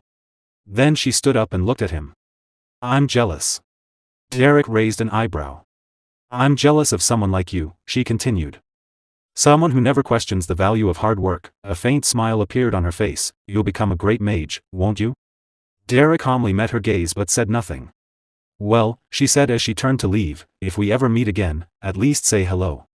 The next day, the sun shone brightly high in the sky. Lady Isline traveled toward Derrick's location with a group of soldiers, her face filled with confidence and excitement.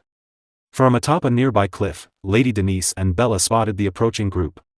The moment Lady Denise saw Isline, a trace of jealousy flashed across her eyes. She had failed to recruit Derrick herself. Without another glance, she quickly turned around and continued on her way. The scene shifted to the Veltus Grand Duchy's mansion. Inside the residence, Lady Denise sat nervously on a couch. Isline was rejected, she asked. Bella, who was brushing her hair, nodded. Yes. He's truly an unpredictable person. Lady Denise rested her chin on her hand. Because his training isn't over yet, she wondered aloud.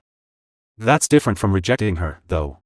After getting ready for the day, Lady Denise and Bella walked toward the guest dining room. You should stop worrying about this matter now, Bella advised. You're right, Lady Denise replied. I suppose he'll live in that cave forever and eventually turn into a bear, like that legend from the East. Bella sighed. In that story, it was a bear that became a human. Same thing, Lady Denise replied dismissively. Then she took a deep breath and thought to herself, does he think he's the only person in the world capable of using magic? As they arrived outside the guest room, Bella suddenly remembered something. Oh, a guest has arrived to share a meal with you. A guest? Lady Denise asked curiously. Who is it? She opened the door and respectfully bowed. Father, good morning. As she raised her head, her eyes widened.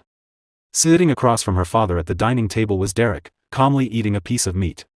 Lady Denise froze in shock.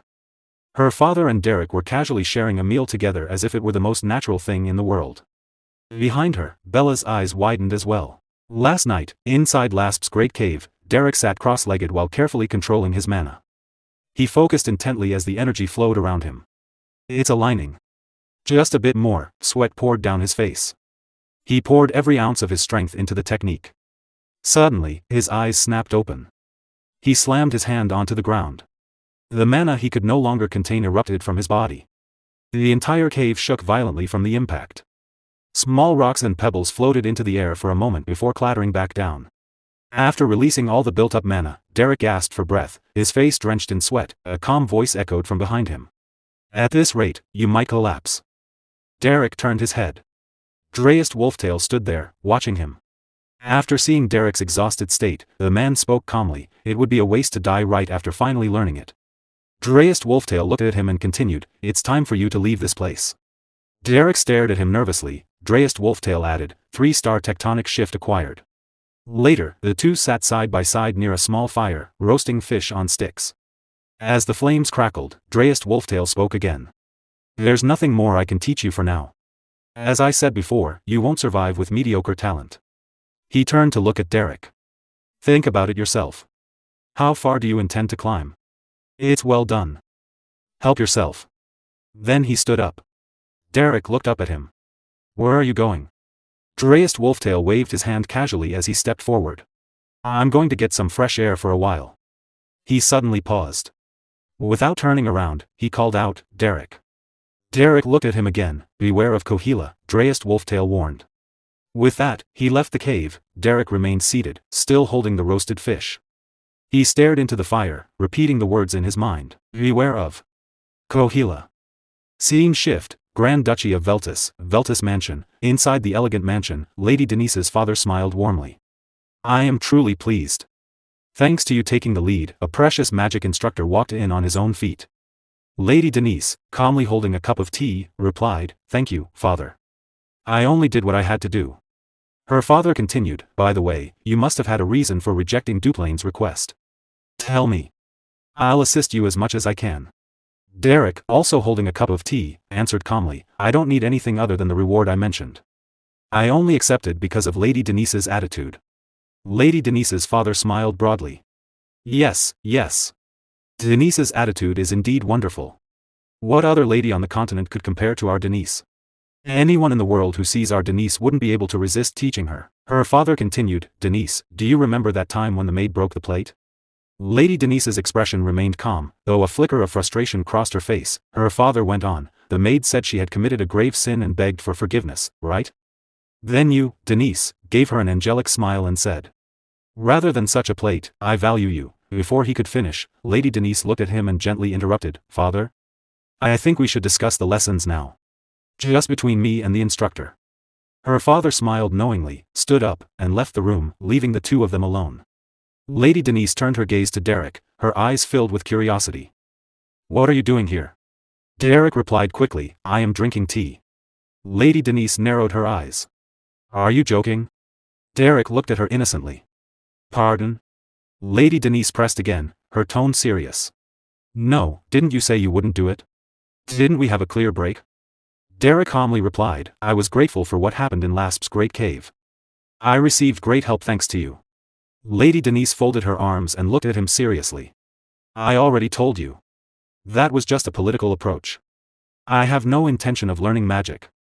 Derrick answered calmly, to be honest, I didn't feel good about it. He looked directly at Lady Denise, his voice turning cold. Jumping to conclusions about whether magic is good or bad. Without even properly knowing what it is. Because of that attitude.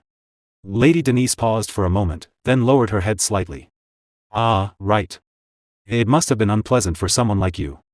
But what I dislike. Derrick interrupted, it's a pity. Lady Denise's eyes widened as she looked at him.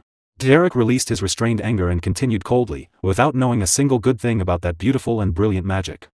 To think you hold such disillusionment and antipathy toward it. He stared at her with an intense gaze and added threateningly, I will not tolerate this. Lady Denise felt a surge of fear. She froze for a moment. Seeing Derrick like this, she thought to herself, this is absurd. I shouldn't have provoked him. Scene shift, Ebelstein Noble District. Inside her room, Lady Eislein sat alone in a chair, gazing out the window. She lowered her head, a wave of sadness washing over her as she recalled her conversation with Derrick in the cave. In the memory, Lady Eislein had arrived at the cave and approached Derrick. He had told her directly, you have nothing to learn from me. Your foundation is already firmly set. It would be better for you to study under an instructor from the same school of magic. Lady Eislein had been surprised but remained silent. Derrick lowered his head slightly and added, my apologies. She couldn't believe she had been rejected. Her head dropped in sadness. Back in the present, Lady Eislein thought bitterly, he's already made a firm decision. That definitely wasn't a compliment. She raised her hand and stared at it. The standard I believed in. I thought that was everything. I was simply not good enough. Suddenly, a voice echoed from behind her. My lady? Lady Eislein turned around. Ah, yes. Come in. The maid entered the room and bowed. A letter has arrived from the main house. Lady Eislein stood up, curiosity in her eyes. What kind of letter? The maid replied, it concerns young Master Valerian's departure ceremony next week. Lady Eislein brought her hand to her mouth. Oh, is it next week already? Since it's his first departure ceremony. I must prepare a good gift. I'll go to the shopping district. She paused, then added firmly, the White Zone is a dangerous place, so I must be well prepared. As Lady Eislein left the room, the chair she had been sitting on suddenly broke with a loud crack and collapsed onto the floor. Seeing shift, Ebelstein Noble District, Denise Mansion lying on her bed, Lady Denise grumbled, "He's truly out of his mind." He was glaring with his eyes wide open, saying he doesn't know a single good thing about magic. Magic is only good for him, why force it on others? Bella stood beside the bed, smiling. Oh my. If you've realized that, then you won't force me to read those vulgar novels anymore, right? Lady Denise quickly sat up. To think that you don't know a single good thing about those beautiful and brilliant works. I will not tolerate this. Bella chuckled. Like teacher, like student. Lady Denise tilted her head. How so? She sighed and lay back down on the bed. Bella. Yes, my lady. I don't find those novels interesting, Bella replied calmly. No, that's not it. Lady Denise continued. If I bring in someone as a teacher who solved Duplain's headache, gained Alon's recognition, and even kicked Eislein to the curb, do you know what the worst part is? Bella smiled gently. Please go to sleep, my lady. Lady Denise ignored her. Just listen to me. If even under such a talented teacher I don't achieve anything, it'll make me look completely incompetent.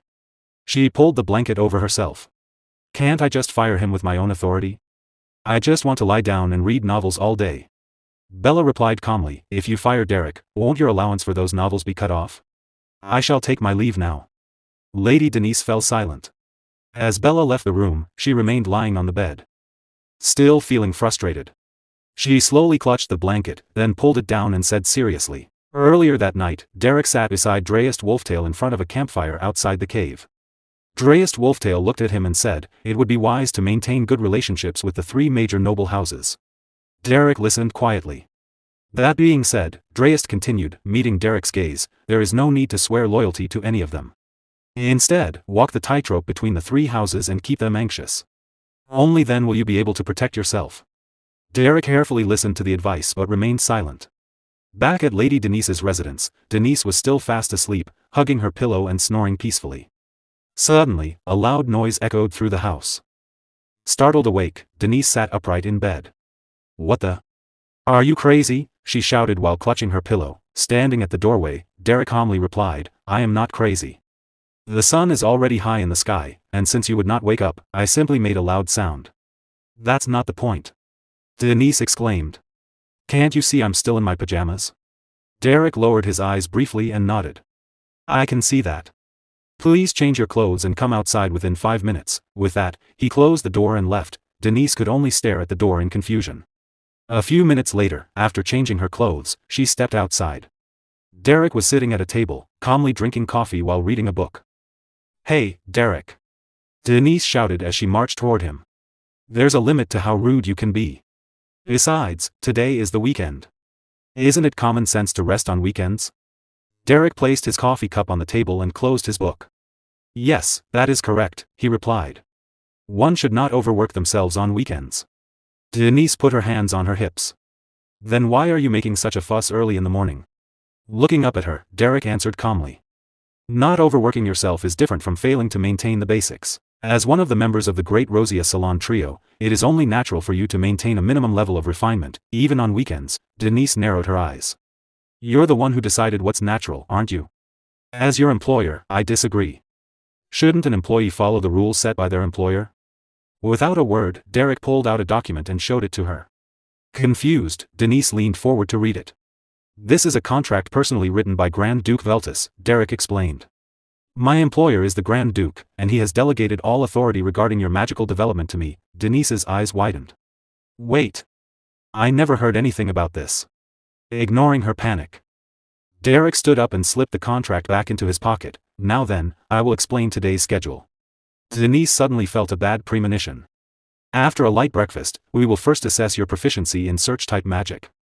After that, you will relearn combat-oriented elemental magic from the basics. In the afternoon, you will undergo physical training, followed by lessons on mana utilization. Denise's face turned pale. Wait.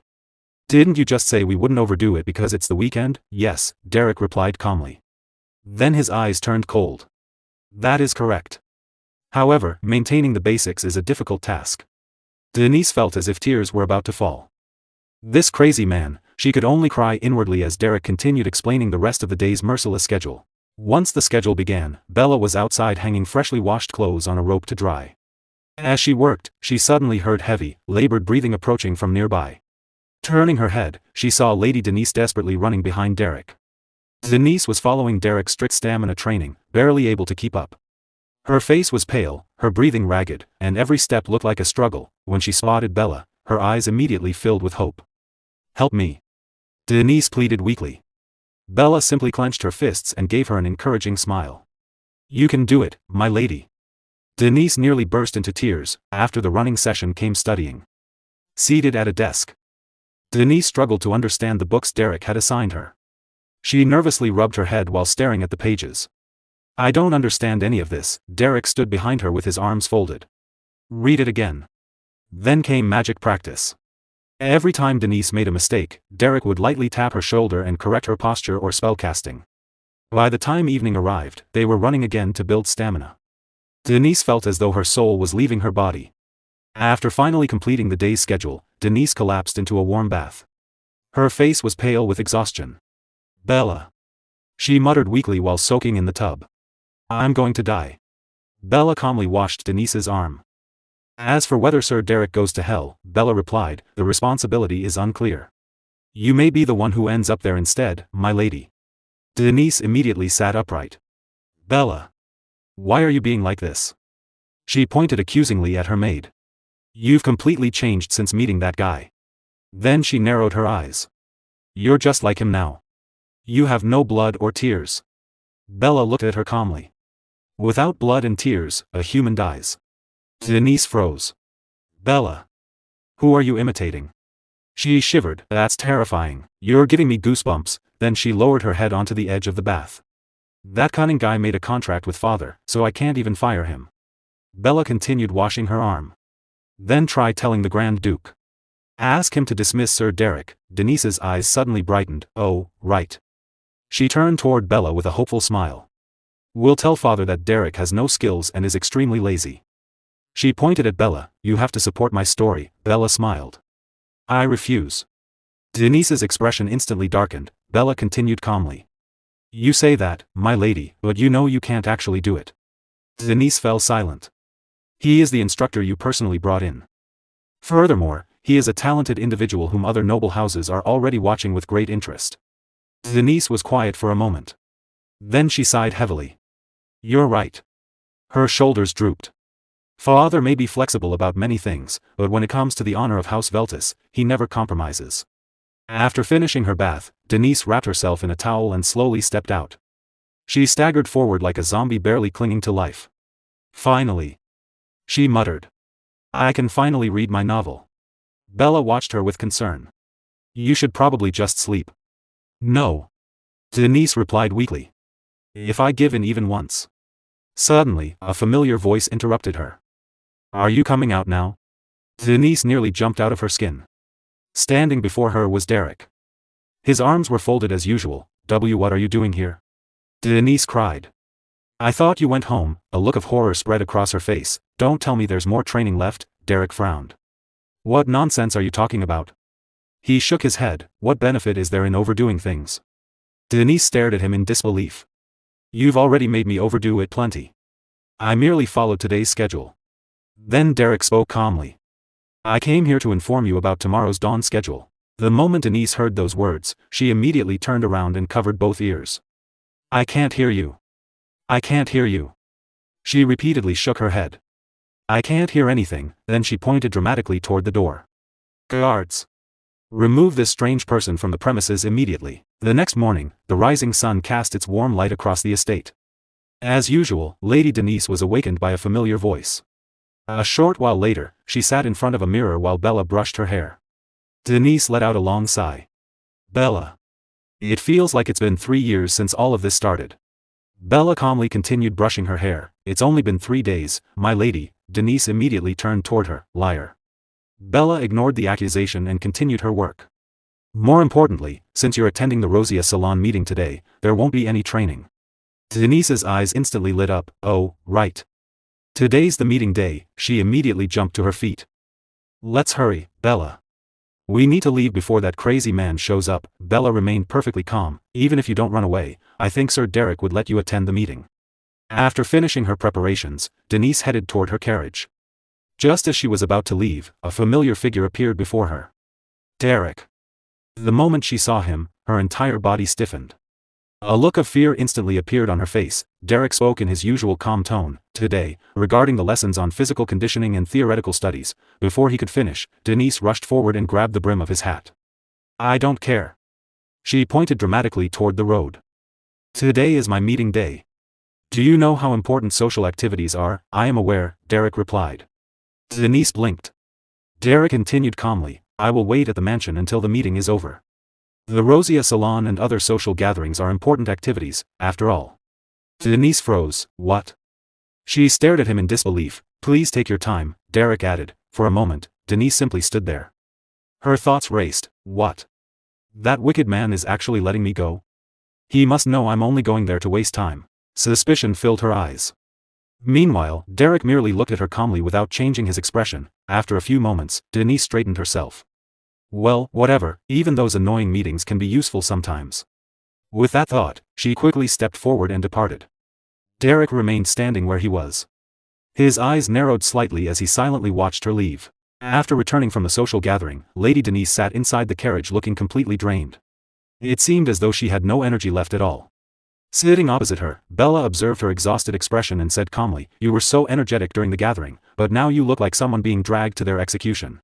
Lady Denise slowly turned her head and replied weakly, obviously. Dark circles hung beneath her eyes as she continued, Derrick is waiting at home. That devil. Pervert.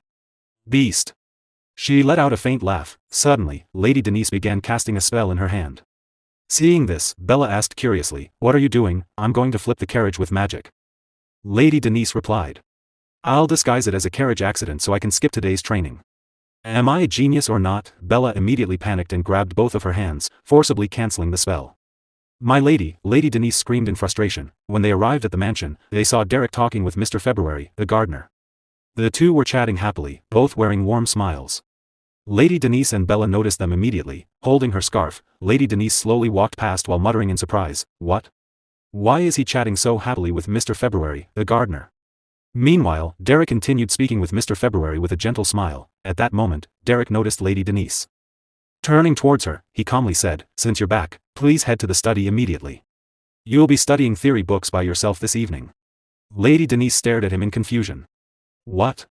Later, sitting by the window in the study while reading, she frowned. How come he's not sticking to me and pestering me today? Is he slacking off? I'm grateful, but... Her thoughts were interrupted when she glanced out of the window. Once again, she saw Derrick practicing swordsmanship with the mansion's soldiers. Later, she secretly observed him helping the head chef with cooking. Another time, she spotted him using magic on the plant while casually chatting with the maids. Each time, Lady Denise secretly watched from a distance. Eventually, while sitting in her room with her arms folded, she muttered, This is suspicious. Very suspicious. Bella was cleaning the floor nearby. What is, my lady? I'm talking about Derrick. Lately, he's been chatting with the servants quite a lot. She unfolded her arms and looked directly at Bella. I don't know what he's plotting, but Bella, you must never fall for it. You're on my side, right? You won't be swayed, will you? Bella smiled warmly. Don't worry. My lady. I like being by your side more than anything. However, the very next day, Lady Denise saw Derrick helping Bella carry laundry while chatting cheerfully with her. Watching from the study room window, Denise noticed Bella blushing during their conversation. The moment she saw that, tears filled her eyes. What? That evening, Lady Denise stormed into Derrick's. Derrick! What on earth are you up to? Derrick calmly looked up from the book he was reading. This mansion is mine, and everyone here is my person. Derrick blinked. I don't understand why you're stating something so obvious. I know you're trying to win over my servants. Lady Denise accused. Stop whatever scheme you're planning and just teach me magic. Derrick closed his book and replied calmly. It's true that I've been trying to get closer to the servants, but I'm not scheming anything. Lady Denise hesitated. Then, why are you getting close to them? It's making me anxious. Derrick placed the book on the table and stood up.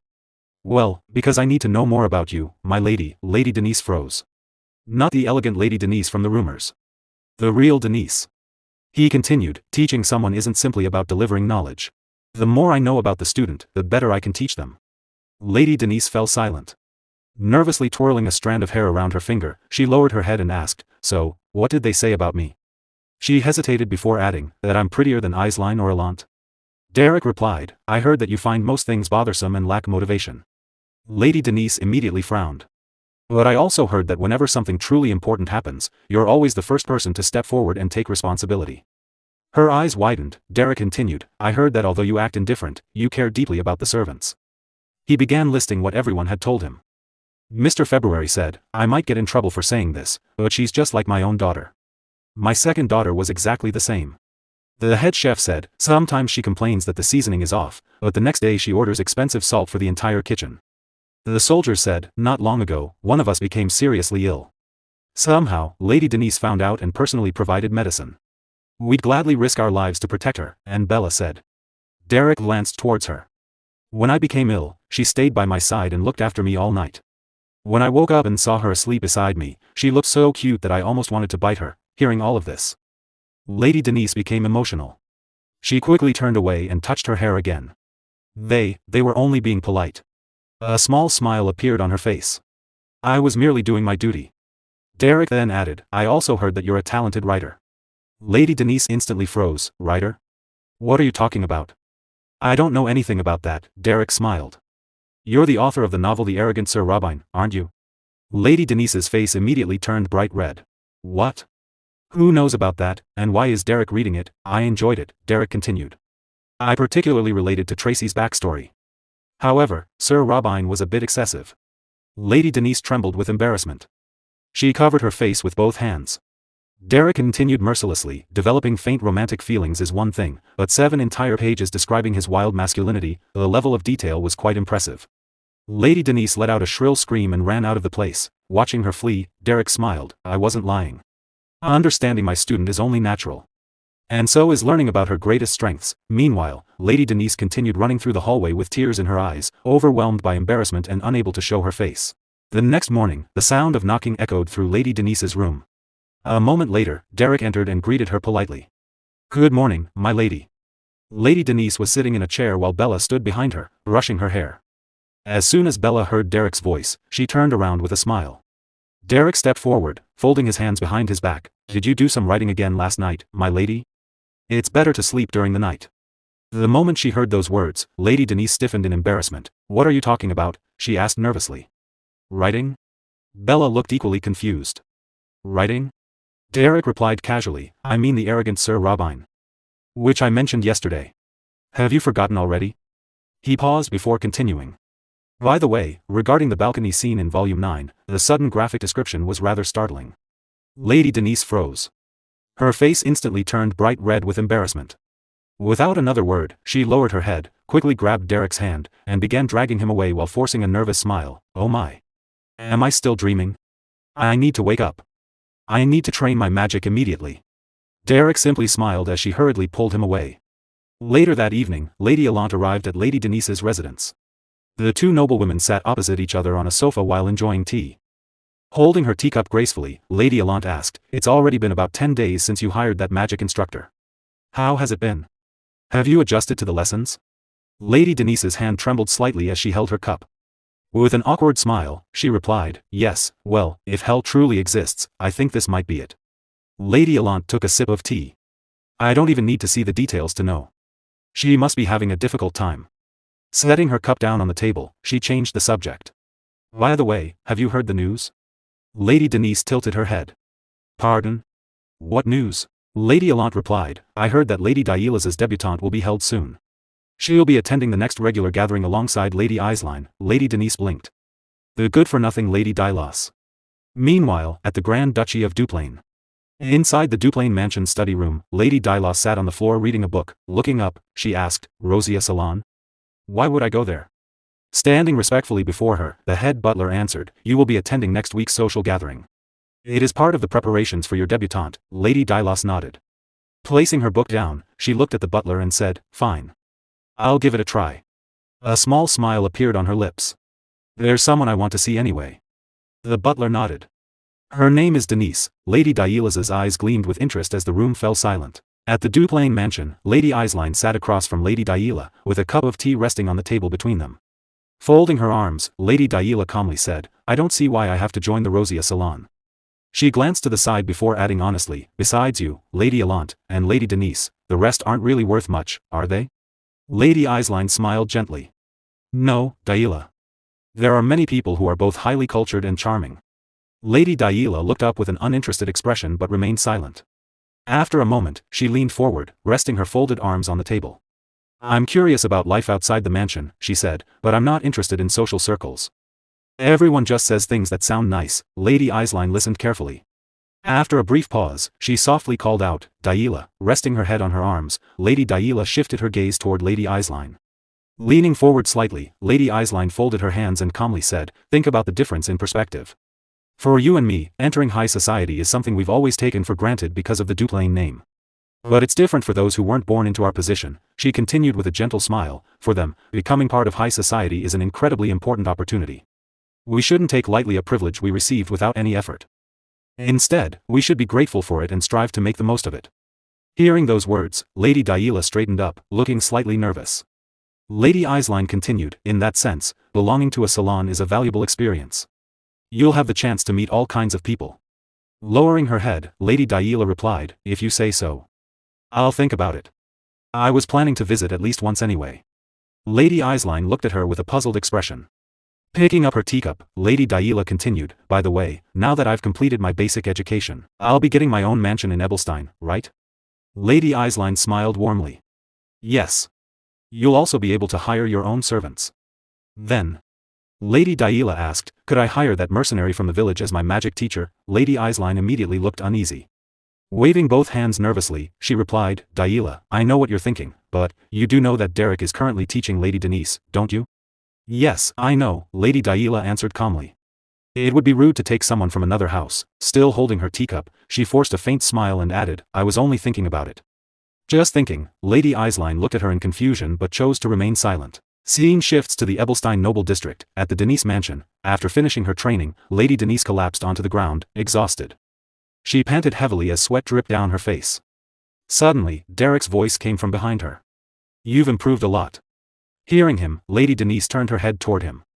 Standing calmly with his hands folded behind his back, Derrick looked at her and said, you should now be able to intercept enemies even outside your field of vision. He tilted his head slightly upward, closed his eyes, and took a deep breath. Then, opening his eyes with an intense gaze, he asked, isn't magic just so much fun? Lady Denise froze the moment she saw that expression. Behind them, Bella cheerfully approached while carrying a cup of tea. Yes. It's so much fun. Lady Denise looked at Bella in complete disbelief. Meanwhile, Derrick knelt on one knee before Denise. Maintaining the same intense stare, he asked, you can feel the flow of mana changing, can't you? That heightened sensitivity, detecting even the slightest differences. There's no way that wouldn't be enjoyable. His eyes began glowing with mana once again as he continued, it's about training the mana you were born with to reach greater heights. Sensitivity, precision, bold control, and freedom. That is magic, he smiled faintly. It's enjoyable, isn't it? Feeling the overwhelming pressure from Derrick's mana. Lady Denise's body trembled. Tears formed in the corners of her eyes as she thought, he's terrifying. Bella gave a cheerful thumbs up from nearby. It's enjoyable. Lady Denise stared at her in disbelief. Bella. What part of this is supposed to be enjoyable? I'm completely exhausted, you know. Bella smiled awkwardly. Ah, well, since I'm only watching, it's fun for me. Lady Denise was left speechless. Derrick slowly stood up and placed a hand on his chin, deep in thought. It seems, you still haven't realized the true joy of magic. With a tired expression, Lady Denise replied, look at my current state. How am I supposed to find any joy in this? Derrick nodded. My mistake. It seems the training intensity wasn't suitable for you. Lady Denise froze. Her faint smile instantly disappeared. Then Derrick looked at her with that same terrifying expression and declared, I'll increase the intensity. Enough for you to truly experience a sense of achievement. Lady Denise's eyes widened in horror. Without hesitation, she grabbed Derrick's leg with both hands. Trembling in fear, she looked up at him and cried, wait. It's fun. I'm having so much fun right now, Derrick. I really am. I love magic more than anything in the world. I love it. I really do. Ignoring her desperate plea, Derrick gently pulled his leg free. I must hurry. Turning around, he folded his hands behind his back and calmly walked away. I'll go draw up a higher intensity training schedule. Still kneeling on the ground, Lady Denise clenched her fists in anger and shouted after him, "You don't have to do that, you bastard." Scene shifted to the Rosia salon. The noble ladies chatted quietly among themselves. So that's the young master. Oh my, that's truly surprising. Nearby, several ladies sat around a table, gracefully enjoying tea together. That piece of artwork was simply beautiful. Meanwhile, Lady Daila stood silently, observing the room with her arms folded. Her expression was filled with disdain as she glanced around. I can't stand watching these girls pretending to be so elegant and noble. Seriously. Taking a deep breath, she began walking through the salon. Suddenly, something caught her attention. Her eyes landed on Lady Denise, who was speaking with another noblewoman. Daila stared at her for a brief moment before walking straight toward her. Lady Denise of House Veltis? Hearing her name, Lady Denise turned around. With her arms still folded, Lady Daila introduced herself in an indifferent tone. House Duplain. Daila. Lady Denise looked at her for a moment before placing a hand on her chest and politely replying, "It's a pleasure to meet you, Lady Daila." "I'm Denise." Daila raised a hand, interrupting her. "I called out to you because I already know your name." She looked at Denise with a calm but arrogant expression. "The greetings are over. Let me ask you something." Lady Denise forced a polite smile, though irritation began to build inside her. "Look at that attitude." "Of course. What would you like to know?" "I'll answer to the best of my knowledge." Still folding her arms, Daila asked, "You have Derrick with you, don't you?" Why is this little brat asking when she clearly already knows? Denise thought. "Yes, that's right," Denise replied. "Derrick is teaching me magic." The moment she heard that, Daila clicked her tongue. Lady Denise's eye twitched. Did that little brat just click her tongue? Where should I kick her? Looking back at Denise, Daila said, "You seem to be doing well." Denise blinked in confusion. "Pardon? Are those buttons in her eye sockets? How exactly do I look like I'm doing well?" As Denise continued staring at Daila, she suddenly realized something. Her eyes sparkled. "She's jealous of me, because I have Derrick." The irritation on Denise's face instantly disappeared, replaced by a delighted smile. In that case, she's not a little brat anymore. She gently placed both hands on her cheeks, smiling brightly as she looked at Daila. "She's a little angel." Lady Denise looked at Lady Daila with a sympathetic expression and gently asked, "Isn't that right, my little angel? You want to have Derrick by your side right now, don't you?" Lady Daila lowered her head, though the arrogance in her posture remained unchanged. Lady Denise thought to herself, "You've come to free me from this living hell, haven't you?" Twirling a lock of her hair with a smug smile, Lady Daila said, "You don't seem to realize it, but you should be nervous. Derrick is the type to do whatever he pleases.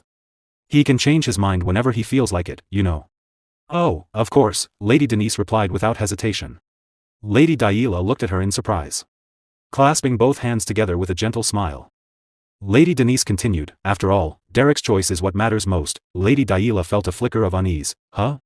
She thought. I openly provoked her, yet she's so composed. Is she really that confident Derrick won't choose me? Regaining her proud smile, Lady Daila asked, "You know very well, don't you?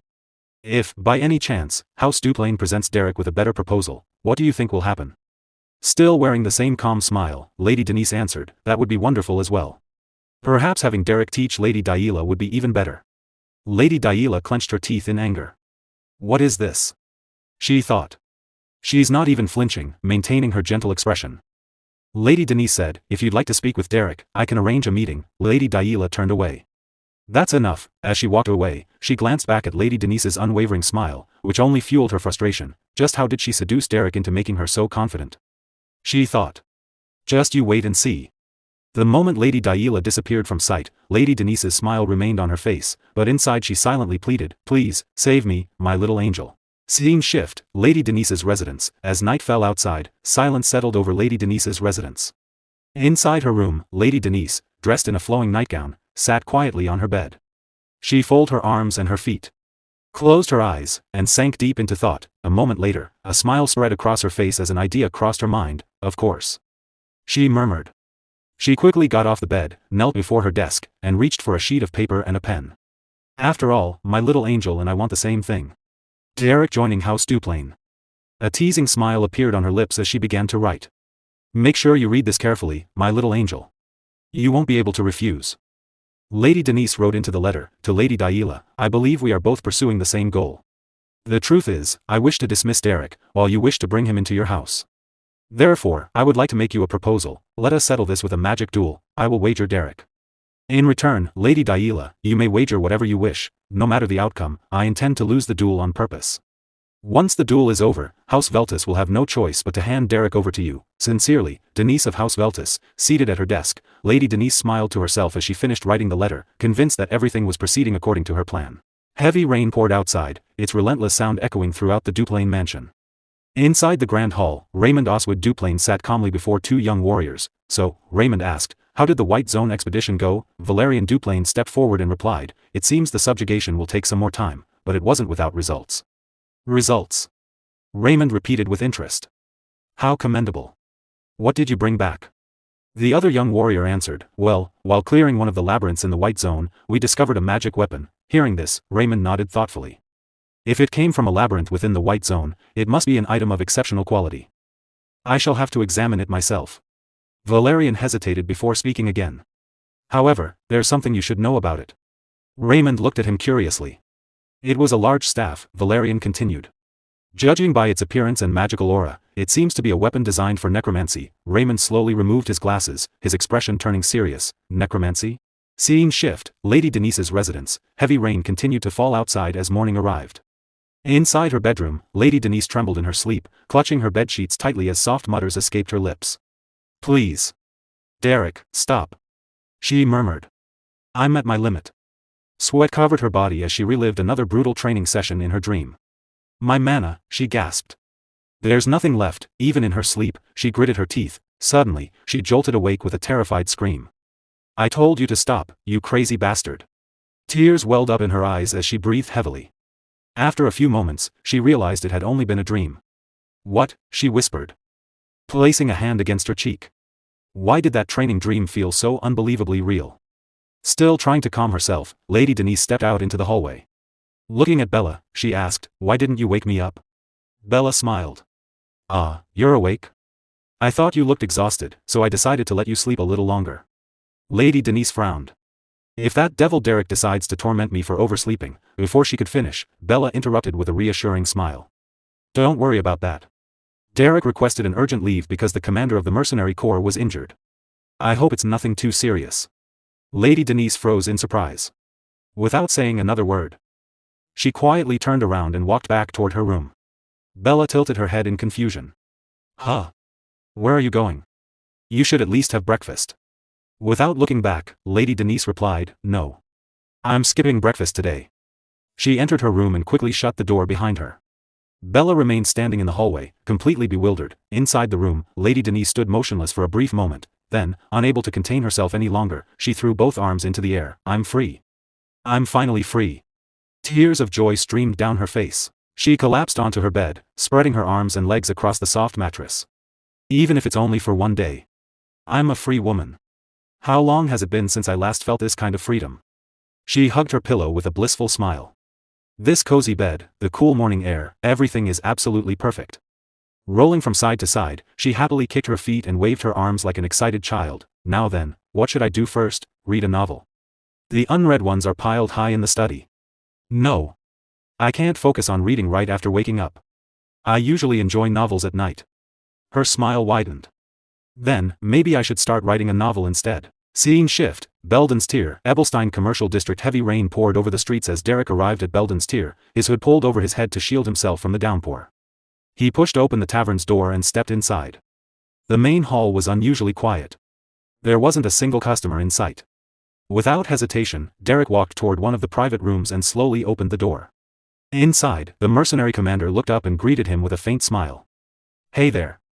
His left arm was gone, ending at the shoulder. Blinking one eye, he added, it's been a while, Derrick. Beside him, Pelline looked at Derrick with tears welling up in her eyes.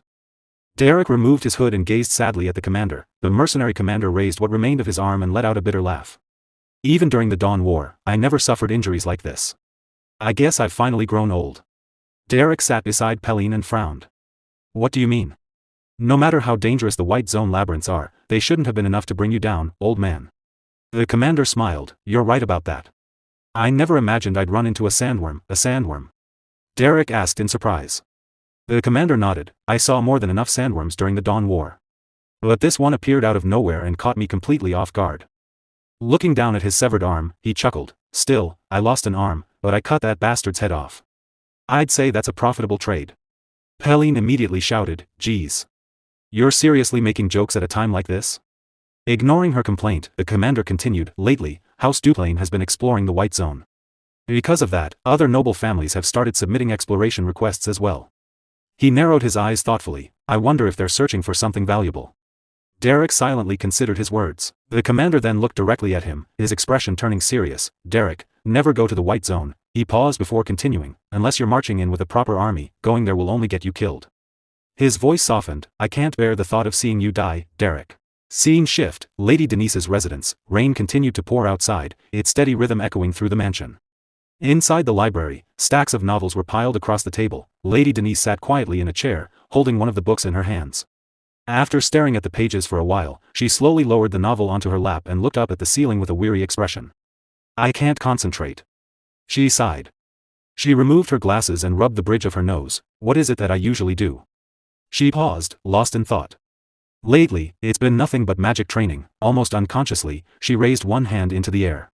A familiar chant slipped from her lips as she began casting a spell. Without even realizing it, she was repeating the very same magic exercises Derrick had drilled into her during their training sessions. At Lady Denise's residence, Denise walked quietly through the garden with a sad expression, lost in her memories. As a child, she was constantly pressured by everyone around her. Denise, you are the hope of our house, your brother is incompetent. Only you can restore our family's glory. You're a genius, Denise. The future of our house rests on your shoulders. Even Aisline would urge her, come on, Denise. Hurry. Unable to bear the pressure any longer, the young Denise broke down in tears. I don't want to. Can't I just not do it? I'm scared. Instead of comforting her, everyone became even angrier. What kind of nonsense is that? Go. Hurry. From that day on, Denise began to hate magic. Back in the present, she closed her eyes as those memories echoed in her mind. Magic. Magic. Magic. Why is everyone so obsessed with it? It's not like I even know how to do it. She raised both hands and began chanting a spell. Blue mana flowed from her body, and a large magic circle spread beneath her feet like a giant spider's web. 2-star search magic, surveillance. A faint smile appeared on her face. I can do it if I try. 2-star magic? That's nothing. Suddenly, Derrick's voice came from behind her. The mana formula around the perimeter is distorted. It's creating blind spots in your surveillance. Startled, Denise quickly turned around and looked at him. When did you get here? No, how did you get here? Focus, Derrick replied calmly. Otherwise, you'll only waste your mana. Denise immediately closed her eyes again, her heart racing. What? He's clearly inside my spell's detection range. How did he get in without being detected? As Derrick observed the web of mana surrounding her, he reached out, grabbed one of its strands, and pulled it. Denise flinched in shock. On the battlefield, search mages often fight against other search mages, Derrick explained. War is an information battle. Victory belongs to the mage with the better detection abilities. He pulled another strand of mana, snapping part of the web. Let's begin your training. Denise struggled to maintain the spell as Derrick continued disrupting it. Protect your magic from outside interference, Derrick said. Only then will no one look down on your abilities. Grinding her teeth, Denise fought to keep her spell intact. Then a confident smile slowly appeared on her face. So, you want to challenge me, huh? Don't regret this. She focused all of her concentration, pouring more mana into her surveillance spell. I'm going to block him completely. There's no need to hold back anymore. I'm going all out. With unwavering determination, she strengthened her control over the mana web, while Derrick simply watched her with a calm and composed expression. The scene shifted to Lady Daila's residence. Lady Daila stood quietly, deep in thought, when the head butler approached her. I apologize for finding such a humble mansion, Lady Daila. Daila looked at him and replied, it's good enough. Why do you say that? With an eager smile, she started running toward the training grounds. I just need a proper place to train. It's this way, right? The butler quickly called out from behind her. Lady Daila, please wait a moment. A letter has arrived at the main house, so I brought it with me. It's from Lady Denise of House Veltus. Daila stopped in her tracks and looked at the letter with a puzzled expression. She opened it and began reading. After finishing the letter, she paused for a moment.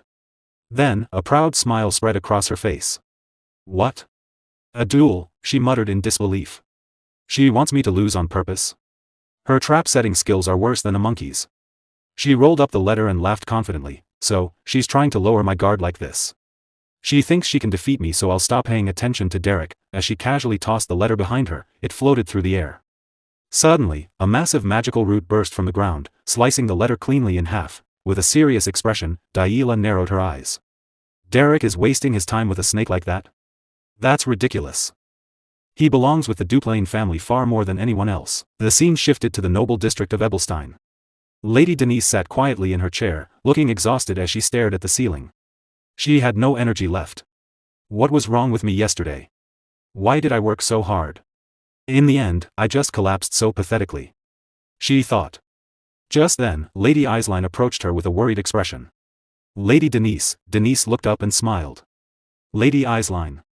Sitting across from her, Eislein lowered her head apologetically. I heard that Daila was rude to you the other day. As her older sister, I wanted to apologize. I'm truly sorry, Lady Denise. Holding her teacup with a gentle smile, Denise replied, there's no need to apologize. We actually had a good conversation. Eislein still looked guilty. Daila can be a little aggressive at times, but she's not a bad person at heart. Please forgive her. Denise smiled warmly once again. I told you, nothing really happened. Please don't worry about it. Inside, however, her thoughts were completely different. Forgive her? She's my adorable little savior angel. After a brief pause, Eislein spoke again. Actually, I'm worried that Daila won't adjust well if she joins the Rosia salon. I'm not sure she'll be able to adapt. She hesitated before continuing. So, may I ask you a favor? Denise blinked in confusion. Pardon. A favor? The scene shifted back to the Duplain mansion. Lady Daila walked through the mansion with the head butler and a maid following behind her. She looked around the hallway before pointing toward an empty wall. This hallway looks a little empty. I should bring my paintings from the main house and hang them here. After looking around once more, she nodded. I think the move is finally finished. Can I go train now? One of the maids bowed respectfully. My lady, guests will be arriving soon. Daila looked surprised. Guests? The head butler answered, you have a luncheon meeting with the Renful Trading Company, and this afternoon you'll be meeting representatives from the Magic Society. Daila let out a deep sigh. Can't you just handle them and send them away? Another maid stepped forward.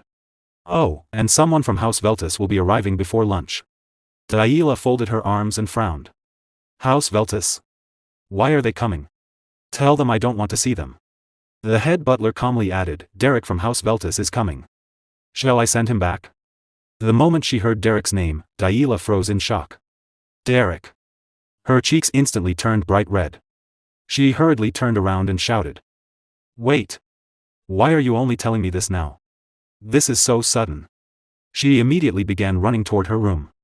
Bring all the makeup and everything else to my room. Hurry. Meanwhile, Derrick arrived at the main gate of the Duplain mansion. Standing calmly, he silently looked up at the grand estate. Inside the mansion, Daila was overflowing with excitement. Derrick came to see me. Lost in her excitement, she rushed through the hallway but suddenly tripped and fell onto the floor.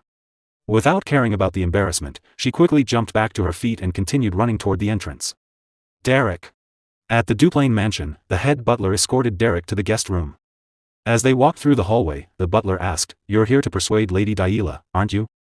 Derrick calmly replied, Yes. I heard that the Rosia salon wants Lady Daila to join.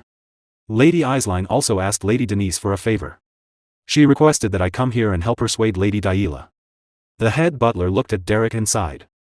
Even you may not be able to convince her. Despite Lady Eislein's efforts, Lady Daila kept giving vague answers, saying she would think about it. Derrick smiled faintly. Well, I should at least try. Meanwhile, Lady Daila was waiting nervously in the guest room. 2 cups of tea were placed neatly on the table. She anxiously tapped her feet against the floor and played with her hair, blushing uncontrollably. It had been a long time since she had seen Derrick, and she couldn't decide how to greet him or what to talk about.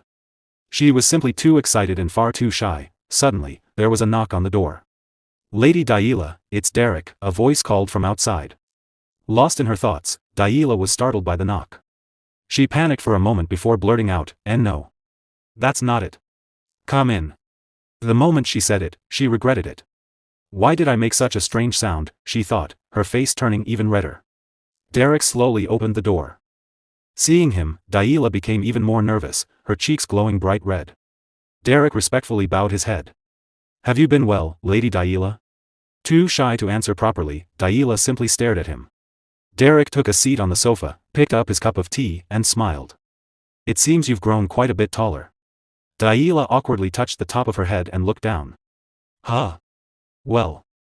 I guess, a little, Derrick continued with a gentle smile, you've also grown much more beautiful.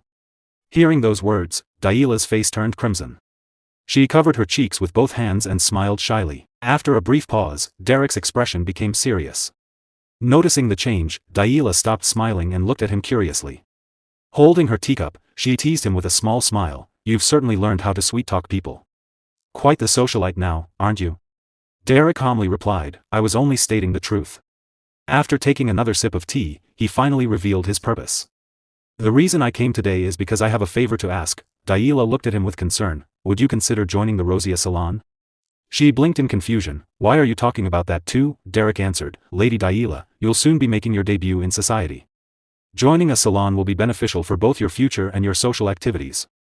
Daila looked straight into his eyes. What does that have to do with you? Derrick smiled warmly. Because I want you to explore a wider world. After all, you're my precious first student. Those heartfelt words left Daila completely speechless. She lowered her head, unable to hide her happiness. The scene then shifted to the Rosia Salon. Lady Denise, Lady Allant, and Lady Eislein were discussing the latest news. Lady Allant looked surprised. Lady Daila applied to join the Rosia Salon. What got into her? She suddenly wants to join. Lady Eislein thought to herself nervously. Daila. You never listened to me before. Lady Denise lowered her head in disbelief. That troublesome girl listened to Derrick so easily. Just what kind of person is Derrick for everyone to act so differently around him? After the meeting ended, everyone said their farewells. Get home safely. See you at the next meeting. As Lady Denise prepared to board her carriage, Bella reached out to help her. Suddenly, someone called out. Excuse me, it was Lady Daila, accompanied by her maids. Lady Denise smiled politely, I hope you've been well. Folding her arms confidently, Daila declared, let's have our duel next week. Lady Denise blinked in surprise, pardon? Daila continued, you said you'd put Derrick on the line. But if Grand Duke Veltus isn't convinced, the duel won't happen, right? In that case, I'll also offer something valuable. She looked directly at Denise. There's a painting called Landscape of the Cour's Granary in your mansion, isn't there? Lady Denise was stunned for a moment. Daila continued confidently, if I lose, I'll buy that painting from you, at a generous price. Lady Denise remained silent. Later, while riding home in her carriage, Bella asked, a granary? Is there really such a painting in the mansion? Denise nodded nervously. Yes. There is. Somewhere. Bella looked at her with a gentle smile. Are you happy? The duel is finally happening. You'll be free from Mr. Derrick. Denise remained silent for a moment before answering softly, yeah. I guess. I am. The scene shifted to the Duplain mansion, where Lady Denise informed her father, the Grand Duke, about the upcoming duel and its conditions. After thinking for a moment, the Grand Duke said, so, she offered to buy the Landscape of the Cour's Granary painting? Denise nodded. Yes, father. The Grand Duke smiled. If that's the offer, then putting Derrick on the line is well worth it. It's an excellent deal. He let out a gentle laugh before continuing, you don't necessarily have to achieve something through magic. If you can prove your value to the Duplain house in this way, then I, as your father, will be satisfied. Hearing those words, Lady Denise silently lowered her head. Although she said nothing, she couldn't help feeling a sense of disappointment deep inside. Later, she walked away by herself and found a quiet place bathed in warm sunlight. Sitting alone on the grass, she slowly closed her eyes and focused on her magic. Gradually, she manipulated the surrounding mana, weaving it into a vast magical web that spread farther and farther with every ounce of concentration. Pouring all of her mana into the spell, she extended her detection range as far as she possibly could. Soon, she could sense everything within the web's reach. Every movement around her became crystal clear. When a tiny leaf brushed against her mana web, she detected it instantly, a single blade of grass. She thought, a moment later, she sensed the gentle flap of wings. It was a bird flying high above her, but even it had entered the range of her mana web. As she continued expanding the spell, a thought crossed her mind. You're always watching over me from up there, aren't you? She poured even more mana into the detection barrier while lightly touching the threads of her magical web with her fingertips. A warm smile appeared on her face. For the first time in a long while, she felt the same joy she used to experience when she truly loved practicing magic. Just then, a familiar voice spoke from behind her. You seem to be enjoying your magic. Startled, Lady Denise quickly turned around while still sitting on the ground. It was Derrick. He smiled gently as he looked at her. Seeing him so unexpectedly, Lady Denise couldn't help but become nervous once again. Lady Denise remained seated on the ground, nervously looking at Derrick as he calmly approached from behind her. with an annoyed expression, she said, I failed to sense you again this time. Derrick smiled faintly. That's because I completely concealed my mana and presence. However, I can clearly feel just how much you've grown, Lady Denise. He paused before continuing, don't magic and novel writing feel quite similar? Lady Denise looked at him curiously. Your novels are filled with deep emotions and incredible delicacy. You always know where your characters are, what they're thinking, and what they're feeling. You envision them with absolute precision. He looked directly into her eyes.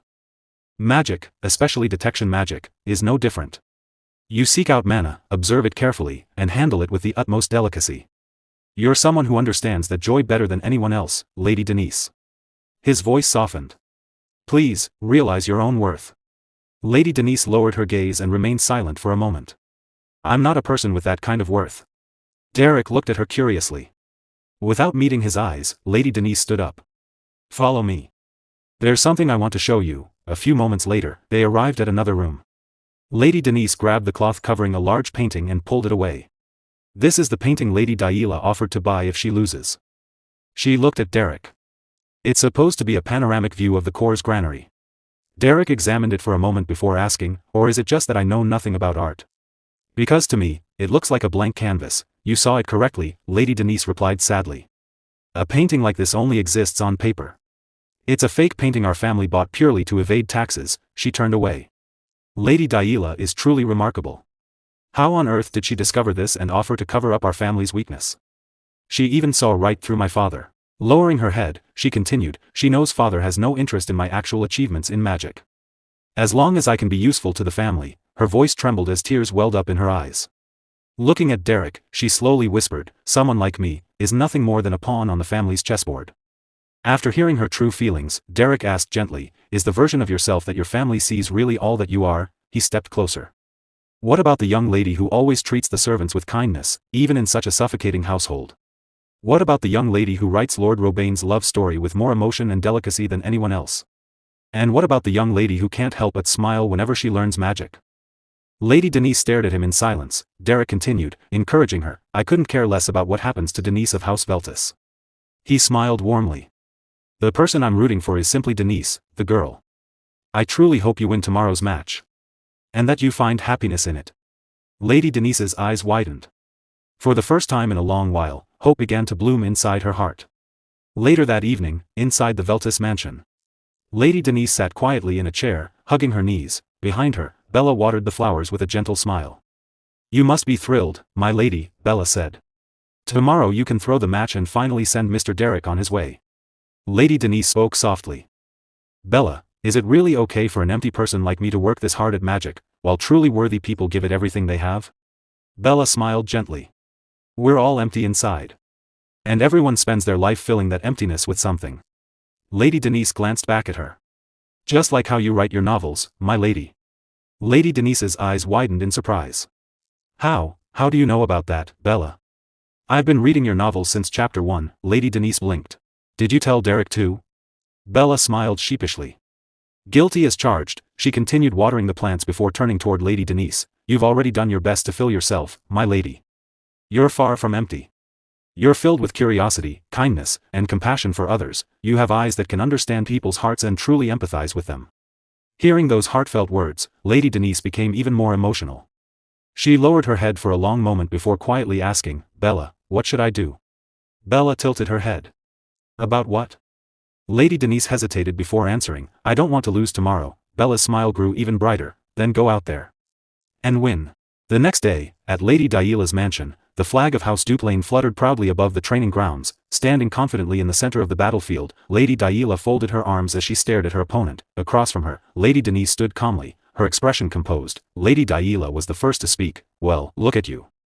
You actually showed up instead of running away. A mocking smile spread across her face. I thought you'd be terrified since this is my estate. She let out a quiet laugh before adding, stripped of your family name, you're nothing, aren't you? Lady Denise smiled gently. You don't have to say such hurtful things on purpose, Lady Daila. Her voice remained calm, you're already strong enough, aren't you? Hearing those words, Lady Daila clenched her teeth in frustration, glaring at Denise with growing irritation. Meanwhile, from a distant room overlooking the training grounds, Derrick watched through the window. The head butler stood beside him. Are you sure you don't want to watch from up close? It's a duel between your two apprentices. Derrick shook his head. I'm trying not to cause any unnecessary distractions. His eyes remained fixed on the battlefield. I want this duel to be in its purest form, a battle fought solely for the sake of their own achievements. One of the servants stepped forward, holding the ceremonial bell. Then, let the duel begin. The sound of the bell echoed across the training grounds. Without hesitation, Lady Daila gathered a massive amount of mana around herself. No need to drag this out, she thought. I'll finish this in a single attack. The temperature around her rapidly dropped as dozens of sharp ice arrows formed behind her. With a swift wave of her hand, the arrows shot toward Lady Denise like a storm. Facing the barrage, Lady Denise remained perfectly calm. She quietly cast a simple wind spell beneath her feet. A gentle gust lifted her into the air. Closing her eyes, she focused entirely on sensing the flow of mana around her. Then, with graceful movements, she effortlessly slipped between the incoming arrows. Every single projectile missed. The servant who had rung the bell stared in disbelief. She's dodging all of them. Beside him, one of the maids covered her mouth in shock. Even Lady Daila's eyes widened. However, she refused to stop. With another wave of her hand, she redirected every ice arrow that had flown past Denise. The arrows turned sharply and attacked again from every direction. Lady Denise calmly cast another wind spell beneath her feet. She leaped lightly through the air once more. One after another. The ice arrows struck the ground behind her, shattering into countless frozen fragments. The remaining arrows continued chasing her relentlessly. Using nothing but delicate bursts of wind beneath her feet, Denise moved from one position to another with perfect precision. She avoided every attack by the smallest possible margin. Some arrows buried themselves in the ground. Others narrowly brushed past her before missing entirely. Finally, after evading the entire barrage, Lady Denise slowly descended and landed gracefully on the ground. Silence filled the training field. Lady Daila stood frozen in disbelief. She hadn't expected anything like this. Watching from the window, Derrick smiled faintly. Such delicate wind magic. Not a single bit of mana was wasted. With such precise mana detection, she doesn't even need to see the attacks. She can sense every arrow before it reaches her. Lady Denise kept her eyes closed as her detection magic continued to scan every movement around her. I did it. A bright smile slowly appeared on her face. I'm having fun.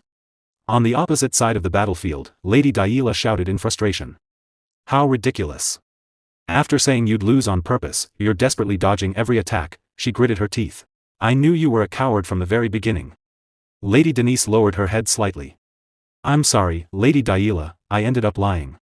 She slowly raised her head again. This time, her eyes were filled with confidence. A joyful smile appeared across her face. I'm going to win. A powerful wave of mana surged around her as she confidently began chanting her next spell. Seeing the overwhelming amount of mana gathering around Denise, Lady Daila's eyes widened. She unconsciously clenched her teeth as panic slowly began to creep into her heart. Lady Daila glared at Lady Denise with fury. So you think you'll win just because you say so? Enough with your cheap tricks. Mana surged from her body as the protection pendant around her neck glowed brightly. Without hesitation, she began chanting multiple spells at once. Thinner and even more numerous brambles burst from the battlefield. Ice spears. Magic arrows, rapid freezing. And just give me Derrick. With a furious wave of her hand, Lady Daila unleashed every spell simultaneously. Countless razor-sharp brambles erupted from the ground while ice spears, magic arrows, and waves of rapid freezing rushed toward Lady Denise at incredible speed. Lady Denise calmly lowered her stance. Preparing herself. No, thanks. The brambles burst beneath her feet, attempting to trap and impale her, but with a gentle smile she used wind magic to leap into the air. She gracefully dodged every attack. Even as the freezing waves spread from multiple directions, she continued weaving through them with perfect timing and unwavering focus. Seeing that her attacks had failed, Lady Daila immediately chanted another spell. Several glowing mana spheres formed above her hands as she poured an enormous amount of mana into them. Watching from a nearby window, Derrick narrowed his eyes. An indiscriminate bombardment, unique to the school of the wild. She's completely abandoned conventional spellcasting. The amount of mana she's releasing has reached an unbelievable level. Without giving Lady Denise a moment to breathe, Lady Daila fired the mana spheres. Already avoiding the brambles, ice spears, freezing waves, and magic arrows, Lady Denise now had to evade the incoming barrage of mana spheres as well. Despite the overwhelming assault, she remained calm. Baby angel. No, Daila, I can see everything. The way you frown whenever you pour out large amounts of mana. The twist of your waist as you adjust each spell's trajectory. Even the footsteps you take before your next incantation. Using wind magic beneath her feet, Lady Denise darted across the battlefield, changing directions with every leap. Dozens of spells surrounded her, yet she continued slipping through every opening. I can see exactly what kind of child you are. From above, Derrick continued watching beside the head butler, Lady Denise. She's reading Daila's every movement and avoiding every attack, but she can't win simply by dodging forever. Lady Denise barely escaped another ice spear that grazed past her face. This is the limit of mana sensing, which doesn't require an incantation. What I need now is mana surveillance. But that spell requires chanting. If I reveal even the slightest opening while casting, Daila won't let it pass. If even a single attack grazes me, my protection magic will activate, and I'll lose. She continued dodging while carefully observing the battlefield, then a faint smile appeared on her face.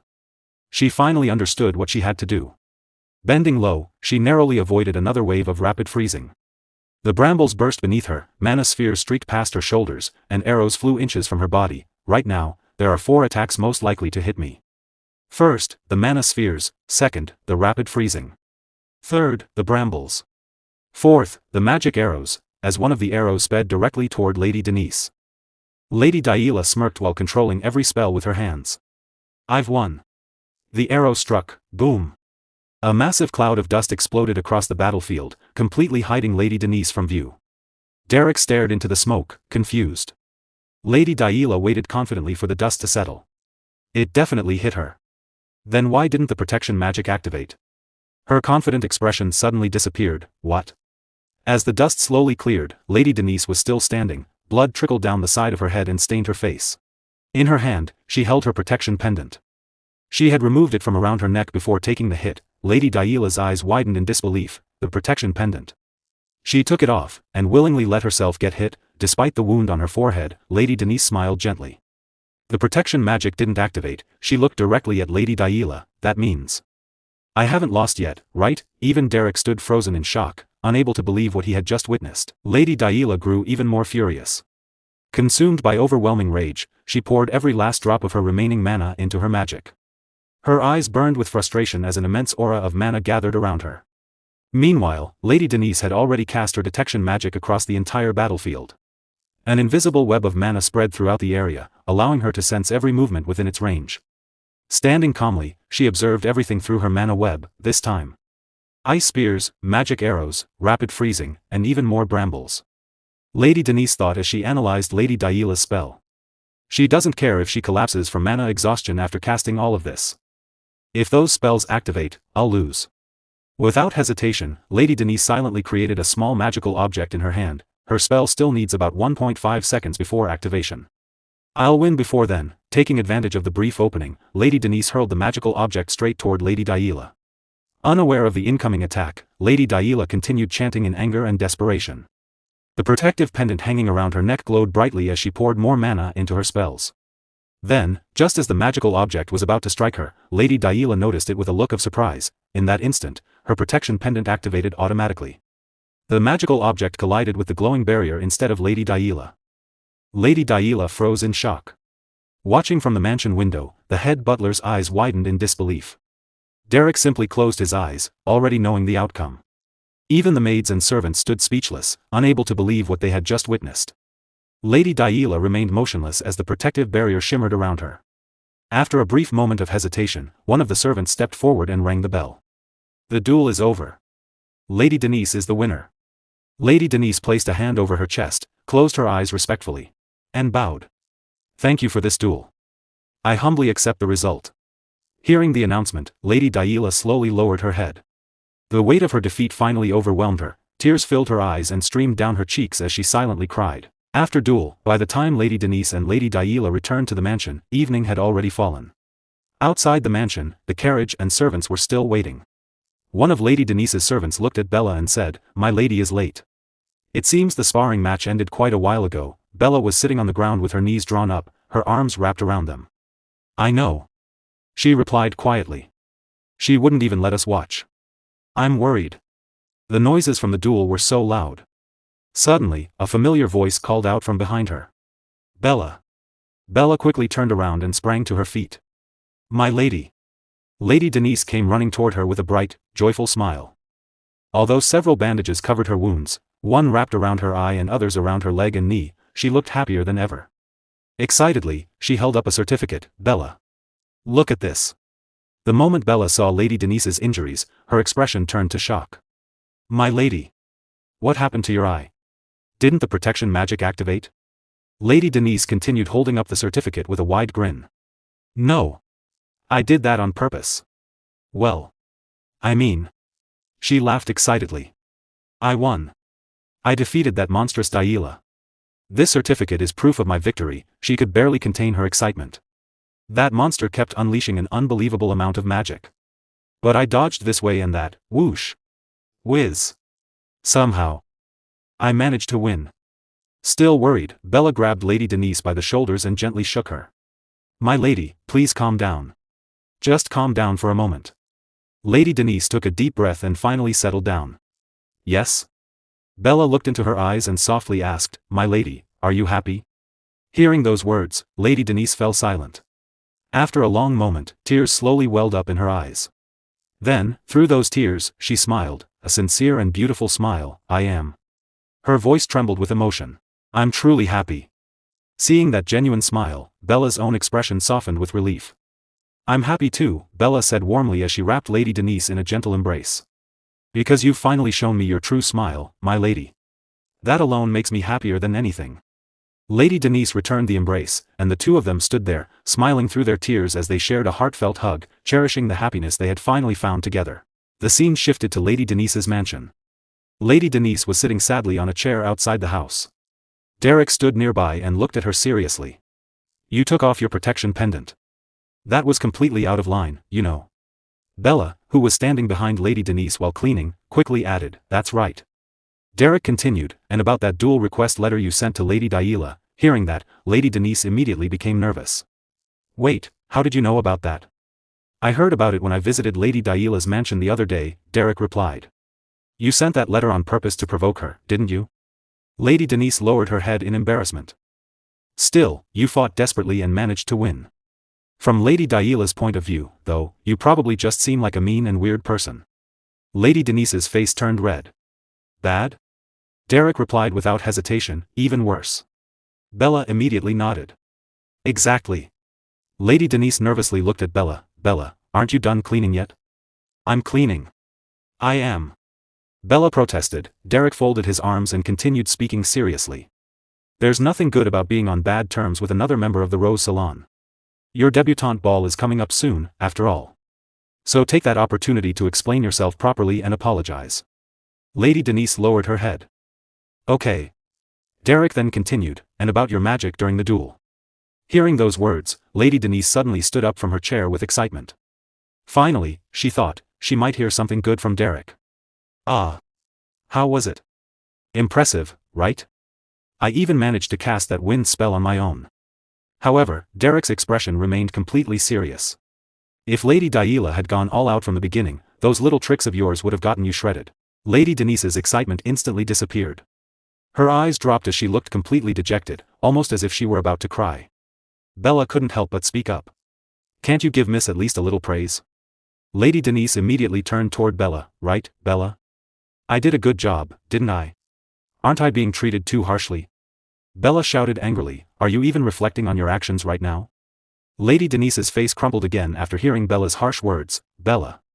As the two of them continued arguing, Derrick silently watched them. If she ever truly starts to burn, he looked at Lady Denise's pure, innocent smile as she argued with Bella. She'll shine brighter than anyone else. Seeing that genuine smile on Lady Denise's face, Derrick couldn't help but feel happy.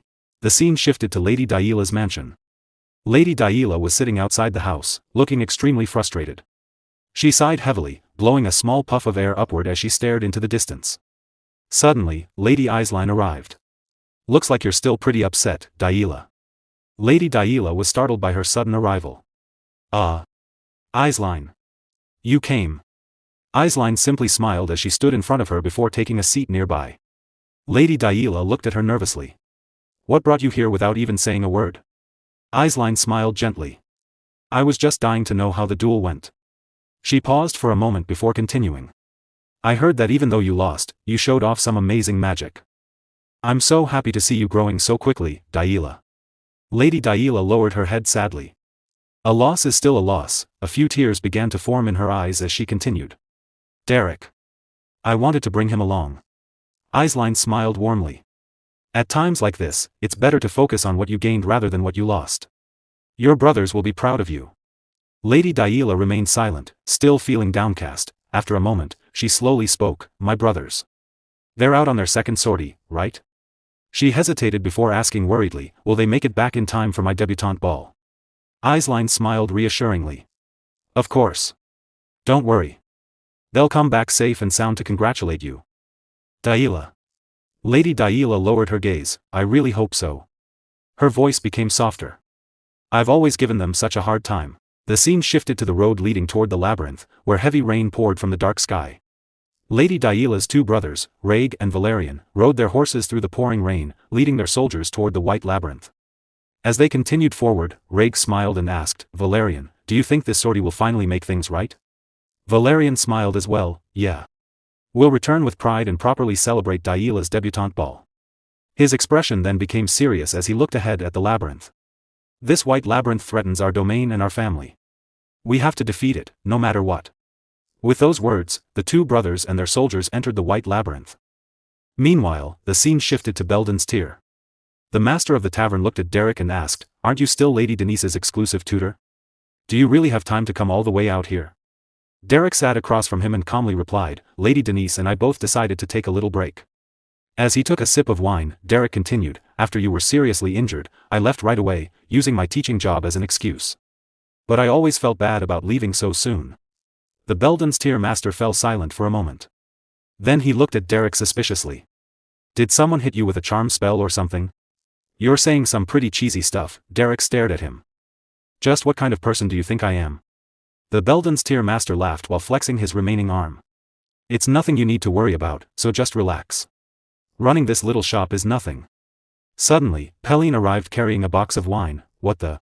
I'm the one helping you with all the hard stuff right now. Derrick looked at her in surprise. Oh, it was you, Pelline? Pelline glared at him. I just saw you a minute ago. And you're still messing around? The Belden's Tier master burst out laughing. Even the customers couldn't recognize Pelline. Derrick remained silent, seemingly lost in his thoughts. I need to run somewhere else. His expression became serious, a labyrinth that even Jaden couldn't handle. The Duplain family's endless deployments. Suddenly, Derrick remembered something Dreist Wolftail had told him. You know someone named Valerian, right? He's the eldest son of House Duplain. Dreist Wolftail had then said something that shocked Derrick.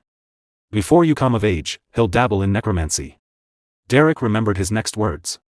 And you have to kill him. Back in the present, Derrick rested his hand against his chin as he thought deeply.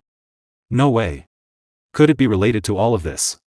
He quickly shook off the thought. No. Maybe I'm just overthinking it. After all, Dreist Wolftail had specifically said, before you come of age. The scene shifted to the open sea under a full moon.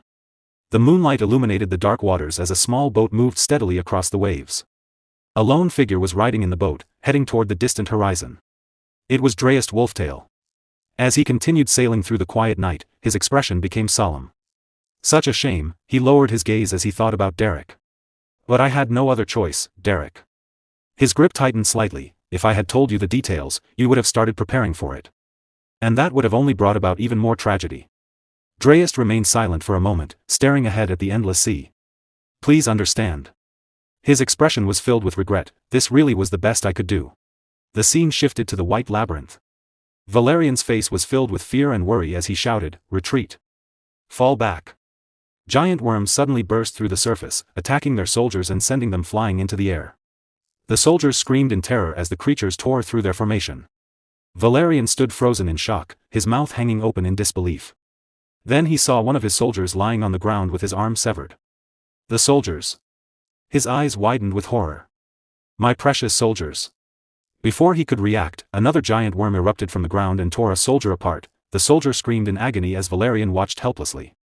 Suddenly, Raig grabbed Valerian by the shoulder. Hey! Get a hold of yourself. We have to get out of here. Valerian finally regained his senses. Retreat. Save your lives. Fall back. The remaining soldiers quickly retreated, following Raig and Valerian as they desperately tried to escape the monstrous worms. Valerian gritted his teeth as they fled. I feel so powerless. He glanced back at the white labyrinth, his expression filled with horror. The labyrinth keeps growing stronger. His thoughts turned toward his family and their territory. I'm supposed to protect my family and our land, but the harsh reality weighed heavily on him. But I just don't have the strength. Meanwhile, back at Lady Denise's mansion. One of the servants hurried toward Lady Denise. Lady Denise. A letter just arrived from House Duplain. Lady Denise quickly opened the letter while sitting on her bed. Her eyes widened with surprise, and then her face lit up with happiness. After quickly changing her clothes, she rushed outside to find Derrick. Derrick was sitting outside on a chair when Lady Denise came running toward him, waving the letter excitedly.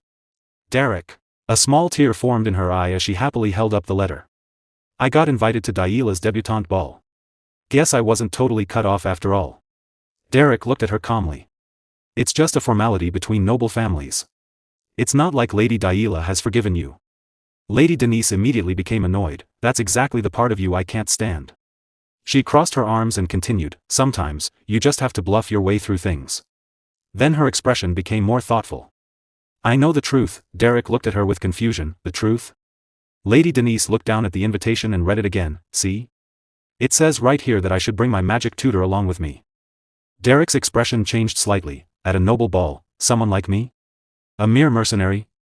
The scene then shifted to the Duplain mansion. In the distance, Raig and Valerian rode their horses toward the mansion. Raig remained silent, while disappointment and sadness were clearly written across Valerian's face. After what had happened inside the White Labyrinth, Valerian could only think about how powerless he had been to protect his soldiers, and his family. At the secret passage beneath the Duplain mansion, Raymond Oswald Duplain walked forward with a serious expression, accompanied by the head butler and 2 Duplain soldiers. Even outside the entrance to the secret passage, several Duplain soldiers stood guard, ensuring that no one could approach. Raymond slowly opened the hidden gate and stepped inside. In front of him was a huge box. As Raymond approached it, one of the Duplain soldiers stepped forward and said, I'll open it now, Your Grace. But Raymond immediately stopped him. No. I'll open it myself. Items related to necromancy are strictly regulated by the imperial family. Raymond carefully opened the box and looked at the item inside. This is the staff that Valerian found inside the labyrinth during the first expedition. His expression became more serious as he sensed the powerful aura coming from it. The necromantic mana is getting stronger. The shape of this staff is definitely. His eyes widened slightly. The staff of Razan. I've only heard about it in rumors. Razan had been a 5-star summoner mage who lived before the Great Era, but why is his staff emitting necromantic mana? After examining it for a moment, Raymond closed the box. There seems to be nothing more we can discover about this staff for now, he said calmly. We'll need at least a 6-star mage to investigate it properly. Raymond then turned towards the head butler. Send a letter to the imperial family. We need the chief imperial magic advisor, Kohila, to examine this staff. Just then, one of the Duplain soldiers standing behind them stepped forward. Your Grace, young Master Valerian has returned. Raymond immediately turned around. A short while later, they arrived at the main hall of the Duplain mansion. Valerian and his brother Raig were kneeling before their father, Raymond Oswald Duplain. Valerian lowered his head in disappointment before finally speaking. The subjugation of the White Labyrinth was a complete failure. Many soldiers lost their lives, and I ran away. His voice trembled as he continued, I will take full responsibility for my actions, even if it costs me my life. Brother. Raig immediately reacted in shock. Raymond remained silent for a moment. Then, in a calm voice, he said, Stand up. Valerian slowly raised one leg and stood before his father, but he kept his head lowered, unable to hide his disappointment. Suddenly, Raymond raised his arms. Valerian looked up in surprise as his father stepped forward and embraced him. Raymond calmly held his son in both arms. Thank you for returning safely. Valerian froze in surprise. Raymond gently rested a hand on Valerian's shoulder and continued, Raig, you stand up as well. Raig quickly got to his feet. Yes, father. Raymond looked at both of his sons. Since today is the first day of the debutante event, Daila is also at the mansion. She will be leaving to greet the Emperor in a few days, so go and congratulate her. Valerian remained silent. Tears slowly filled his eyes. For the first time since returning from the White Labyrinth, the heavy burden in his heart began to ease. A few hours later, Valerian walked through the hall of the Duplain mansion on his way to meet Daila. As he walked, his thoughts returned to his father. He was worried about me, and he even comforted me. Valerian lowered his head, a complicated expression on his face. My father, who has always been so strict. Did he really do all that for someone as weak and incompetent as me? After a while, Valerian arrived outside Daila's room. He knocked on the door. Daila? There was no response. That's strange. They said she would be in the atelier. Valerian opened the door himself and quietly stepped inside. Daila? He looked around the room, searching for her. Then his eyes shifted toward the atelier. There, he saw Daila happily working on a painting. Her legs were swinging with excitement as she brushed the canvas, a calm and joyful smile on her face. The painting was of Derrick, the instructor who had made a significant impression on her. Valerian quietly approached her. Daila? Daila, completely focused on her painting, suddenly heard his voice. She jumped in fright. You scared me. Valerian smiled when he saw her reaction. Daila was delighted to see her brother standing in front of her. She instinctively moved toward him as if she wanted to hug him, but Valerian simply stood there calmly. Daila stopped herself, feeling a little nervous, rubbing the back of her neck awkwardly. She said, I'm so glad you returned safely. Valerian smiled warmly. I'm very happy that you welcomed me like that, Daila. He then turned his attention toward the painting. This must be Derrick. Daila immediately became embarrassed. Her face turned bright red. It's just a gift. I mean, because he's my instructor. Valerian laughed. So, he's your instructor, and also a benefactor who gave our family such a wonderful gift. I'm sure he'll like it. Hearing that, Daila became even more embarrassed, and her entire face flushed red. Valerian looked at the painting again before suddenly asking, by the way. I'm sorry. Did I cause you to make a mistake in your painting? Daila looked down. When Valerian had suddenly appeared, she had been startled, causing her brush to slip and ruin a small part of the painting. She bent down and picked up the brush. It's fine. She carefully examined the painting and continued, a wrong stroke can be covered with another layer of paint, and I can adjust it by changing the colors. Mistakes can always be undone. As she prepared to continue painting, Valerian smiled. Just like how you used to be mean to everyone. Daila froze for a moment. Still blushing, she gave an awkward laugh. Was I? I'm not sure what you mean. Valerian smiled gently. If you're ashamed of your past, that means you've become a much better person, right? He turned around and began walking toward the door. I hope you finish your artwork beautifully. Daila gave him a nervous but happy smile. Thank you, brother. Valerian left the room. But the moment he stepped into the hallway, his expression changed. His smile disappeared, replaced by a serious look. Yes. If I'm ashamed of my past, then I must become better. His hands slowly tightened into fists. I must become stronger. Valerian continued walking through the mansion. His determination burning brighter than ever. I can't remain weak and incompetent. I'll become strong enough to protect the people who believe in me. The scene shifted to Lady Denise's training ground. Inside the training room, Lady Denise raised her hand and began casting a wind spell.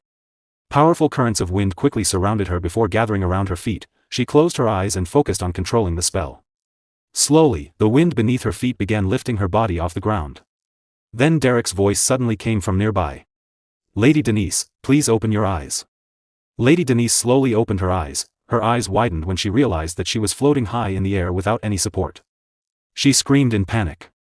Her concentration immediately broke, causing the spell to collapse. Lady Denise began falling toward the ground. But before she could hit the floor, Derrick quickly caught her in his arms. Holding her securely, Derrick calmly said, your control is still poor whenever you increase your mana output, even slightly. Lady Denise became nervous and embarrassed as she realized she was still in Derrick's arms. Nearby, Bella was sitting on a chair and watching the scene. Seeing the two of them together, Bella couldn't resist teasing them. Lady Denise immediately turned toward her. Bella. Don't do that. Where did you learn to tease people like that? Lady Denise quickly stood back on her feet and straightened her clothes, looking annoyed. Touching a noble lady so carelessly. Young men these days. Derrick calmly folded his arms behind his back. I'll keep my distance from now on. You can't do that. Lady Denise immediately replied. Everyone just does whatever they want.